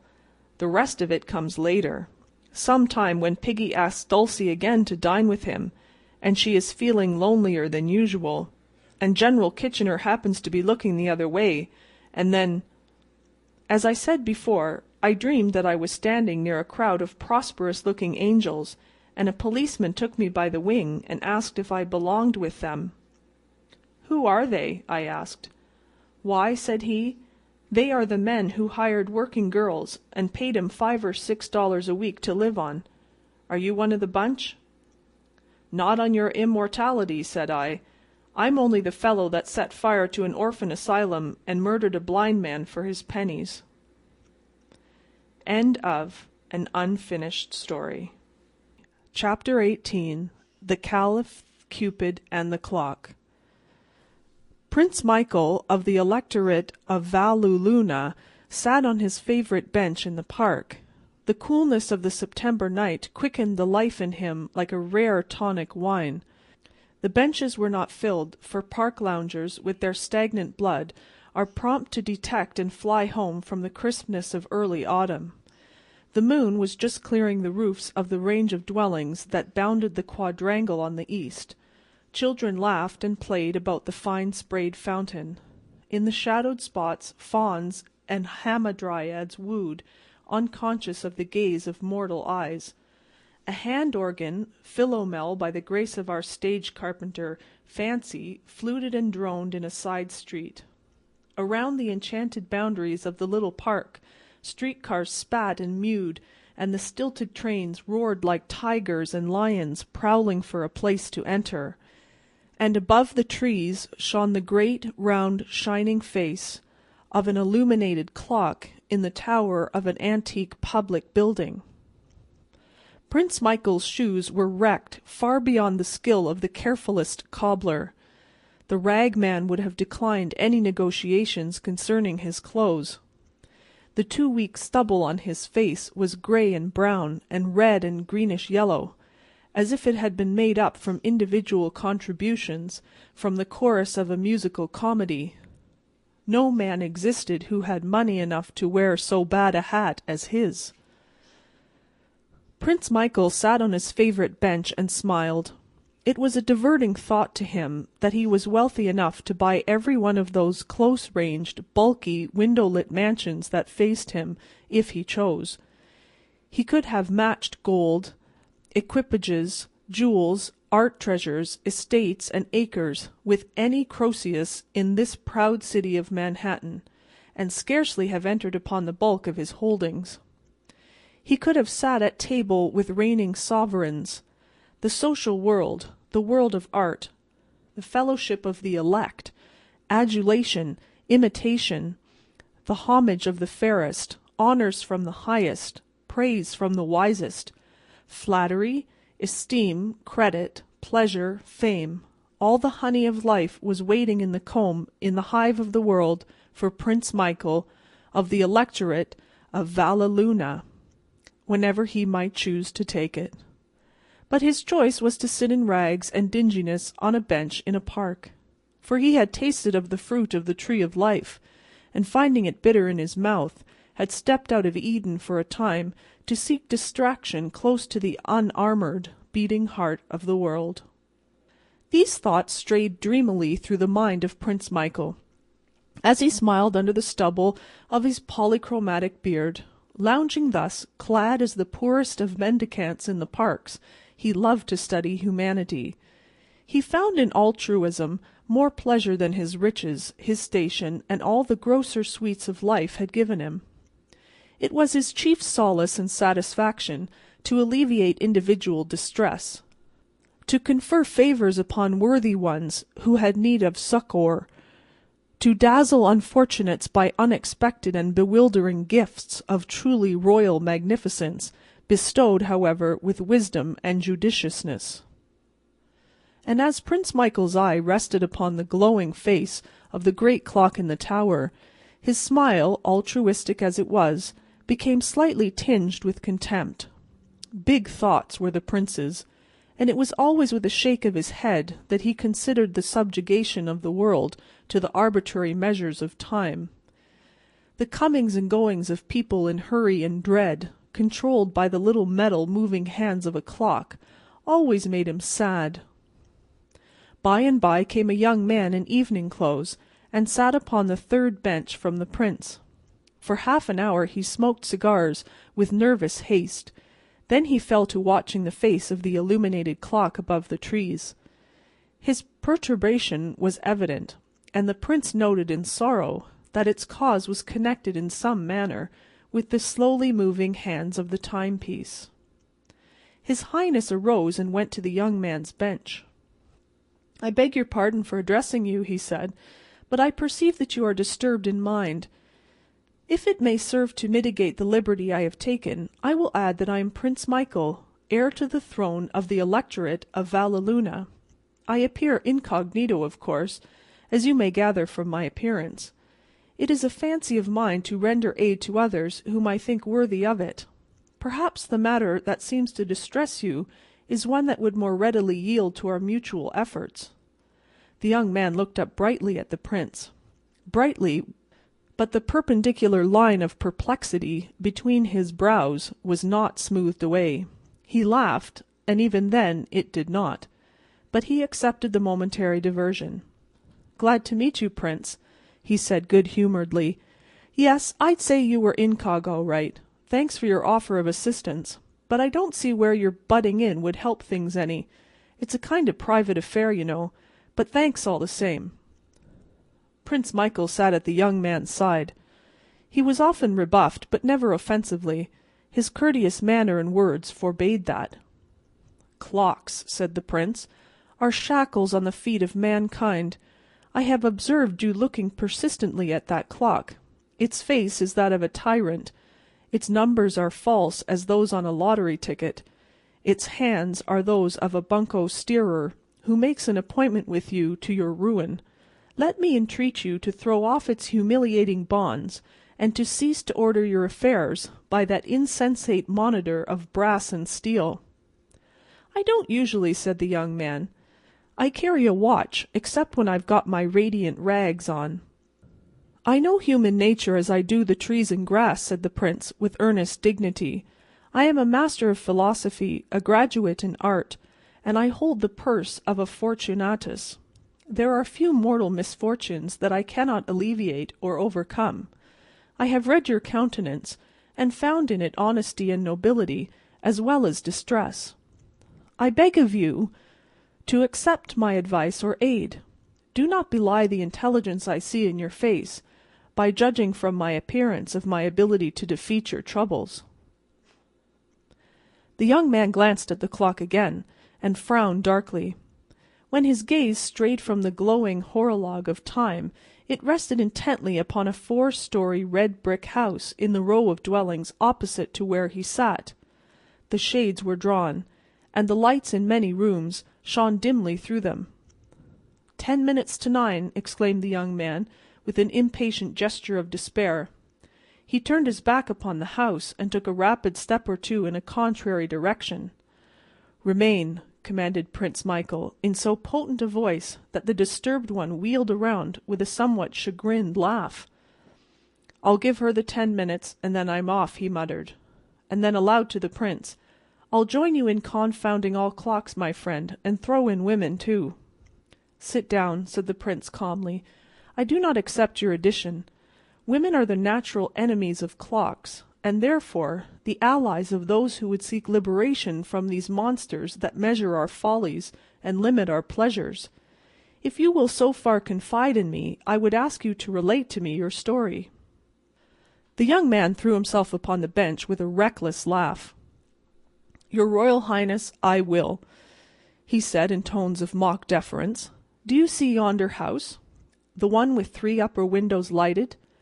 Well, at 6 o'clock I stood in that house with the young lady I am That is, I was engaged to. I had been doing wrong, my dear Prince. I had been a naughty boy, and she had heard of it. I wanted to be forgiven, of course. We are always wanting women to forgive us, aren't we, Prince? I want time to think it over, said she. There is one thing certain. I will either fully forgive you, or I will never see your face again. There will be no halfway business. At 8:30, she said, at exactly 8:30, you may be watching the middle upper window of the top floor. If I decide to forgive, I will hang out of that window a white silk scarf. You will know by that all is as it was before, and you may come to me. If you see no scarf, you may consider that everything between us is ended forever. That, concluded the young man bitterly, is why I have been watching that clock. The time for the signal to appear has passed 23 minutes ago. Do you wonder that I am a little disturbed, my Prince of Rags and Whiskers? Let me repeat to you, said Prince Michael, in his even, well-modulated tones, that women are the natural enemies of clocks. Clocks are an evil, women a blessing. The signal may yet appear. Never on your principality, exclaimed the young man hopelessly. You don't know Marion, of course. She's always on time, to the minute. That was the first thing about her that attracted me. I've got the mitten instead of the scarf. I ought to have known at 8:31 that my goose was cooked. I'll go west on the 11:45 tonight with Jack Milburn. The jig's up. I'll try Jack's ranch a while and top off with the Klondike and whiskey. Good night, Prince. Prince Michael smiled his enigmatic, gentle, comprehending smile, and caught the coat-sleeve of the other. The brilliant light in the Prince's eyes was softening to a dreamier, cloudy translucence. Wait, he said solemnly, till the clock strikes. I have wealth and power and knowledge above most men, but when the clock strikes I am afraid. Stay by me until then. This woman shall be yours. You have the word of the hereditary Prince of Valleluna. On the day of your marriage I will give you $100,000 and a place on the Hudson. But there must be no clocks in that palace. They measure our follies and limit our pleasures. Do you agree to that? Of course, said the young man cheerfully.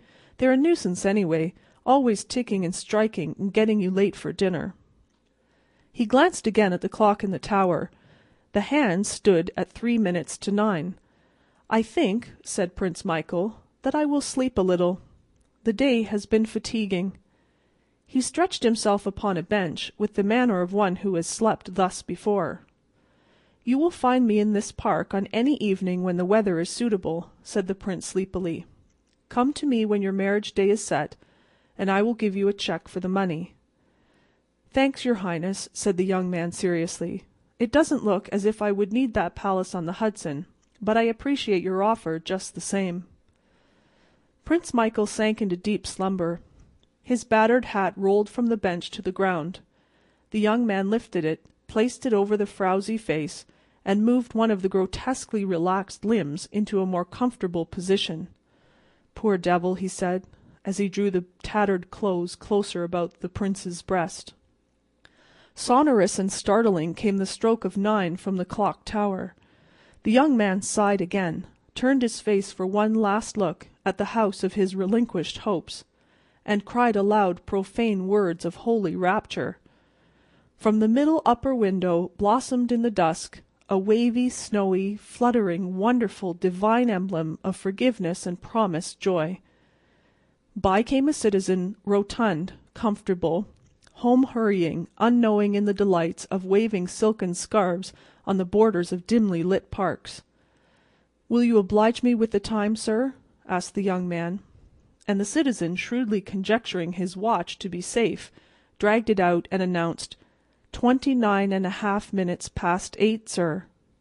And then, from habit, he glanced at the clock in the tower, and made further oration. "By George, that clock's half an hour fast. First time in 10 years I've known it to be off. This watch of mine never varies a—" But the citizen was talking to vacancy. He turned and saw his hearer, a fast-receding black shadow, flying in the direction of a house with 3 lighted upper windows. and in the morning came along 2 policemen on their way to the beats they owned. The park was deserted, save for one dilapidated figure that sprawled asleep on a bench. They stopped and gazed upon it. "It's Dopey Mike," said one. "He hits the pipe every night. Park bum for 20 years. On his last legs, I guess." The other policeman stooped and looked at something crumpled and crisp in the hand of the sleeper. "Gee," he remarked, "he's doped out on a $50 bill anyway. Wish I knew the brand of hop that he smokes." And then rap, rap, rap went the club of realism against the shoe soles of Prince Michael of the Electorate of Valleluna. End of Chapter 18. The Caliph, Cupid, and the Clock. Chapter 19. Sisters of the Golden Circle. The Rubberneck auto was about ready to start. The merry top riders had been assigned to their seats by the gentlemanly conductor. The sidewalk was blockaded with sightseers who'd gathered to stare at sightseers, justifying the natural law that every creature on earth is preyed upon by some other creature. The megaphone man raised his instrument of torture. The inside of the great automobile began to thump and throb like the heart of a coffee drinker. The top riders nervously clung to the seats. The old lady from Valparaiso, Indiana, shrieked to be put ashore. But before a wheel turns, listen to a brief preamble through the cardiophone, which shall point out to you an object of interest on life's sightseeing tour. Swift and comprehensive is the recognition of white man for white man in African wilds. Instant and sure is the spiritual greeting between mother and babe. Unhesitatingly do master and dog commune across the slight gulf between animal and man. Immeasurably quick and sapient are the brief messages between one and one's beloved. But all these instances set forth only slow and groping interchange of sympathy and thought beside one other instance, which the Rubberneck coach shall disclose. You shall learn, if you have not learned already, what 2 beings of all earth's living inhabitants most quickly look into each other's hearts and souls when they meet face to face. The gong whirred, and the glaring at Gotham car moved majestically upon its instructive tour. On the highest rear seat was James Williams of Cloverdale, Missouri, and his bride. Capitalize it, friend, typo, that last word of words in the epiphany of life and love, the ascent of the flowers, the booty of the bee, the primal drip of spring waters, the overture of the lark, the twist of lemon peel on the cocktail of creation, such is the bride. Holy is the wife, revered the mother, galiptious is the summer girl, but the bride is the certified check among the wedding presents that the gods send in when a man is married to mortality. The car glided up the Golden Way. On the bridge of the great cruiser the captain stood, trumpeting the sights of the big city to his passengers. Wide-mouthed and open-eared, they heard the sights of the metropolis thundered forth to their eyes. Confused, delirious with excitement and provincial longings, they tried to make ocular responses to the megaphonic ritual. In the solemn spires of spreading cathedrals they saw the home of the Vanderbilts. In the busy bulk of the Grand Central Depot they viewed wonderingly the frugal cot of Russell Sage. Bidden to observe the highlands of the Hudson, they gaped, unsuspecting, at the upturned mountains of a new-laid sewer. To many the elevated railroad was the Rialto, on the stations of which uniformed men sat and made chop suey of your tickets. And to this day in the outlying districts many have it that Chuck Connors, with his hand on his heart, leads reform, and that but for the noble municipal efforts of one Parkhurst, a district attorney, the notorious Bishop Potter gang would have destroyed law and order from the Bowery to the Harlem River. But I beg you to observe Mrs. James Williams, Hattie Chalmers that was, once the belle of Cloverdale. Pale blue is the bride's, if she will, and this color she has honored. Willingly had the moss rosebud loaned to her cheeks of its pink, and as for the violet, Her eyes will do very well as they are, thank you. A useless strip of white chaff. Oh, no, he was guiding the autocar, of white chiffon, or perhaps it was grenadine or tulle, was tied beneath her chin, pretending to hold her bonnet in place. But you know as well as I do that the hat-pins did the work. And on Mrs. James Williams's face was recorded a little library of the world's best thoughts in 3 volumes. Volume number 1 contained the belief that James Williams was about the right sort of thing. Volume number 2 was the essay on the world, declaring it to be a very excellent place. Volume number 3 disclosed the belief that in occupying the highest seat in a rubberneck auto they were traveling the pace that passes all understanding. James Williams, you would have guessed, was about 24. It will gratify you to know that your estimate was so accurate. He was exactly 23 years, 11 months, and 29 days old. He was well built, active, strong-jawed, good-natured, and rising. He was on his wedding trip.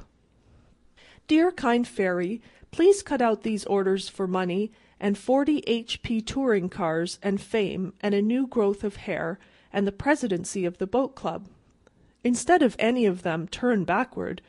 Oh, turn backward and give us just a teeny-weeny bit of our wedding trip over again.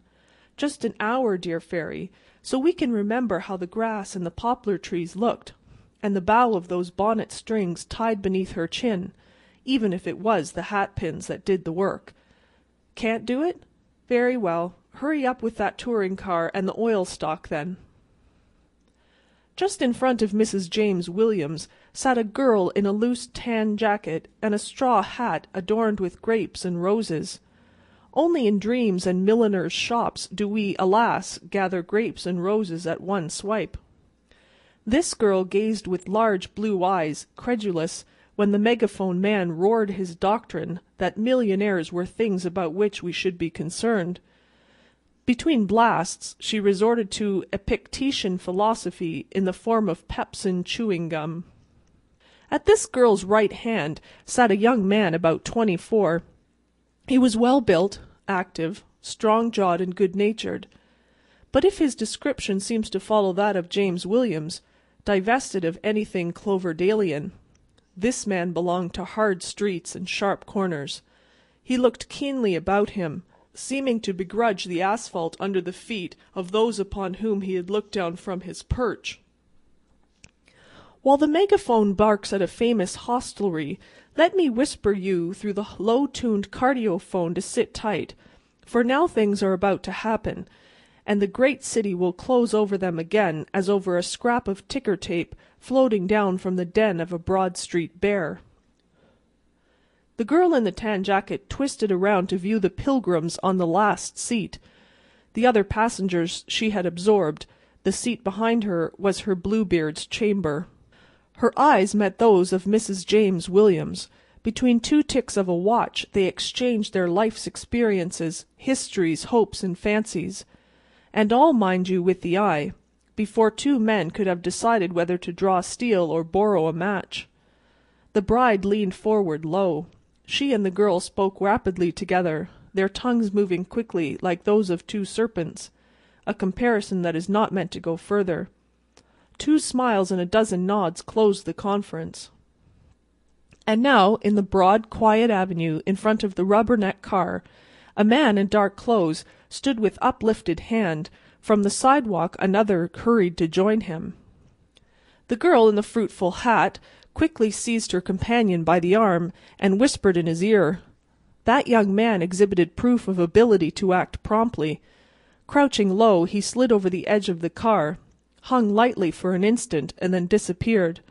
Half a dozen of the top riders observed his feat wonderingly, but made no comment, deeming it prudent not to express surprise at what might be the conventional manner of alighting in this bewildering city.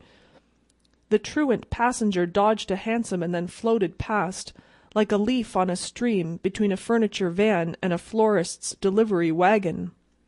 The girl in the tan jacket turned again, and looked in the eyes of Mrs. James Williams.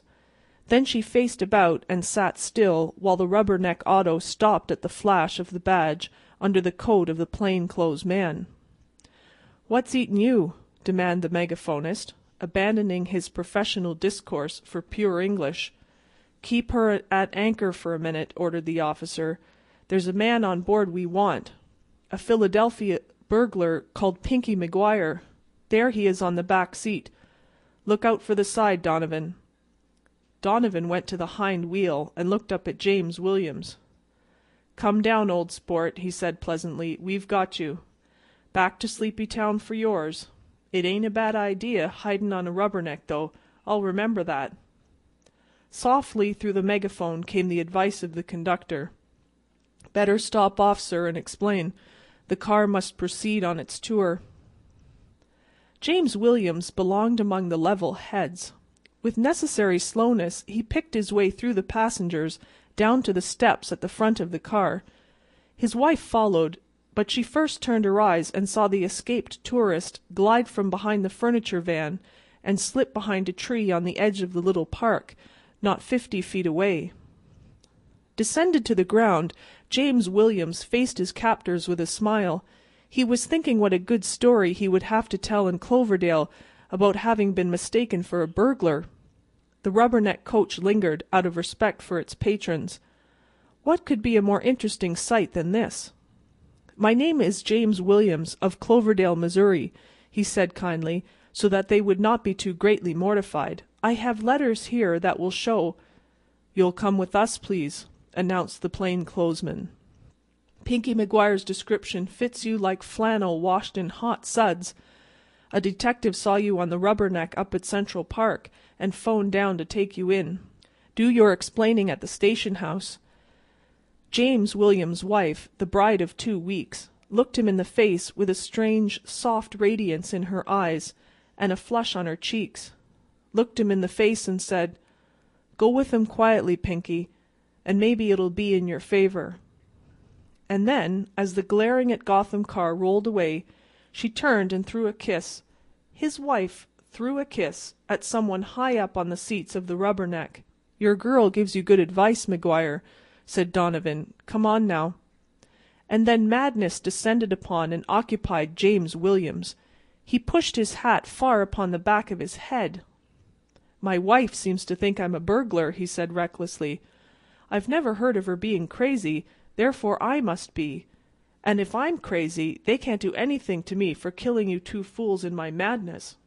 Whereupon he resisted arrest so cheerfully and industriously that cops had to be whistled for, and afterwards the reserves, to disperse a few thousand delighted spectators. At the station house the desk sergeant asked for his name.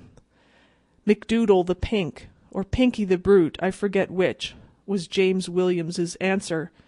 "But you can bet I'm a burglar, don't leave that out. And you might add that it took 5 of 'em to pluck the pink. I'd especially like to have that in the records." In an hour came Mrs. James Williams, with Uncle Thomas of Madison Avenue, in a respect-compelling motor car, and proofs of the hero's innocence, for all the world like the 3rd act of a drama backed by an automobile manufacturing company. After the police had sternly reprimanded James Williams for imitating a copyrighted burglar, and given him an honorable a discharge as the department was capable of, Mrs. Williams rearrested him and swept him into an angle of the station house. James Williams regarded her with one eye. He always said that Donovan closed the other while somebody was holding his good right hand. Never before had he given her a word of reproach or of reproof. "If you can explain," he began rather stiffly, "why you—" "Dear," she interrupted, "listen. It was an hour's pain and trial to you. I did it for her. I mean the girl who spoke to me on the coach. I was so happy, Jim, so happy with you that I didn't dare to refuse that happiness to another. Jim, they were married only this morning, those 2, and I wanted him to get away. While they were struggling with you, I saw him slip from behind his tree and hurry across the park. That's all of it, dear. I had to do it." Thus does one sister of the plain gold band know another, who stands in the enchanted light that shines but once and briefly for each one. By rice and satin bows does mere man become aware of weddings. But bride knoweth bride at the glance of an eye, and between them swiftly passes comfort and meaning in a language that man and widows Chapter 20 not of. The romance of a busy broker. End of Chapter 19. Pitcher, confidential Sisters clerk in of the, the office Golden of Harvey Circle. Maxwell, broker, allowed a look of mild interest and surprise to visit his usually expressionless countenance when his employer briskly entered at 9:30 in company with his young lady stenographer. With a snappy "Good morning, Pitcher," Maxwell dashed at his desk as though he were intending to leap over it, and then plunged into the great heap of letters and telegrams waiting there for him. The young lady had been Maxwell's stenographer for a year. She was beautiful in a way that was decidedly unstenographic. She forewent the pomp of the alluring pompadour. She wore no chains, bracelets, or lockets. She had not the air of being about to accept an invitation to luncheon. Her dress was gray and plain, but it fitted her figure with fidelity and discretion. In her neat black turban hat there was the gold-green wing of a macaw. On this morning she was softly and shyly radiant. Her eyes were dreamily bright, her cheeks genuine peach blow, her expression a happy one tinged with reminiscence. Pitcher, still mildly curious, noticed a difference in her ways this morning. Instead of going straight into the adjoining room, where her desk was, she lingered, slightly irresolute, in the outer office. Once she moved over by Maxwell's desk, near enough for him to be aware of her presence. The machine sitting at that desk was no longer a man. It was a busy New York broker, moved by buzzing wheels and uncoiling springs. "Well, what is it? Anything?" asked Maxwell sharply. His opened mail lay like a bank of stage snow on his crowded desk. His keen gray eye, impersonal and brusque, flashed upon her half impatiently. "Nothing," answered the stenographer, moving away with a little smile. "Mr. Pitcher," she said to the confidential clerk, "did Mr. Maxwell say anything yesterday about engaging another stenographer?" "He did," answered Pitcher. "He told me to get another one. I notified the agency yesterday afternoon to send over a few samples this morning. It's 9:45 o'clock, and not a single picture hat or piece of pineapple chewing gum has shown up yet." "I will do the work as usual, then," said the young lady, "until someone comes to fill the place." And she went to her desk at once and hung the black turban hat with the green gold macaw wing in its accustomed place. He who has been denied the spectacle of a busy Manhattan broker during a rush of business is handicapped for the profession of anthropology. The poet sings of the crowded hour of glorious life. The broker's hour is not only crowded, but the minutes and seconds are hanging to all the straps and packing both front and rear platforms.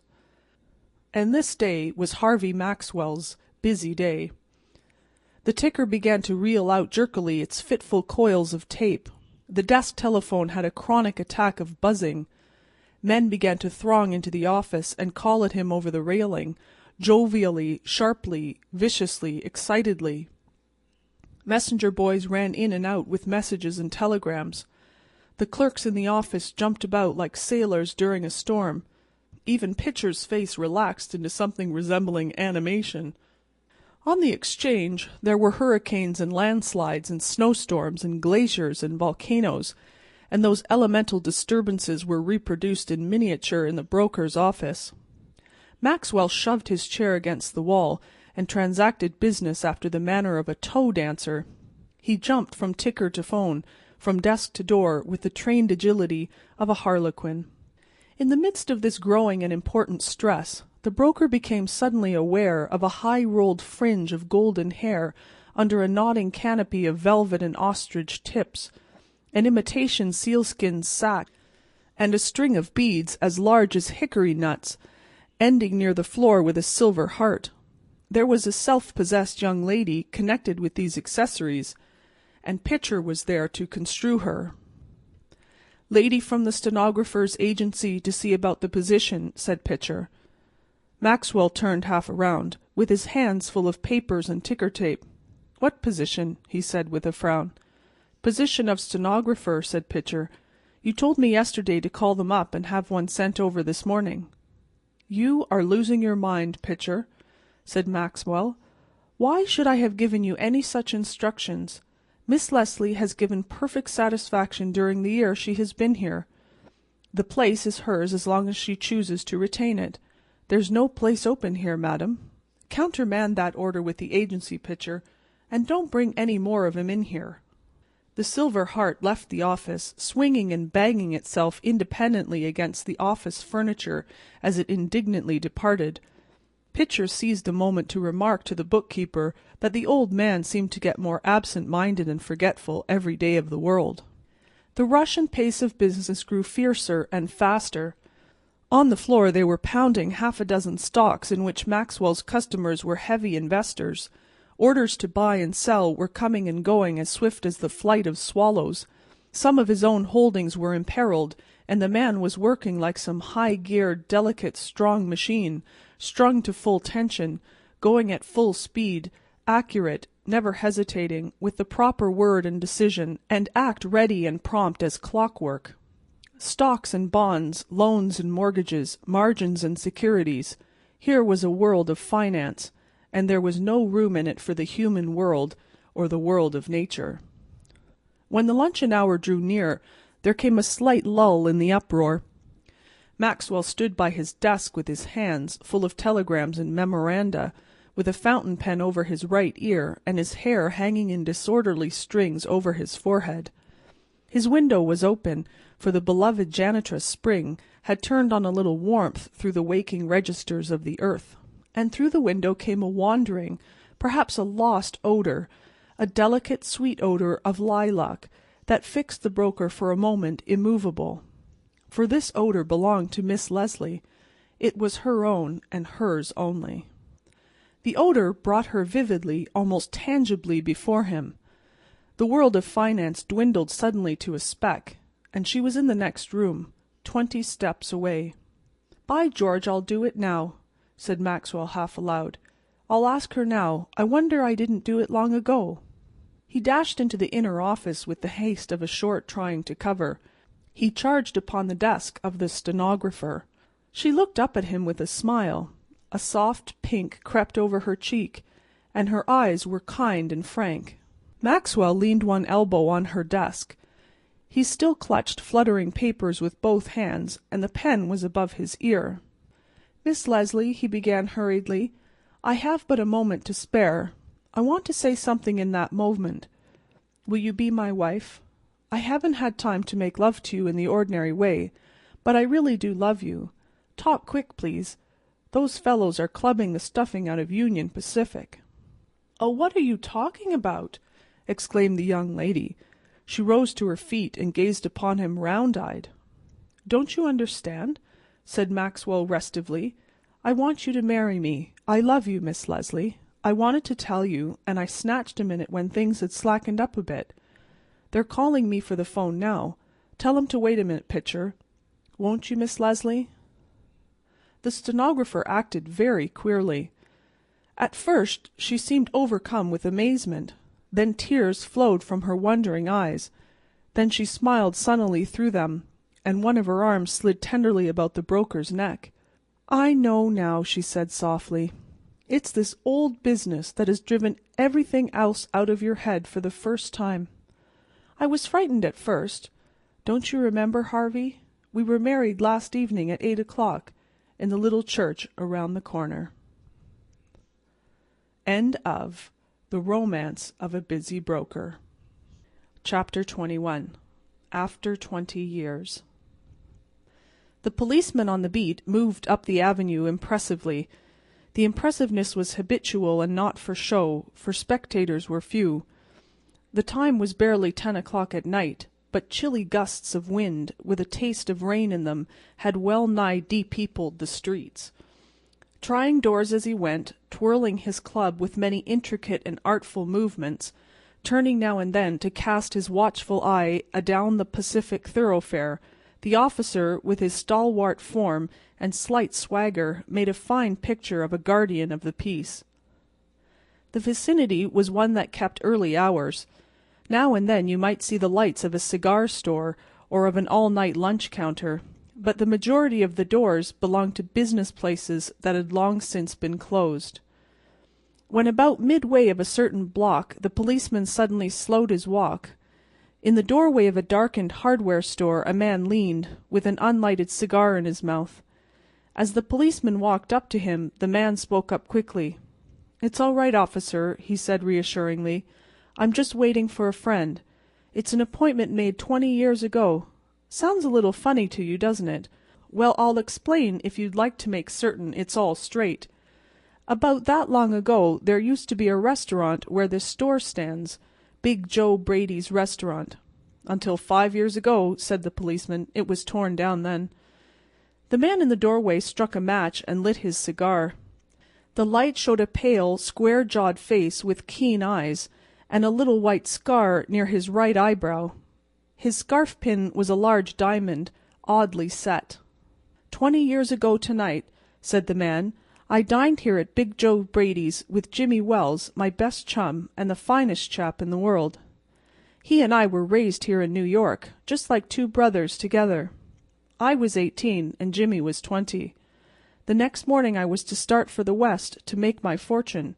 You couldn't have dragged Jimmy out of New York. He thought it was the only place on earth. Well, we agreed that night that we would meet here again exactly 20 years from that date and time, no matter what our conditions might be, or from what distance we might have to come. We figured that in 20 years each of us ought to have our destiny worked out and our fortunes made, whatever they were going to be." "It sounds pretty interesting," said the policeman. "Rather a long time between meets, though, it seems to me. Haven't you heard from your friend since you left?" "Well, yes, for a time we corresponded," said the other, "but after a year or two we lost track of each other. You see, the West is a pretty big proposition, and I kept hustling around over it pretty lively. But I know Jimmy will meet me here if he's alive, for he always was the truest, staunchest old chap in the world. He'll never forget. I came 1,000 miles to stand in this door tonight, and it's worth it if my old partner turns up." The waiting man pulled out a handsome watch, the lids of it set with small diamonds. 3 minutes to 10, he announced. It was exactly 10 o'clock when we parted here at the restaurant door. "Did pretty well West, didn't you?" asked the policeman. "You bet. I hope Jimmy has done half as well. He was a kind of plodder, though, good fellow as he was. I've had to compete with some of the sharpest wits going to get my pile. A man gets in a groove in New York. It takes the West to put a razor edge on him." The policeman twirled his club and took a step or two. "I'll be on my way. Hope your friend comes around all right. Going to call time on him sharp?" "I should say not," said the other. "I'll give him half an hour at least. If Jimmy is alive on earth, he'll be here by that time. So long, officer." "Good night, sir," said the policeman, passing on along his beat, trying doors as he went. There was now a fine cold drizzle falling, and the wind had risen from its uncertain puffs into a steady blow. The few foot passengers astir in that quarter hurried dismally and silently along with coat collars turned high and pocketed hands. And in the door of the hardware store the man who had come 1,000 miles to fill an appointment, uncertain almost to absurdity, with the friend of his youth, smoked his cigar and waited. About 20 minutes he waited, then a tall man in a long overcoat, with collar turned up to his ears, hurried across from the opposite side of the street. He went directly to the waiting man. "Is that you, Bob?" he asked doubtfully. "Is that you, Jimmy Wells?" cried the man in the door. "Bless my heart!" exclaimed the new arrival, grasping both the other's hands with his own. "It's Bob, sure as fate. I was certain I'd find you here if you were still in existence. Well, well, well, 20 years is a long time. The old restaurant's gone, Bob. I wish it had lasted, so we could have had another dinner there. How has the West treated you, old man?" "Bully, it has given me everything I asked it for. You've changed lots, Jimmy. I never thought you were so tall by 2 or 3 inches." "Oh, I grew a bit after I was 20. Doing well in New York, Jimmy?" "Moderately. I have a position in one of the city departments. Come on, Bob, we'll go around to a place I know of, and have a good long talk about old times." The two men started up the street, arm in arm. The man from the West, his egotism enlarged by success, was beginning to outline the history of his career. The other, submerged in his overcoat, listened with interest. At the corner stood a drug store, brilliant with electric lights. When they came into this glare, each of them turned simultaneously to gaze upon the other's face. The man from the West stopped suddenly and released his arm. "You're not Jimmy Wells," he snapped. 20 years is a long time, but not long enough to change a man's nose from a Roman to a pug." "It sometimes changes a good man into a bad one," said the tall man. "You've been under arrest for 10 minutes, Silky Bob. Chicago thinks you may have dropped over our way and wires us she wants to have a chat with you. Going quietly, are you? That's sensible. Now, before we go on to the station, here's a note I was asked to hand you. You may read it here at the window. It's from Patrolman Wells." The man from the West unfolded the little piece of paper handed him. His hand was steady when he began to read, but it trembled a little by the time he'd finished. The note was rather short. "Bob, I was at the appointed place on time. When you struck the match to light your cigar, I saw it was the face of the man wanted in Chicago. Somehow I couldn't do it myself, so I went around and got a plain clothes man to do the job. Jimmy." End of After 20 Years. Chapter 22. Lost on Dress Parade. Mr. Towers Chandler was pressing his evening suit in his hall bedroom. One iron was heating on a small gas stove. The other was being pushed vigorously back and forth to make the desirable crease that would be seen later on extending in straight lines from Mr. Chandler's patent leather shoes to the edge of his low-cut vest. So much of the hero's toilette may be entrusted to our confidence. The remainder may be guessed by those whom genteel poverty has driven to ignoble expedient. Our next view of him shall be as he descends the steps of his lodging-house immaculately and correctly clothed, calm, assured, handsome, in appearance the typical New York young clubman setting out, slightly bored, to inaugurate the pleasures of the evening. Chandler's honorarium was $18 per week. He was employed in the office of an architect. He was 22 years old. He considered architecture to be truly an art, and he honestly believed, though he would not have dared to admit it in New York, that the Flatiron Building was inferior to design to the great cathedral in Milan. Out of each week's earnings Chandler set aside $1. At the end of each 10 weeks, with the extra capital thus accumulated, he purchased one gentleman's evening from the bargain counter of stingy old Father Time. He arrayed himself in the regalia of millionaires and presidents. He took himself to the quarter where life is brightest and showiest, and there dined with taste and luxury. With $10 a man may, for a few hours, play the wealthy idler to perfection. The sum is ample for a well-considered meal, a bottle bearing a respectable label, commensurate tips, a smoke, cab fare, and the ordinary et ceteras. This one delectable evening culled from each dull 70 was to Chandler a source of renascent bliss. To the society bud comes but one debut. It stands alone sweet in her memory when her hair has whitened. But to Chandler each 10 weeks brought a joy as keen, as thrilling, as new as the first had been. To sit among bons vivants under palms in the swirl of concealed music. To look upon the habitués of such a paradise and to be looked upon by them. What is a girl's first dance and short-sleeved tulle compared with this? Up Broadway Chandler moved with the vespertine dress parade. For this evening he was an exhibit as well as a gazer. For the next 69 evenings he would be dancing in cheviot and worsted at dubious table d'hôte at whirlwind lunch counters, on sandwiches and beer in his hall bedroom. He was willing to do that, for he was a true son of the great city of Razzle-Dazzle, and to him one evening in the limelight made up for many dark ones. Chandler protracted his walk until the 40s began to intersect the great and glittering Primrose Way, for the evening was yet young, and when one is of the beau monde, only one day in 70, one loves to protract the pleasure. Eyes bright, sinister, curious, admiring, provocative, alluring were bent upon him, for his garb and air proclaimed him a devotee to the hour of solace and pleasure. At a certain corner he came to a standstill, proposing to himself the question of turning back toward the showy and fashionable restaurant in which he usually dined on the evenings of his especial luxury. Just then a girl scuttled lightly around the corner, slipped on a patch of icy snow, and fell plump upon the sidewalk. Chandler assisted her to her feet with instant and solicitous courtesy. The girl hobbled to the wall of the building, leaned against it, and thanked him demurely. "I think my ankle is strained," she said. "It twisted when I fell." "Does it pain you much?" inquired Chandler. "Only when I rest my weight upon it. I think I will be able to walk in a minute or two."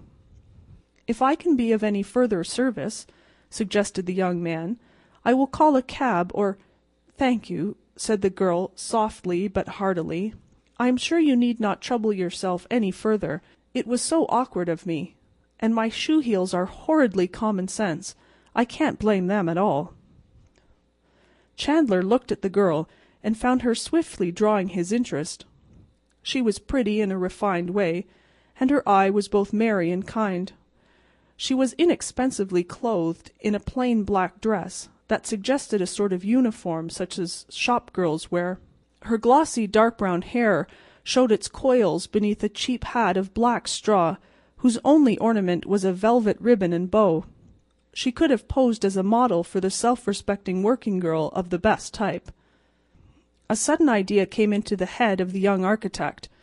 He would ask this girl to dine with him. Here was the element that his splendid but solitary periodic feasts had lacked. His brief season of elegant luxury would be doubly enjoyable if he could add to it a lady's society. This girl was a lady. He was sure her manner and speech settled that, and in spite of her extremely plain attire he felt that he would be pleased to sit at table with her. These thoughts passed swiftly through his mind, and he decided to ask her. It was a breach of etiquette, of course, but oftentimes wage-earning girls waived formalities in matters of this kind. They were generally shrewd judges of men, and thought better of their own judgment than they did of useless conventions. His $10, discreetly expended, would enable the two to dine very well indeed. The dinner would no doubt be a wonderful experience, thrown into the dull routine of the girl's life, and her lively appreciation of it would add to his own triumph and pleasure. "I think," he said to her with frank gravity, "that your foot needs a longer rest than you suppose.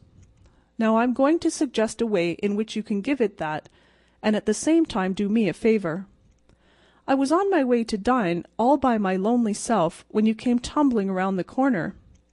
You come with me and we'll have a cozy dinner and a pleasant talk together, and by that time your game ankle will carry you home very nicely, I'm sure."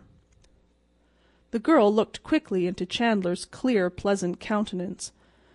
Her eyes twinkled once very brightly, and then she smiled ingeniously. "But we don't know each other. It wouldn't be right, would it?" she said doubtfully. "There's nothing wrong about it," said the young man candidly. "I'll introduce myself. Permit me, Mr. Towers Chandler. After our dinner, which I will try to make as pleasant as possible, I will bid you good evening, or attend you safely to your door, whichever you prefer." "But dear me," said the girl, with a glance at Chandler's faultless attire, "in this old dress and hat?" "Never mind that," said Chandler cheerfully. "I'm sure you look more charming in them than anyone we shall see in the most elaborate dinner toilette." "My ankle does hurt yet," admitted the girl, attempting a limping step. "I think I will accept your invitation, Mr. Chandler. You may call me Miss Marion." "Come then, Miss Marion," said the young architect gaily, but with perfect courtesy. "You will not have far to walk. There is a very respectable and good restaurant in the next block. You will have to lean on my arm, so, and walk slowly. It is lonely dining all by oneself. I'm just a little bit glad that you slipped on the ice." When the two were established at a well-appointed table, with a promising waiter hovering in attendance, Chandler began to experience the real joy that his regular outing always brought to him. The restaurant was not so showy or pretentious as the one further down Broadway, which he always preferred, but it was nearly so. The tables were well filled with prosperous-looking diners. There was a good orchestra, playing softly enough to make conversation a possible pleasure, and the cuisine and service were beyond criticism. His companion, even in her cheap hat and dress, held herself with an air that added distinction to the natural beauty of her face and figure, and it is certain that she looked at Chandler, with his animated but self-possessed manner, and his kindling and frank blue eyes, with something not far from admiration in her own charming face. Then it was that the madness of Manhattan, the frenzy of fuss and feathers, the bacillus of brag, the provincial plague of pose, seized upon Towers Chandler. He was on Broadway, surrounded by pomp and style, and there were eyes to look at him. On the stage of that comedy he had assumed to play the one-night part of a butterfly of fashion and an idler of means and taste. He was dressed for the part, and all his good angels had not the power to prevent him from acting it. So he began to prate to Miss Marion of clubs, of teas, of golf and riding, and kennels, and cotillons, and tours abroad, and threw out hints of a yacht lying at Larchmont. He could see that she was vastly impressed by this vague talk, so he endorsed his pose by random insinuations concerning great wealth, and mentioned familiarly a few names that were handled reverently by the proletariat. It was Chandler's short little day, and he was wringing from it the best that could be had as he saw it. And yet once or twice he saw the pure gold of this girl shine through the mist of his egotism had raised between him and all objects. "This way of living that you speak of," she said, "sounds so futile and purposeless. Haven't you any work to do in the world that might interest you more?" "My dear Miss Marion," he exclaimed, "work! Think of dressing every day for dinner, of making half a dozen calls in an afternoon, with a policeman at every corner ready to jump into your auto and take you to the station if you get up any greater speed than a donkey cart's gait. We do-nothings are the hardest workers in the land." The dinner was concluded, the waiter generously fed, and the two walked out to the corner where they had met. Miss Marion walked very well now. Her limp was scarcely noticeable. "Thank you for a nice time," she said frankly. "I must run home now. I liked the dinner very much, Mr. Chandler." He shook hands with her, smiling cordially, and said something about a game of bridge at his club. He watched her for a moment, walking rather rapidly eastward. Then he found a cab to drive him slowly homeward. In his chilly bedroom Chandler laid away his evening clothes for a 69 days' rest. He went about it thoughtfully. "That was a stunning girl," he said to himself. "She's all right, too. I'd be sworn even if she does have to work. Perhaps if I'd told her the truth instead of all that razzle-dazzle we might. But confound it, I had to play up to my clothes." Thus spoke the brave, who was born and reared in the wigwams of the tribe of the Manhattans. The girl, after leaving her entertainer, sped swiftly cross town until she arrived at a handsome and sedate mansion 2 squares to the east, facing on that avenue which is the highway of Mammon and the auxiliary gods. Here she entered hurriedly and ascended to a room where a handsome young lady in an elaborate house dress was looking anxiously out the window. "Oh, you madcap!" exclaimed the elder girl when the other entered. "When will you quit frightening us this way? It is 2 hours since you ran out in that rag of an old dress and Marie's hat. Mamma has been so alarmed. She sent Louis to the auto to try to find you. You are a bad, thoughtless puss." The elder girl touched a button, and a maid came in a moment. "Marie, tell Mamma that Miss Marion has returned." Don't scold, sister. I only ran down to Madame Theo's to tell her to use mauve insertion instead of pink. My costume and Marie's hat were just what I needed. Everyone thought I was a shop girl, I'm sure. Dinner is over, dear. You stayed so late. I know. I slipped on the sidewalk and turned my ankle. I could not walk, so I hobbled into a restaurant and sat there until I was better. That is why I was so long. The two girls sat in the window seat, looking out at the lights and the stream of hurrying vehicles in the avenue. The younger one cuddled down with her head in her sister's lap. We will have to marry some day, she said dreamily, both of us. We have so much money that we will not be allowed to disappoint the public. Do you want me to tell you the kind of a man I could love, sis? Go on, you scatterbrain, smiled the other. I could love a man with dark and kind blue eyes, who is gentle and respectful to poor girls, who is handsome and good and does not try to flirt. But I could love him only if he had an ambition, an object, some work to do in the world. I would not care how poor he was if I could help him build his way up. But, sister dear, the kind of man we always meet, the one who lives an idle life between society and his clubs, I could not love a man like that, even if his eyes were blue, and he were ever so kind to poor girls whom he met in the street. End of Lost in Dress Parade. Chapter 23. By Courier. It was neither the season nor the hour when the park had frequenters, and it is likely that the young lady, who was seated on one of the benches at the side of the walk, had merely obeyed a sudden impulse to sit for a while and enjoy a foretaste of coming spring. She rested there, pensive and still. A certain melancholy that touched her countenance must have been of recent birth, for it had not yet altered the fine and youthful contours of her cheek, nor subdued the arch though resolute curve of her lips. A tall young man came striding through the park, along the path near which she sat. Behind him tagged a boy carrying a suitcase. At the sight of the young lady, the man's face changed to red and back to pale again. He watched her countenance as he drew nearer, with hope and anxiety mingled on his own. He passed within a few yards of her, but he saw no evidence that she was aware of his presence or existence. Some 50 yards further on he suddenly stopped and sat on a bench at one side.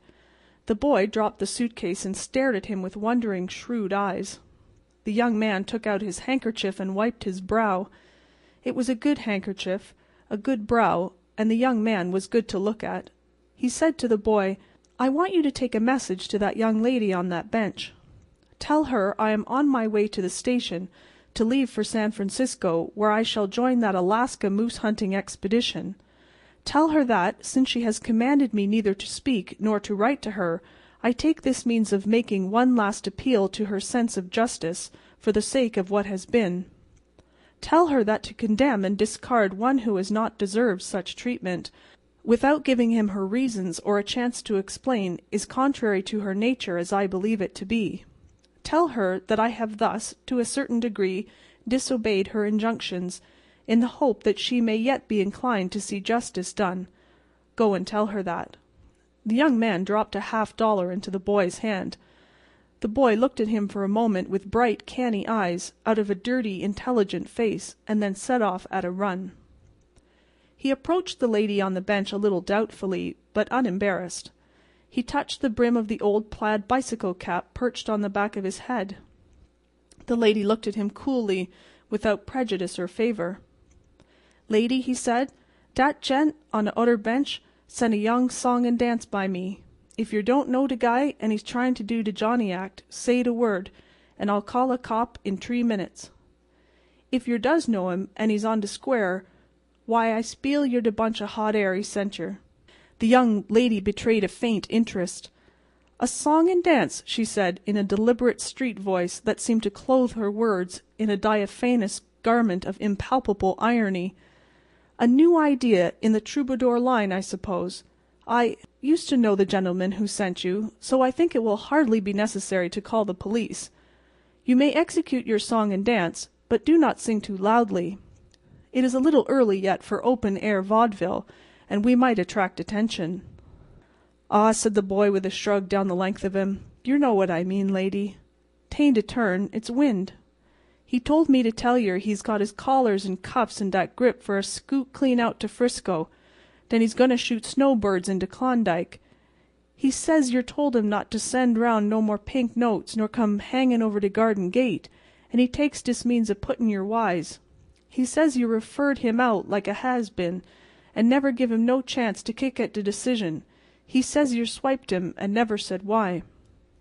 The slightly awakened interest in the young lady's eyes did not abate. Perhaps it was caused by either the originality or the audacity of the snowbird hunter in thus circumventing her express commands against the ordinary modes of communication. She fixed her eye on a statue standing disconsolate in the dishevelled park, and spoke into the transmitter. "Tell the gentleman that I need not repeat to him a description of my ideals. He knows what they have been and what they still are. So far as they touch on this case, absolute loyalty and truth are the ones paramount. Tell him that I have studied my own heart as well as one can, and I know its weakness as well as I do its needs. That is why I decline to hear his pleas, whatever they may be.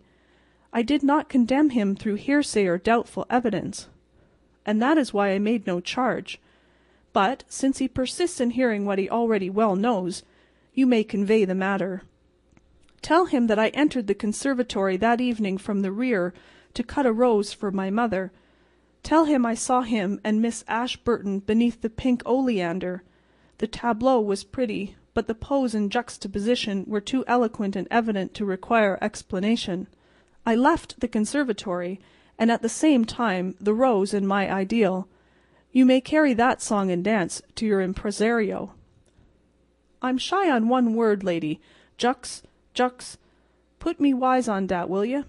Juxtaposition, or you may call it propinquity, or if you like, being rather too near for one maintaining the position of an ideal."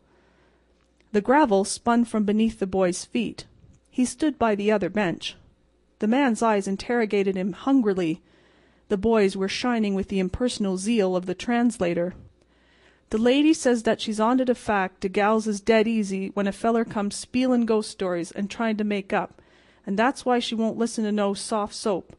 She says she caught yer dead to rights, huggin' a bunch of calico in de hothouse. She sidestepped in to pull some posies, and yer was squeezin' at de oder gal to beat de band. She says it looked cute, all right, but it made her sick. She says you'd better get busy and make a sneak for the train." The young man gave a low whistle, and his eyes flashed with a sudden thought. His hand flew to the inside pocket of his coat, and he drew out a handful of letters. Selecting one, he handed it to the boy, following it with a silver dollar from his vest pocket. "Give that letter to the lady," he said, "and ask her to read it.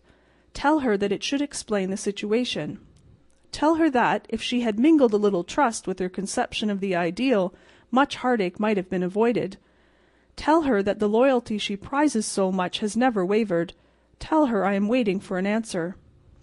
The messenger stood before the lady. "De gent says he's had de ski bunk put on him without no cause. He says he's no bum guy, and lady, you read that letter, and I'll bet he's a white sport all right." The young lady unfolded the letter somewhat doubtfully and read it. "Dear Dr. Arnold, I want to thank you for your most kind and opportune aid to my daughter last Friday evening, when she was overcome by an attack of her old heart trouble in the conservatory at Mrs. Waldron's reception. Had you not been near to catch her as she fell and to render proper attention, we might have lost her. I would be glad if you would call and undertake the treatment of her case. Gratefully yours, Robert Ashburton." The young lady refolded the letter and handed it to the boy. "De gent wants an answer," said the messenger. "What's de word?" The lady's eyes suddenly flashed on him, bright, smiling, and wet. "Tell that guy on the other bench," she said with a happy, tremulous laugh, "that his girl wants him." End of Chapter 23 by Courier. Chapter 24 The Furnished Room. Restless, shifting, fugacious as time itself is a certain vast bulk of the population of the red brick district of the lower West Side. Homeless, they have 100 homes. They flit from furnished room to furnished room. Transients forever. Transients in abode. Transients in heart and mind. They sing Home Sweet Home in ragtime. They carry their lair and penate in a bandbox. Their vine is entwined about a picture hat. A rubber plant is their fig tree. Hence the houses of this district, having had 1,000 dwellers, should have 1,000 tales to tell, mostly dull ones, no doubt, but it would be strange if there could not be found a ghost or two in the wake of all these vagrant guests. One evening after dark, a young man prowled among these crumbling red mansions, ringing their bells. At the 12th he rested his lean hand-baggage upon the step and wiped the dust from his hat-band and forehead. The bell sounded faint and far away in some remote hollow depth. To the door of this, the 12th house, whose bell he had rung, came a housekeeper who made him think of an unwholesome surfeited worm that had eaten its nut to a hollow shell and now sought to fill the vacancy with edible lodgers. He asked if there was a room to let. "Come in," said the housekeeper. Her voice came from her throat. Her throat seemed lined with fur. "I have the 3rd floor back, vacant since a week back. Should you wish to look at it?" The young man followed her up the stairs. A faint light, from no particular source, mitigated the shadows of the halls. They trod noiselessly upon a stair carpet that its own loom would have forsworn. It seemed to have become vegetable, to have degenerated in that rank, sunless air to lush lichen or spreading mosses that grew in patches to the staircase and was viscid under the foot like organic matter. At each turn of the stairs were vacant niches in the wall. Perhaps plants had once been set there in them. If so, they had died in that foul and tainted air. It may be that statues of the saints had stood there, but it was not difficult to conceive that imps and devils had dragged them forth in the darkness and down to the unholy depths of some furnished pit below. "This is the room," said the housekeeper, from her furry throat. "It's a nice room. It ain't often vacant. I had some most elegant people in it last summer, no trouble at all, and paid in advance to the minute. The water's at the end of the hall. Sprowls and Mooney kept it 3 months. They done a vaudeville sketch. Miss Bretta Sprowls, you may have heard of her. Oh, that was just the stage names. Right there over the dresser is where the marriage certificate hung, framed. The gas is here, and you see there is plenty of closet room. It's a room everybody likes. It never stays idle long." "Do you have many theatrical people rooming here?" asked the young man. "They comes and goes. A good proportion of my lodgers is connected with the theatres. Yes, sir, this is the theatre district. Actor people never stays long anywhere. I get my share. Yes, they comes and they goes." He engaged the room, paying for a week in advance. He was tired, he said, and would take possession at once. He counted out the money. The room had been made ready, she said, even to towels and water. As the housekeeper moved away, he put, for the 1000th time, the question that he carried at the end of his tongue. "A young girl, Miss Vashner, Miss Eloise Vashner, do you remember such a one among your lodgers? She would be singing on the stage, most likely. A fair girl, of medium height and slender, with reddish gold hair, and a dark mole near her left eyebrow." "No, I don't remember the name. Them stage people has names they change as often as their rooms. They comes and they goes. No, I don't call that one to mind." No, and always no. 5 months of ceaseless interrogation and the inevitable negative. So much time spent by day in questioning managers, agents, schools, and choruses. By night among the audiences of theatres from all-star casts down to music halls so low that he dreaded to find what he most hoped for. He, who had loved her best, had tried to find her. He was sure that since her disappearance from home this great water-girt city held her somewhere, but it was like a monstrous quicksand, shifting its particles constantly, with no foundation, its upper granules of today buried tomorrow in ooze and slime. The furnished room received its latest guest with a first glow of pseudo-hospitality, a hectic, haggard, perfunctory welcome, like the spacious smile of a demi-rep. The sophistical comfort came in reflected gleams from the decayed furniture, the ragged brocade upholstery of a couch and 2 chairs, a foot-wide cheap pier glass between the 2 windows, from 1 to 2 gilt picture frames, and a brass bedstead in a corner. The guest reclined, inert, upon a chair, while the room, confused in speech as though it were an apartment in Babel, tried to discourse of him of its divers tenantry. A polychromatic rug, like some brilliant flowered rectangle tropical islet, lay surrounded by a billowy sea of soiled matting. Upon the gay papered wall there were pictures that pursue the homeless from one house to house: the Huguenot lovers, the first quarrel, the wedding breakfast, Psyche at the fountain. The mantel's chastely severe outline was ingloriously veiled behind some pert drapery drawn rakishly askew like the sashes of the Amazonian ballet. Upon it was some desolate flotsam, cast aside by the rooms marooned when a lucky sail had borne them to a fresh port, a trifling vase or 2, pictures of actresses, a medicine bottle, some stray cards out of a deck. One by one, as the characters of a cryptograph become explicit, the little signs left by the furnished room's procession of guests developed a significance. The threadbare space in the rug in front of the dresser told that lovely woman had marched in the throng. Tiny fingerprints on the wall spoke of little prisoners trying to feel their way to sun and air. A splattered stain, raying like the shadow of a bursting bomb, witnessed where a hurled glass or bottle had splintered with its contents against the wall. Across the pier glass had been scrawled with a diamond in staggering letters the name Marie. It seemed that the succession of dwellers in the furnished room had turned in fury, perhaps tempted beyond forbearance by its garish coldness, and wreaked upon it their passions. The furniture was chipped and bruised. The couch, distorted by bursting springs, seemed a horrible monster that had been slain during the stress of some grotesque convulsion. Some more potent upheaval had cloven a great slice from the marble mantel. Each plank in the floor owned its particular cant and shriek as from a separate and individual agony.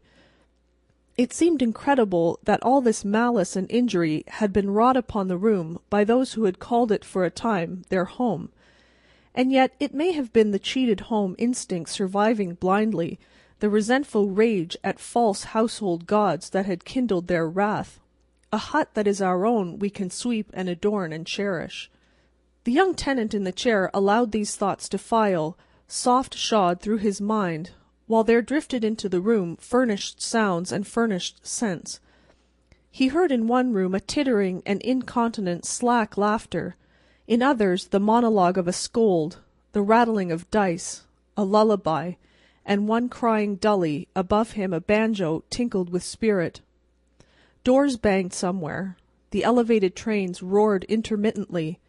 A cat yowled miserably upon a black fence, and he breathed the breath of the house, a dank savour rather than a smell, a cold, musty effluvium as from underground vaults, mingled with the reeking exhalations of linoleum and mildewed and rotten woodwork.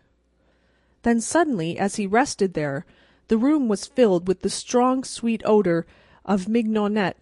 It came as upon a single buffet of wind with such sureness and fragrance and emphasis that it almost seemed a living visitant, and the man cried aloud, "What, dear?" as if he had been called, and sprang up and faced about. The rich odour clung to him and wrapped him around. He reached out his arms for it, all his senses for the first time confused and commingled. How could one be peremptorily called by an odour? Surely it must have been a sound. But was it not the sound that had touched, that had caressed him? "She has been in this room," he cried, and he sprang to wrest from it a token, for he knew he would recognize the smallest thing that had belonged to her or that she had touched. This enveloping scent of mignonette, the owner that she had loved and made her own, whence came it? The room had been but carelessly set in order. Scattered about the flimsy dresser's scarf were half a dozen hairpins, those discreet, indistinguishable friends of womankind, feminine of gender, infinite of mood, and uncommunicative of tense. These he ignored, conscious of their triumphant lack of identity. Ransacking the drawers of the dresser, he came upon a discarded, tiny, ragged handkerchief. He pressed it to his face. It was racy and insolent with heliotrope. He hurled it to the floor. In another drawer he found odd buttons, a theatre program, a pawnbroker's card, 2 lost marshmallows, a book on the divination of dreams. In the last was a woman's black satin hair bow, which halted him, poised between ice and fire. But the black satin hair bow also is femininity's demure, impersonal, common ornament, and tells no tales.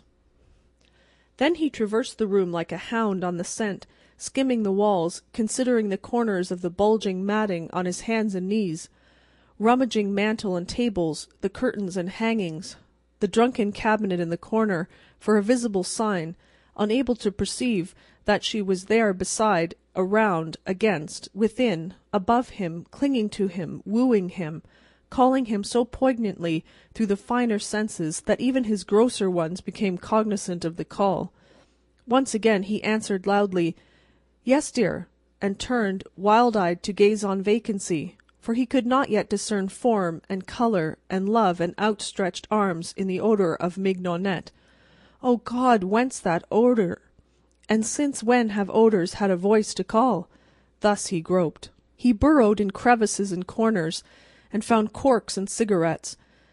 These he passed in passive contempt, but once he found in a fold of the matting a half-smoked cigar, and this he ground beneath his heel with a green and trenchant oath. He sifted the room from end to end. He found dreary and ignoble small records of many a peripatetic tenant, but of her whom he sought, and who may have lodged there, and whose spirit seemed to hover there, he found no trace. Then he thought of the housekeeper. He ran from the haunted room downstairs, and to a door that showed a crack of light. She came out to his knock. He smothered his excitement as best he could. "Will you tell me, madam," he besought her, "who occupied the room I have before I came?" "Yes, sir, I can tell you again. 'Twas Sprowls and Mooney, as I said. Miss Bretta Sprowls it was in the theatres, but Miss Mooney she was. My house is well known for respectability. The marriage certificate hung, framed, on a nail over— What kind of a lady was Miss Sprowls? In looks, I mean." "Why, black-haired, sir, short and stout, with a comical face. They left a week ago Tuesday." "And before they occupied it?" "Why, there was a single gentleman connected with the draying business. He left owing me a week. Before him was Mrs. Crowder and her 2 children, that stayed 4 months. And back of them was old Mr. Doyle, whose sons paid for him. He kept the room 6 months. That goes back a year, sir, and further I do not remember." He thanked her and crept back to his room. The room was dead. The essence that had vivified it was gone. The perfume of mignonette had departed. In its place was the old, stale odour of mouldy house furniture, an atmosphere in storage. The ebbing of his hope drained his faith. He sat staring at the yellow, singing gaslight. Soon he walked to the bed and began to tear the sheets into strips. With the blade of his knife he drove them tightly into every crevice around windows and door. When all was snug and taut, he turned out the light, turned the gas full on again, and laid himself gratefully upon the bed. It was Mrs. McCool's night to go with the can for beer, so she fetched it and sat with Mrs. Purdy in one of those subterranean retreats where housekeepers foregather and the worm dieth seldom. "I rented out my 3rd floor back this evening," said Mrs. Purdy, across a fine circle of foam. "A young man took it. He went up to bed 2 hours ago." "Now did ye, Mrs. Purdy, ma'am?" said Mrs. McCool with intense admiration. "You do be a wonder for rentin' rooms o' that kind. And did ye tell him, then?" she concluded in a husky whisper laden with mystery. "Rooms," said Mrs. Purdy in her furriest tones, "are furnished for to rent. I did not tell him, Mrs. McCool." "'Tis right ye are, ma'am. 'Tis by renting rooms we kape alive. Ye have the rale sense o' business. There may be many people will reject the rentin' of a room if they be told a suicide has been after dyin' in the bed of it. As you say, we has our living to be making," remarked Mrs. Purdy. "Yis, ma'am, 'tis true. 'Tis just 1 week ago this day that I helped ye lay out the 3rd floor back. A pretty slip of a colleen she was to be killin' herself with the gas. A swate little face she had, Mrs. Purdy, ma'am." "She'd ha' been called handsome, as you say," said Mrs. Purdy, assenting but critical, "but for that mole she had a growin' by her left eyebrow. Do you fill up your glass again, Mrs. Cool?" End of The Furnished Room. Chapter 25. The Brief Debut of Tildy. If you do not know Bogle's Chop House and Family Restaurant, it is your loss. For if you are one of the fortunate ones who dine expensively, you should be interested to know how the other half consumes provisions. And if you belong to the half to whom waiters' checks are things of moment, you should know Bogle's, for there you will get your money's worth, in quantity at least. Bogle's is situated in that highway of bourgeoisie, that boulevard of Brown, Jones, and Robinson, 8th Avenue. There are 2 rows of tables in the room, 6 in each row. On each table is a castor stand, containing cruets of condiments and seasons. From the pepper cruet you may shake a cloud of something tasteless and melancholy, like volcanic dust. From the salt cruet you may expect nothing, though a man should extract a sanguinary stream from the pallid turnip, yet will his prowess be balked when he comes to wrest salt from Bogle's cruets. Also upon each table stands the counterfeit of that benign sauce made from the recipe of a nobleman in India. At the cashier's desk sits Bogle, cold, sordid, slow, smouldering, and takes your money. Behind a mountain of toothpicks he makes your change, files your check, and ejects at you, like a toad, a word about the weather. Beyond a corroboration of his meteorological statement you would better not venture. You are not Bogle's friend. You are a fed, transient customer, and you and he may not meet again until the blowing of Gabriel's dinner horn. So take your change and go, to the devil if you like. There you have Bogle's sentiments. The needs of Bogle's customers were supplied by 2 waitresses and a voice. One of the waitresses was named Aileen. She was tall, beautiful, lively, gracious, and learned in persiflage. Her other name? There was no more necessity for another name at Bogle's than there was for finger bowls. The name of the other waitress was Tildy. Why do you suggest Matilda? Please listen this time. Tildy. Tildy. Tildy was dumpy, plain-faced, and too anxious to please. Repeat the last clause to yourself once or twice, and make the acquaintance of the duplicate infinite. The voice at Bogle's was invisible. It came from the kitchen, and did not shine in the way of originality. It was a heathen voice, and contented itself with vain repetitions of exclamations emitted by the waitresses concerning food. Will it tire you to be told again that Aileen was beautiful? Had she donned a few $100 worth of clothes, and joined the Easter parade, and had you seen her, you would have hastened to say so yourself. The customers at Bogle's were her slaves. 6 tables full she could wait upon at once. They who were in a hurry restrained their impatience for the joy of merely gazing upon her swiftly moving, graceful figure. They who had finished eating ate more that they might continue in the light of her smiles. Every man there, and they were mostly men, tried to make his impression upon her. Aileen could successfully exchange repartee against a dozen at once, and every smile that she sent forth lodged, like pellets from a scatter-gun, in as many hearts.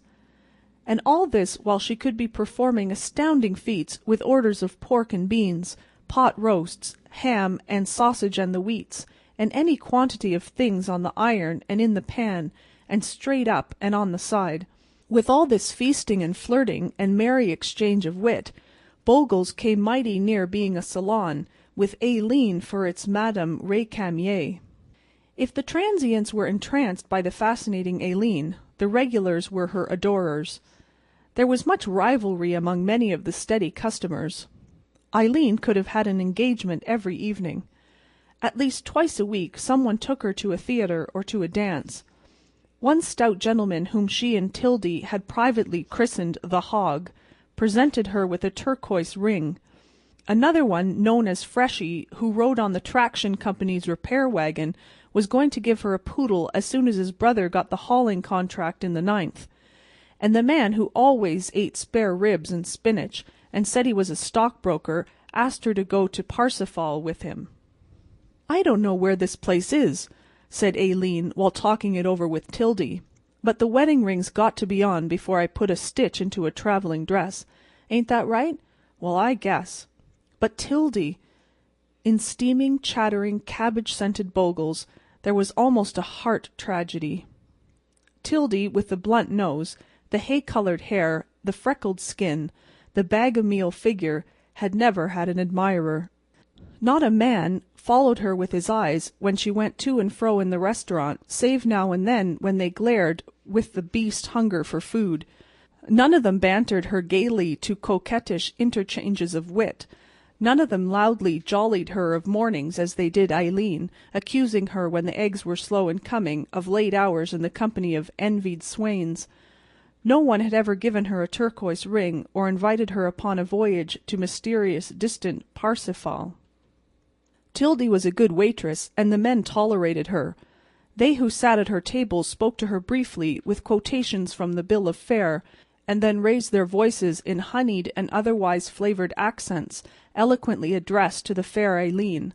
They writhed in their chairs to gaze around and over the impending form of Tildy, that Aileen's pulchritude might season and make ambrosia of their bacon and eggs.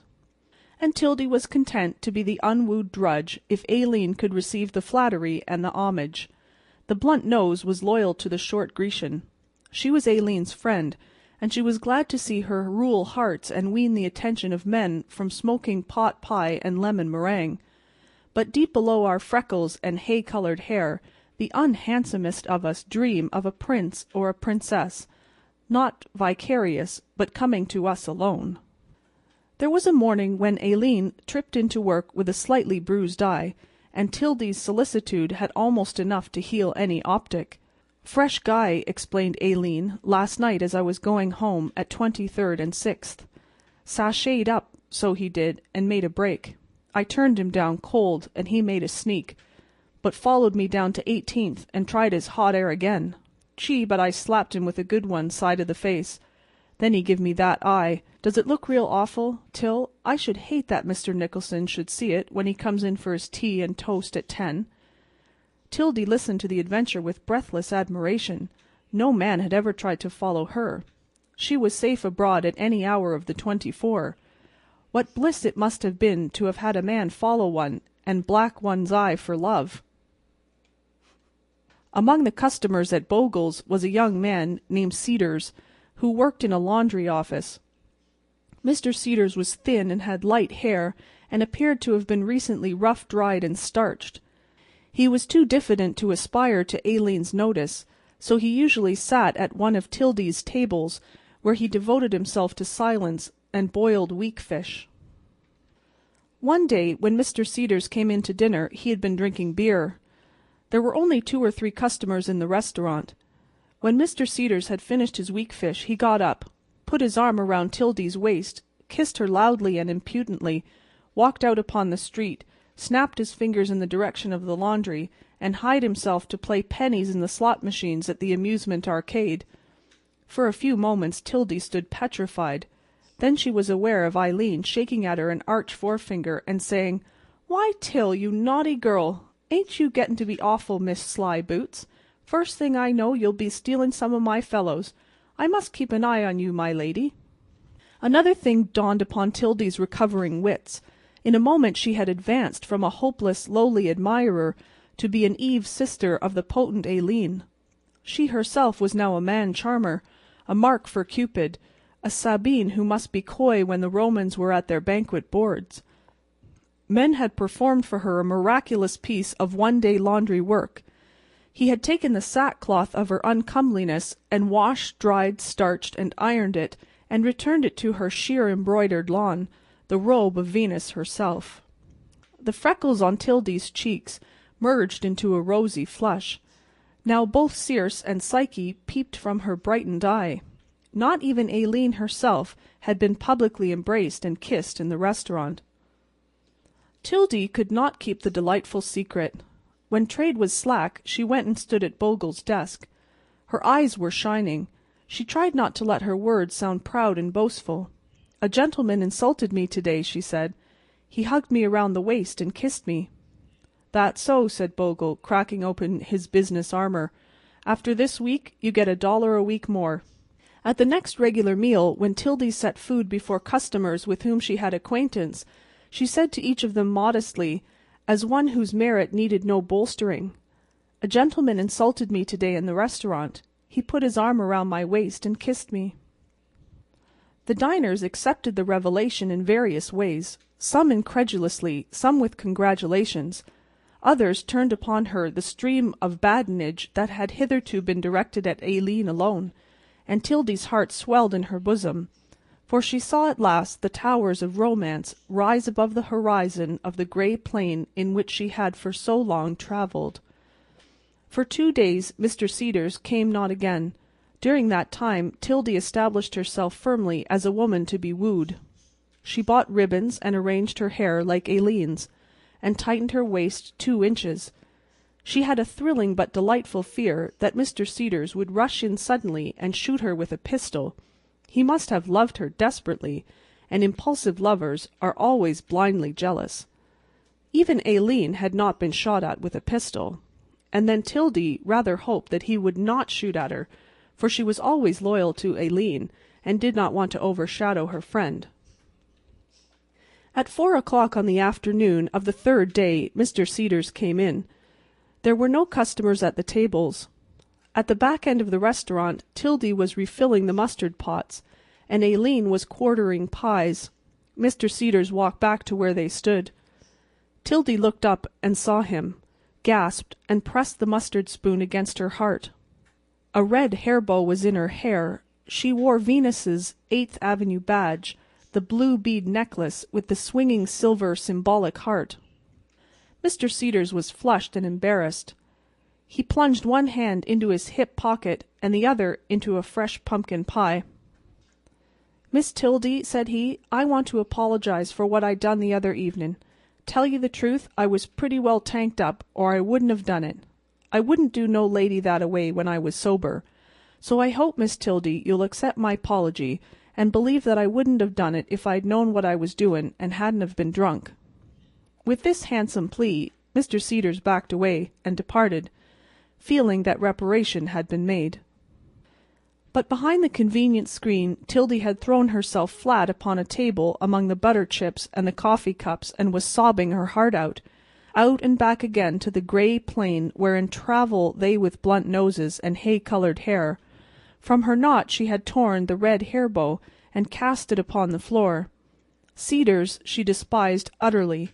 She had but taken his kiss as that of a pioneer and prophetic prince, who might have set the clocks going and the pages to running in fairyland.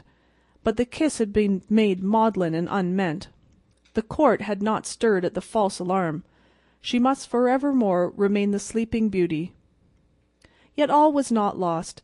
Aileen's arm was around her, and Tildy's red hand groped among the butter chips till it found the warm clasp of her friend's.